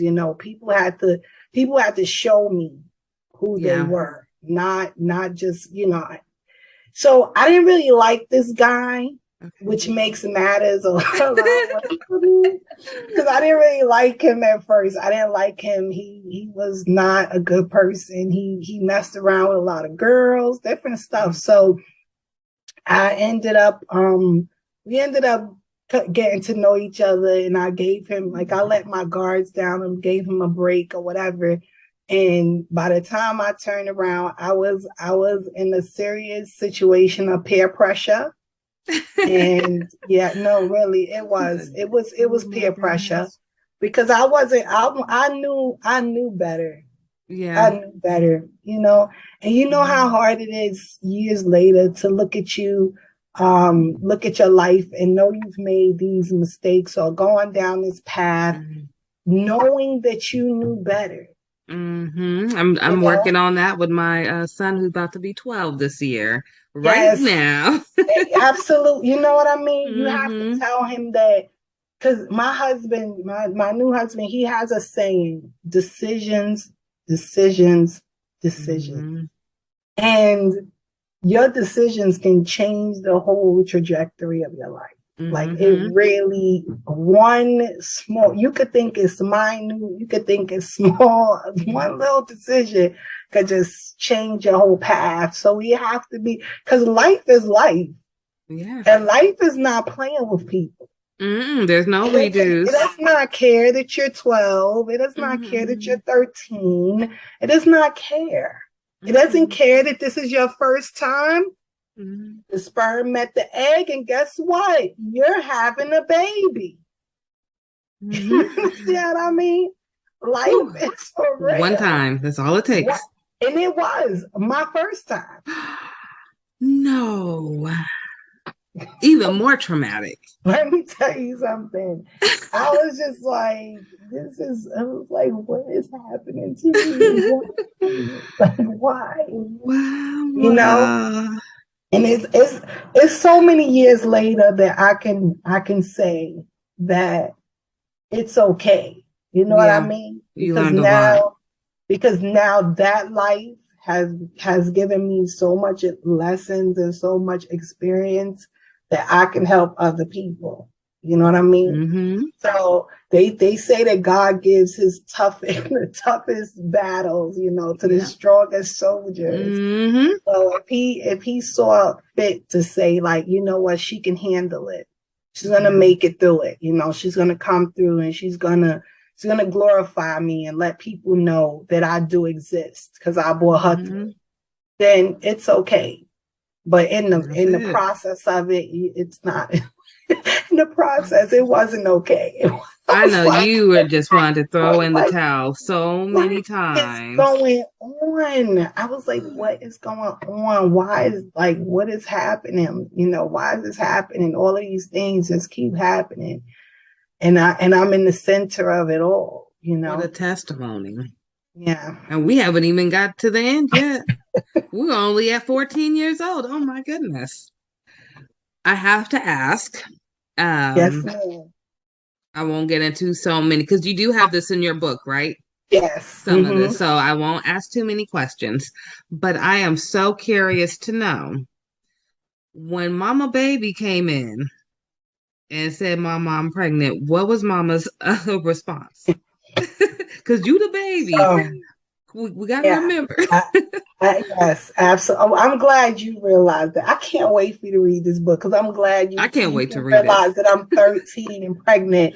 And as a woman, you can say, she's still a baby. Because some people didn't treat me that nice. Yeah. Some people didn't care that I was 13. But you'll read about that. So my mom, my sister, the person that didn't treat me well, was on the warpath against me, and I had to get to my sister. I couldn't think. I couldn't take time to think about anything, so I had to call my sister. My sister is my rider. She does not have children. Okay. And I don't care about her godchildren. I don't care about my children. That's her nieces and nephews. I am the closest thing she has to her own daughter. You claiming that right now? Oh, absolutely. And you can ask her. She'll tell you. She has always treated me well. She has always taken care of me. She has always, she's never, in all of my ups, downs, back and forth, mistakes, my sister has never treated me like, what's wrong with you? Are you dumb or something? Like, what's happening? But she's always That's all we want to hear. She's always just like, little niece, what's up? What we going to do? What you want to do? So I got to my sister, and once my sister was on my side, that was all she wrote. That was really all she wrote. You know, she was like, she had just moved into a really nice area of the Bronx. She had 2 bedrooms. And she was like, if you want to come and live with me, you know, with the baby, she's like, you're more than welcome to that room. She was like, I know you might be a little embarrassed. Like, I don't know what you want to do.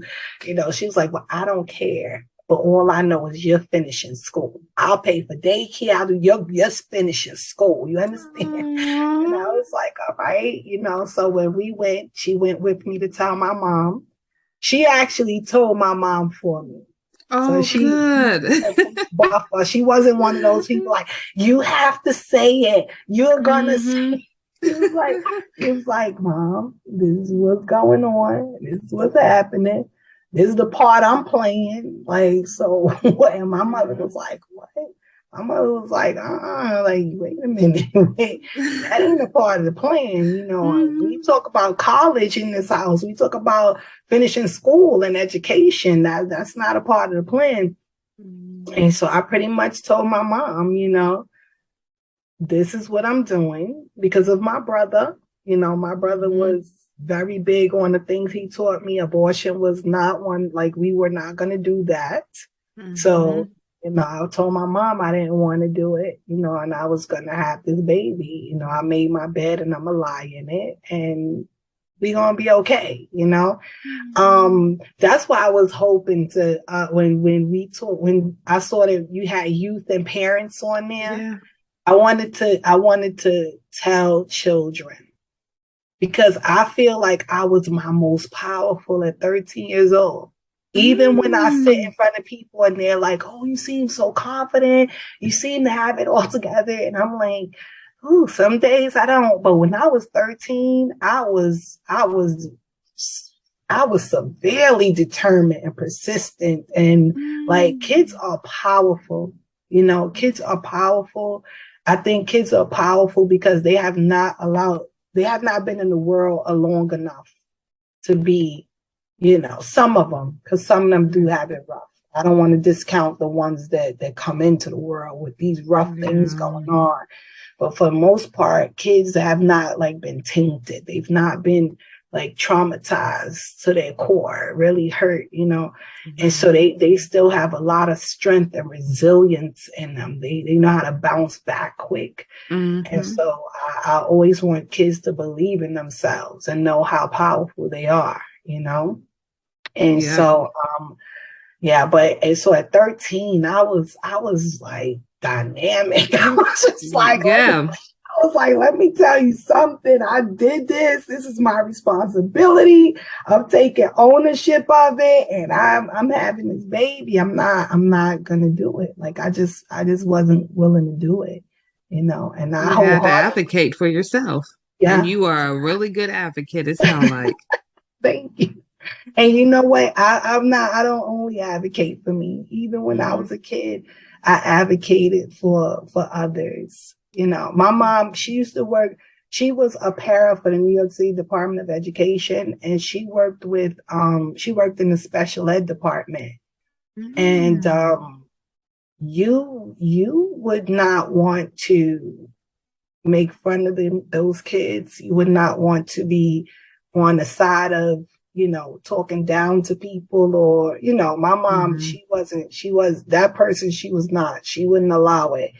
And so if we did it as her kids, we would have something to pay once we got home. So, you know, we grew up looking at other people, you know, as equal to us, you know, not beneath us in no way, education wise, financially, anything of that nature. We had to respect people, you know, whatever station in life they were in.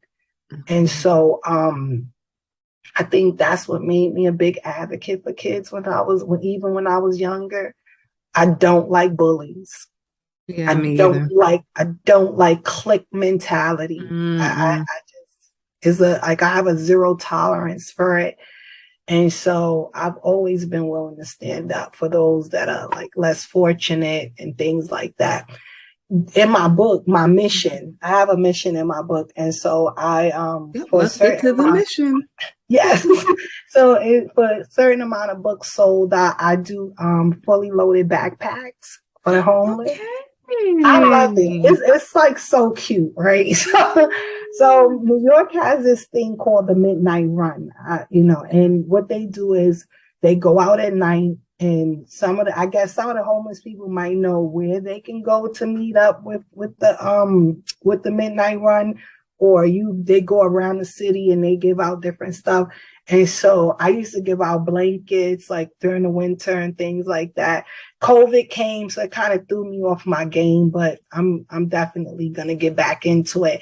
Now I like to do little backpacks, right? Make them a survival kit. Put some blanket in there, socks, a hat, some gloves, because it gets cold out there in the wintertime. Some soup, some hot chocolate, some toiletries and stuff, toothbrush and different things. Look at Let's give out some back. I really, me and my husband did it a couple of times. It was awesome. It was really, really good. It was really good. Keep me updated. When you guys are doing it, let me know if there's a way we can donate some items or funds. Maybe if we have some extra funds, we don't mind helping out for Definitely. the cause. Let me know. I know I've talked to you. You're still in the Bronx, right? Yes, ma'am. Okay, I think I talked to you before, but we work with a hospital really closely in that area. So we do have a lot of families in Glo Preemies who live in the Bronx. Okay. So I will be coming out there soon. We were supposed to come last year, but COVID. So we'll probably be there next year to take a little tour of the Bronx area. Yeah. But I would love to help meet you face to face. Yeah. Love to meet you face to face. I would love to meet you too. I got one more question. Hold on. But wait, I want to say this to you. I want to thank you for doing that for people in the Bronx. The Bronx is a very low socioeconomic territory, and we don't have the greatest health care. We don't get, the Bronx in New York City, to me, gets treated like the little redheaded stepchild. And so And so there's not a lot of programs for our families here. And so I take my hat off for you for coming from somewhere else to help the people here. I really appreciate that. I will tell you, well, thank you so much. Let me start with that. I appreciate it. I'll tell you this much. My family is not involved at all with what I do. Okay. So if you ask them, hey, what does Ashley do? They'll probably tell you, I don't know. She works from home, I guess. They have no idea what Glo Preemies is. They have no idea what the Alliance is. They have no idea how many policies I have single-handedly helped change. For your area alone, I believe we have already sent maybe 6 breast pumps to new NICU moms, Black NICU moms. We are working on sending more right now as we speak. So that is just one of the little things that we do. So just to let you know that I am very appreciative for you acknowledging anything that I do, but I never do it for clout. That's what they say. I do it more because I was a NICU mom who had no family who came to see me when I was in the NICU with my baby. I'm a mom that never had a baby shower because I had preemies. I'm a mom who's been let go by a doctor because I was too sick. Just too many bad things. So I thank you for sharing your story, particularly the preemie story. But is there a way for those who just heard what you're doing with the mission to be able to help donate to you? Do you guys have like a Cash App set up, or will you get one so that if people see this video and want to help contribute to what you guys are doing without getting the book, or if they want to get the book and still donate, how can we do that? So currently I don't have a Cash App set up for it. We'll work on one. Yes, we will. Yes, we will, ma'am. Listen, you're gonna be right. You don't even know how much you're helping me right now by kind of giving me some tips and instruction. Like, hey, girl, get this together. Oh, good. We're gonna have you popping, okay? Don't worry about it, you guys. So you heard her. She is gonna get a Cash App or something to that caliber, and when she do, I will post it under this video. So keep looking for this video, see if there's any updates. I'm sure I'll have you back when the book comes out. Absolutely. I want to do a giveaway for the holidays. I need that book for the giveaway. Okay. For and sure. we will definitely stay in touch. I want to see you when you come to the Bronx. I want to, I want us to get some lunch or something. Yeah, I can't wait. I greatly appreciate you having me. It's been an honor. And to know what you're doing here in the Bronx is really, is very moving to me. Because like even when my sister was in the NICU, there was no helping. There was no, it was thank God we had my mom and my sister to do stuff and to help and to, even me when I had my daughter as a teen, I was like that, growing up, I was like, there's nothing here to help, people that have I did have a high school. I did go to a high school that had a daycare, but even with that high school is still an alternative high school, but it no longer, I don't believe it has the daycare center anymore, which was tremendous because that gave people a real opportunity to go to school and continue their life and, so, but yeah. Do they have any of those options anymore? I'm not really. Or? That was the only school. It was called Bronx Regional High School, and I forgot the name of the extension because they had an extended piece to it where all the pregnant girls went to school. So if you were pregnant, you can attend and you just be in class with other pregnant girls. You wouldn't be amongst the general population. Yeah. And then once you had your child, you were able to still come to school and bring that baby to the daycare center. But they don't have, it was beautiful. New York used to be a really awesome place to live, and it had a lot of resources, but not much is going on here anymore, so for you to still be in the place of trying to help out here, it's wonderful. We're gonna have to connect for sure. Definitely, because I'm ready. It's gonna the winter months are coming soon, so I'll be this year I'm doing something special. This year, all of the blankets that I buy, probably in the blankets and maybe in the hats, I'm gonna have my daughter sew in patches that says Jesus loves you. Because I want them to know that it comes from him, not from me. Look at you. So, I love that. I want them to know that he is thinking about them. He's not forgotten. He's not forgotten. Yeah, because I would not have gotten to this moment without him. Absolutely. I feel the same way. Yeah. I don't. Yep. That's why I said earlier. I believe everything happens in divine timing. God little ones is what GLO stands for. So GLO stands for God's little ones. And I truly believe because, quick backstory, when I first got pregnant with Aiden, my oldest child, it was in 2010. I was going to Xavier in New Orleans and Tulane at the same time. Going to be an OBGYN, wanted to be a doctor. That was my main goal. I wanted to be a baby doctor.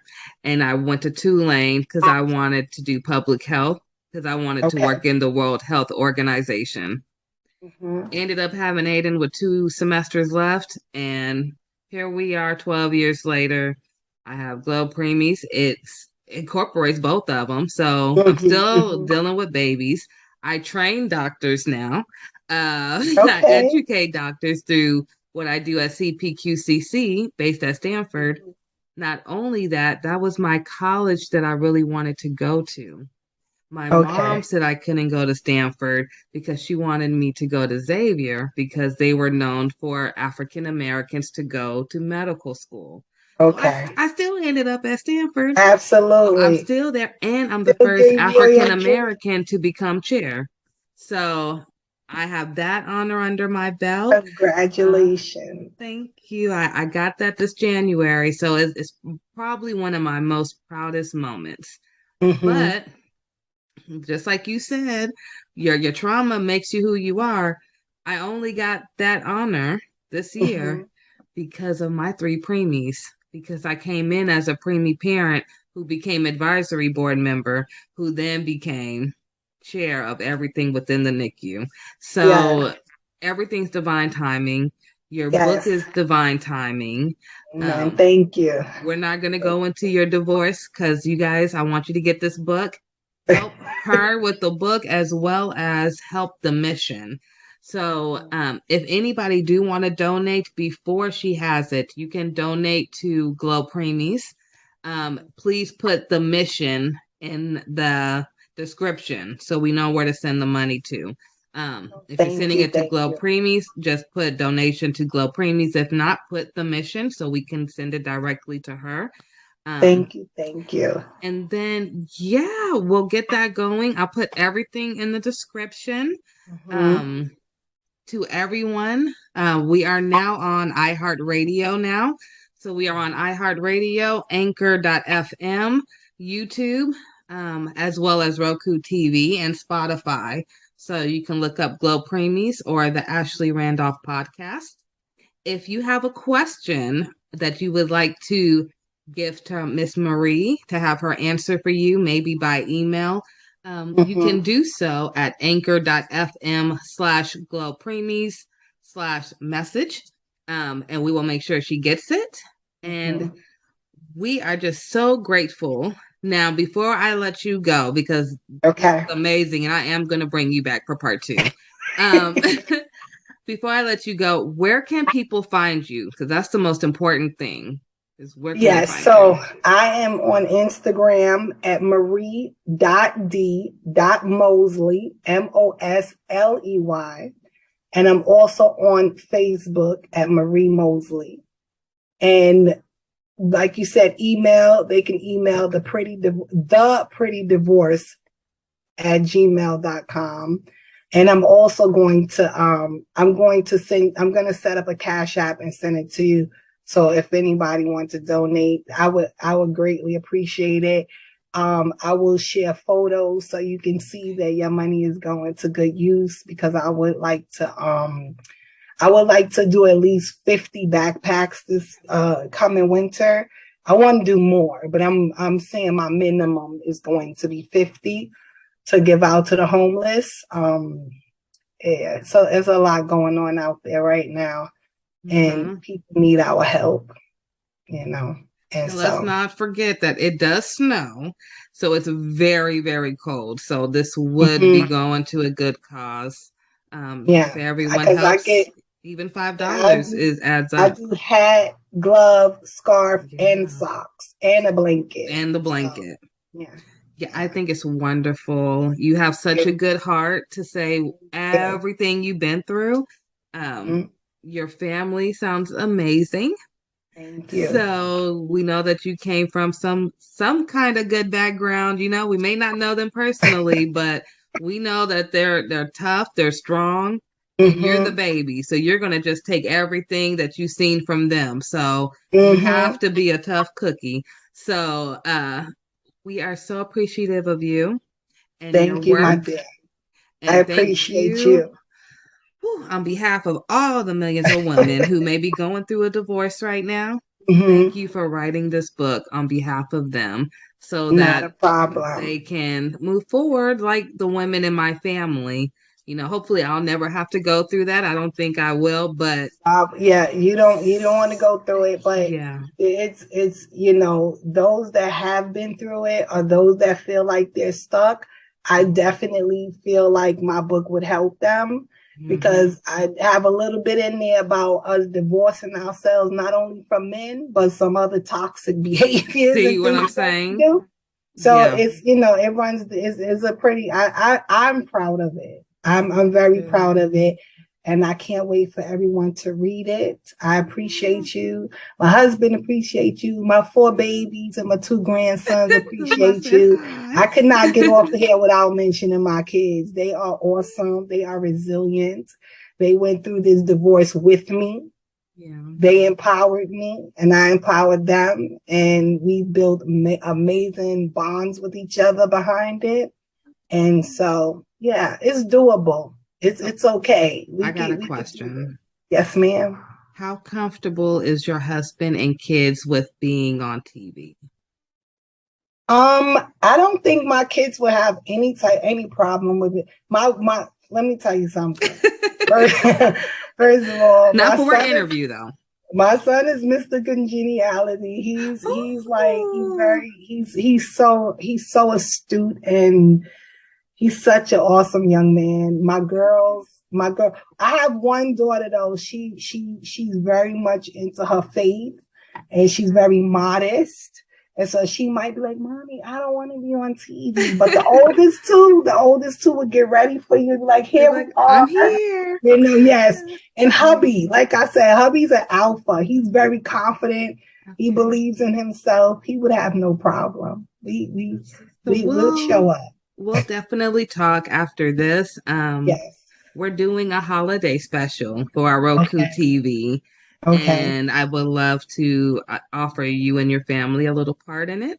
Okay. And I'll talk to you off of here about it. And then, I just want to offer it. We are trying to uplift as many Black voices as possible because when I first got started, there was a lot of people who are at the top right now in the NICU world who told me I would never make it unless I had everyone included. And I said, absolutely not when we have the highest rates. So I know how hard I had to fight, and I'm going to try to make sure that you guys don't have to fight as hard as I did. And I appreciate that. And I want to say this, my book, anybody can read my book. Okay. But I really did have us in mind. Yeah. We go through a unique set of circumstances in almost every situation out here. So I have women that might not have resources. You know, I talk about court and everything in there. Like, you got a lawyer, all of that stuff. The good questions. You know what I'm absolutely. Because we have to speak up for one another. We have to, and I don't shun anybody. Like I said, it's because we all women, we all go through divorce. But when I was going through divorce, I didn't have, $10,000 to get a lawyer to fight for the house and the Rolls Royce. I didn't have all of that. And so I want to talk to people that really do need the assistance, and that need someone to be able to be a voice for them.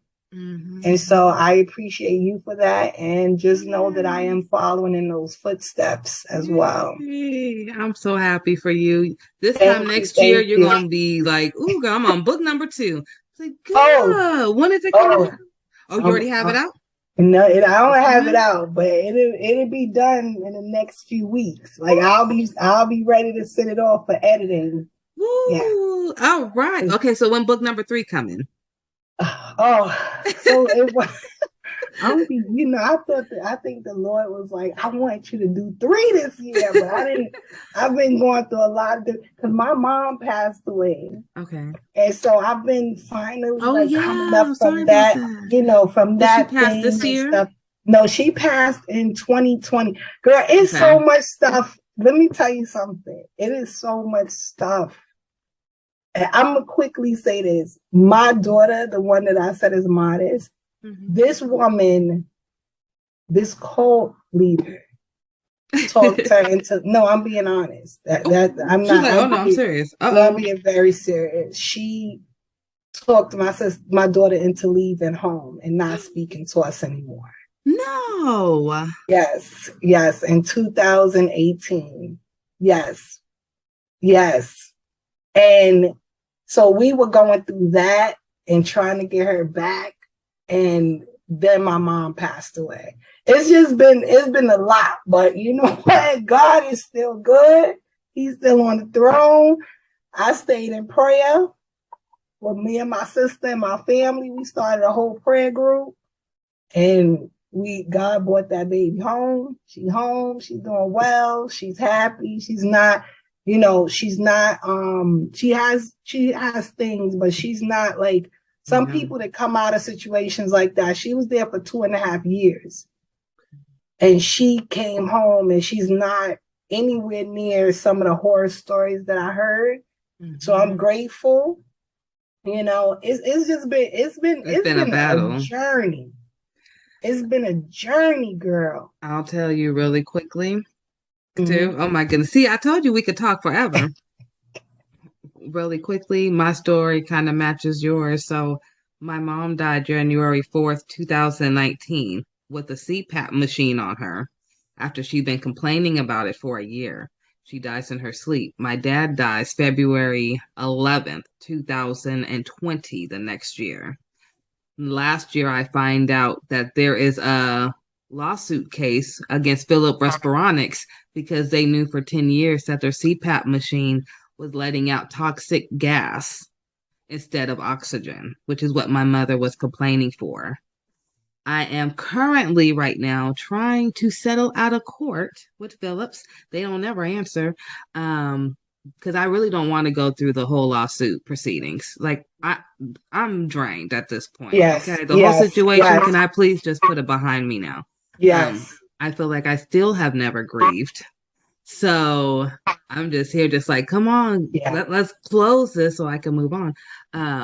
But all of that has happened really fast. And then my grandmother, my mom's mom, she had a stroke this year. She had a blood clot in her brain earlier this year. So she's still alive, but she's nowhere to where she used to be.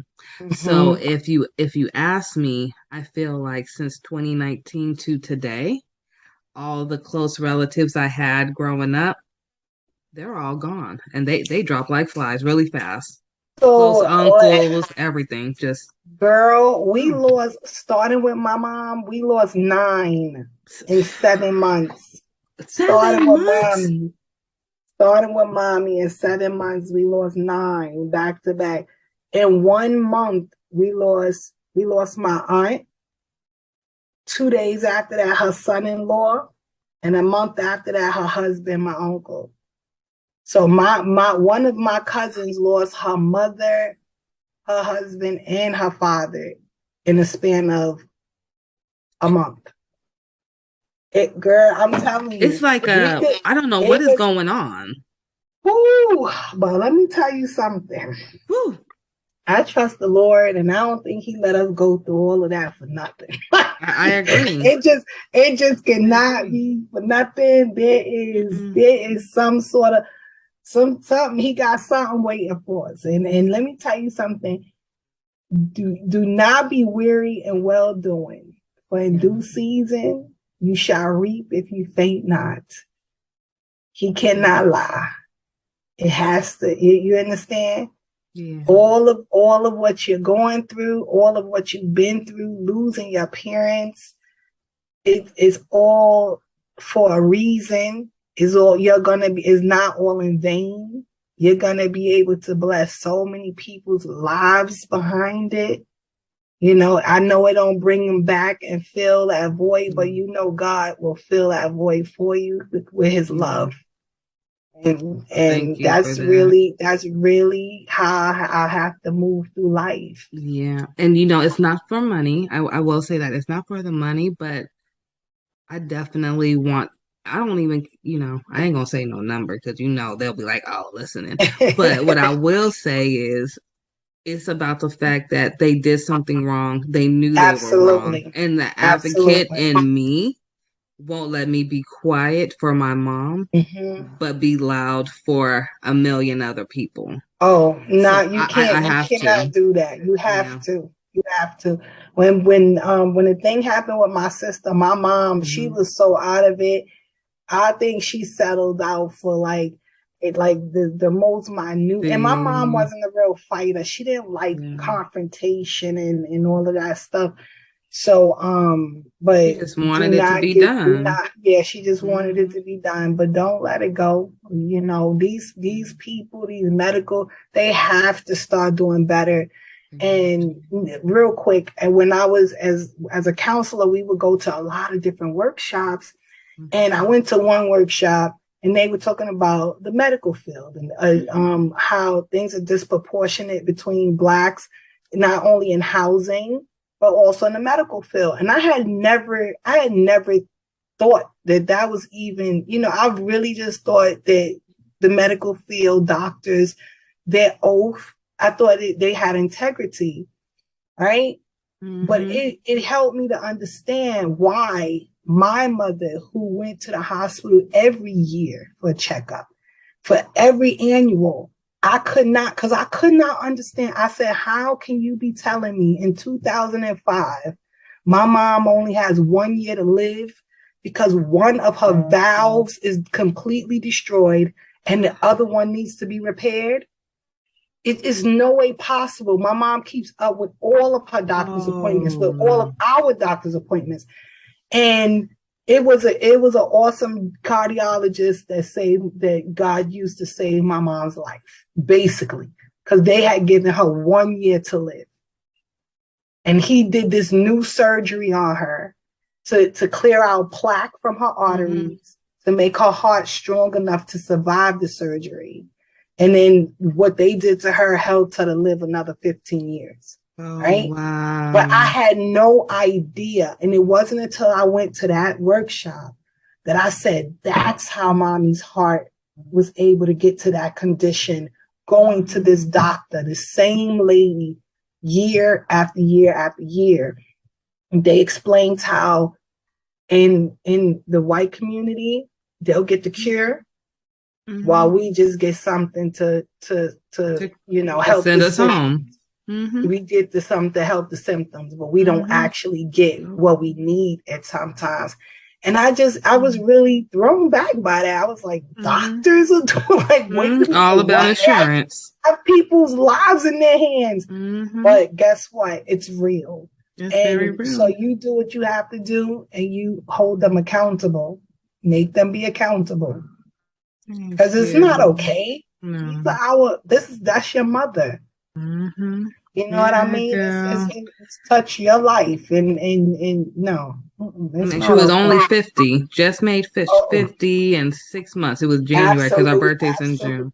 Absolutely. And I will tell you, you were telling me about your baby and how she was with your mom, and then you just got her home. So that night, my son was actually staying with my mom.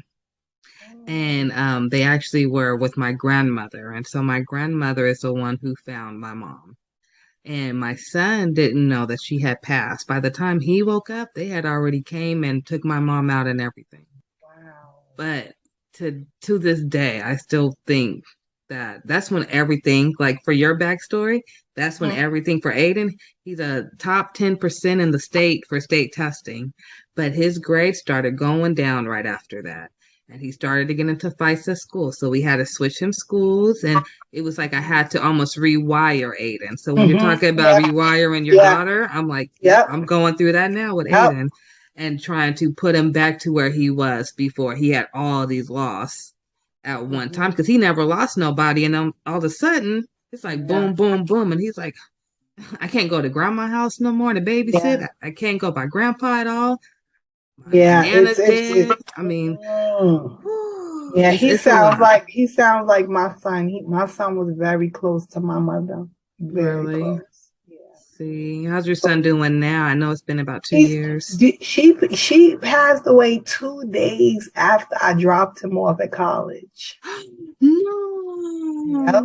2 days. That Wednesday we took him up, and Friday she was gone. And he was like, Mommy, I'm here. Like, and he was a freshman. He was like, I don't know what to do. Like, I'm here alone. I need to get home. Where I gotta. And I was just like, calm down.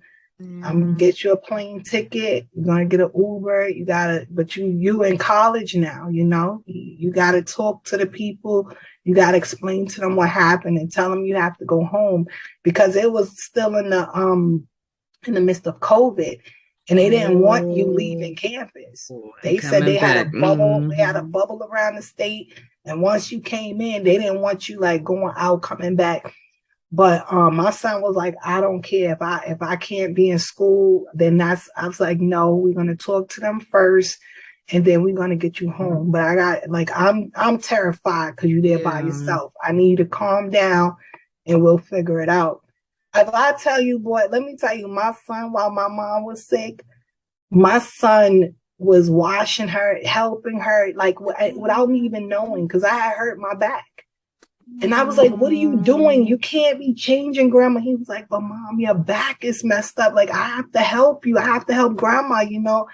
Them boys are something else. They're amazing. And that's why your son is going through that, because of the love he had for his grandmother, you know. And you just got to help him work through it. You got to just help him work through it and keep talking to him, you know. And it's difficult. It's difficult. Loss is difficult. It very is. I thank you for talking to me through that. And we were supposed to be talking about you, and we done ended up helping me out. Okay, that's how a good interview goes. Okay. Yes, and we will definitely stay in touch. Yeah, we'll have you back for a part 2. And thank you so much. And everyone. Yes. Please share and go visit her Instagram and Facebook. Like, follow, subscribe, share, all that jazz. And look out for the mission. That's what we're going to call it now. So if you hear me say we're getting ready to do the mission, we're talking about them backpacks, okay? So thank you again, Marie, for talking to our families. And we will talk soon. Yes, ma'am. Take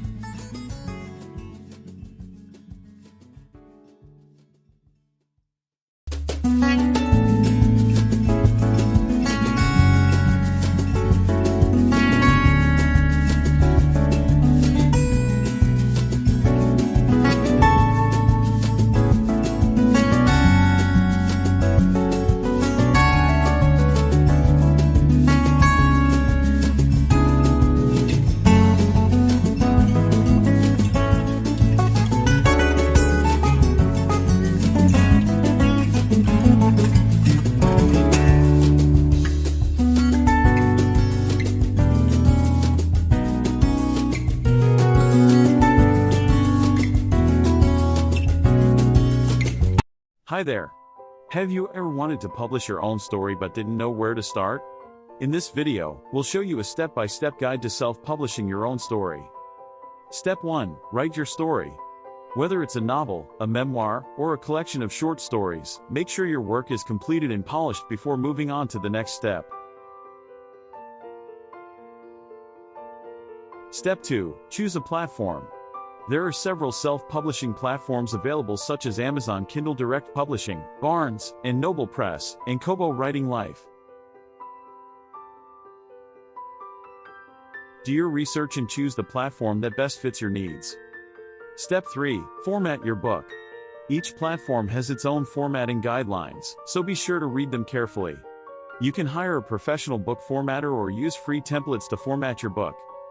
Step 4. Design a book cover. A book cover is the first thing that catches a reader's attention. You can design a cover yourself or hire a professional designer. Step 5. Publish your book. Upload your formatted book and book cover to your chosen platform, set your price, and hit publish.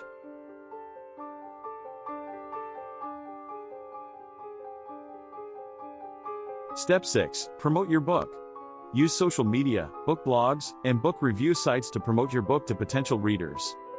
And that's it. With these 6 steps, you can self-publish your own story and share it with the world. Thanks for watching this video, and don't forget to subscribe to our channel for more tips on writing, publishing, and marketing your books.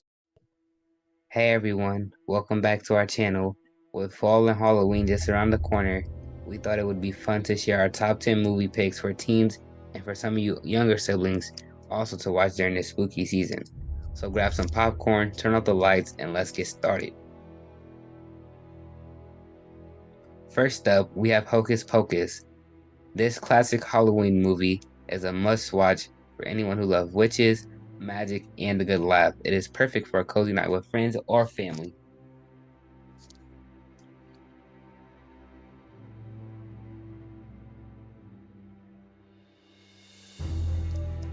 Next on our list is The Nightmare Before Christmas. This Tim Burton classic is a great choice for those who love a mix of Halloween and Christmas. The music is catchy, the animation is stunning, and the story is heartwarming.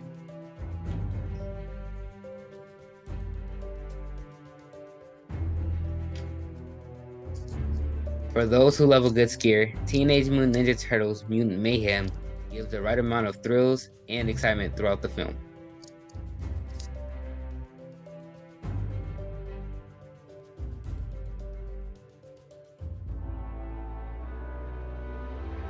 If you're in the mood for a classic horror movie, The Monkey King: The Legend Begins is the reimagined version by Hollywood of the film The Monkey King: Havoc in Heavens, the origin and birthplace of the Monkey King story.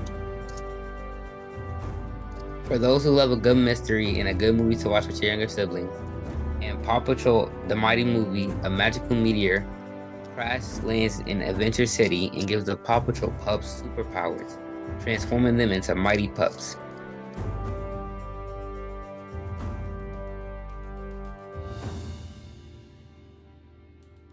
If you're in the mood for a comedy, Leo is a great film. A 74-year-old lizard named Leo and his turtle friend decide to escape from the terrarium of a Florida school classroom where they have been living for decades. For those who love a good coming-of-age story, The Witch is a great choice, and you can watch it with your sisters. Witch follows a young girl named Asha who wishes on a star and gets a more direct answer than she bargained for when a troublemaking star comes down from sky to. If you're in the mood for excitement, watch Wonka with your parents. They had Willy Wonka and We Got Wonka. The story will focus specifically on a young Willy Wonka and how he met the Oompa Loompas on one of his earliest adventures. For those who love a good film, Ghostbusters Afterlife is one everybody loves. Set 31 years after the events of Ghostbusters 2, it follows a single mother and her children who move to an Oklahoma farm they inherited from their estranged father, Egon Spengler, a member of the original Ghostbusters. The sequel will come out in December 2023. For the last film, but not my least favorite, we have Migration. Migration is a film about a family of ducks trying to convince their overprotective father to go on the vacation of a lifetime. A film for not just you, but for the entire family.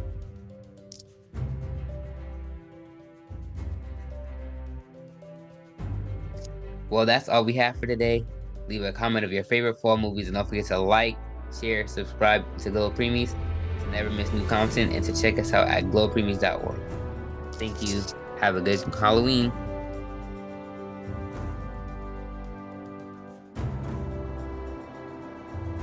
Host, welcome back to our channel. With Christmas just around the corner, it's time to spread some holiday cheer. And what better way to do that than with festive wreaths? Today, we'll show you some amazing DIY ideas to create your very own wreaths. The first step is to gather your materials. You'll need a wreath frame, some evergreen branches, pine cones, holly, ribbons, and anything else you'd like to add for a personalized touch. Start by attaching the evergreen branches to the wreath frame. Use floral wire or hot glue to secure them in place. Now, let's add some pine cones and holly. You can arrange them in clusters or evenly spread them out.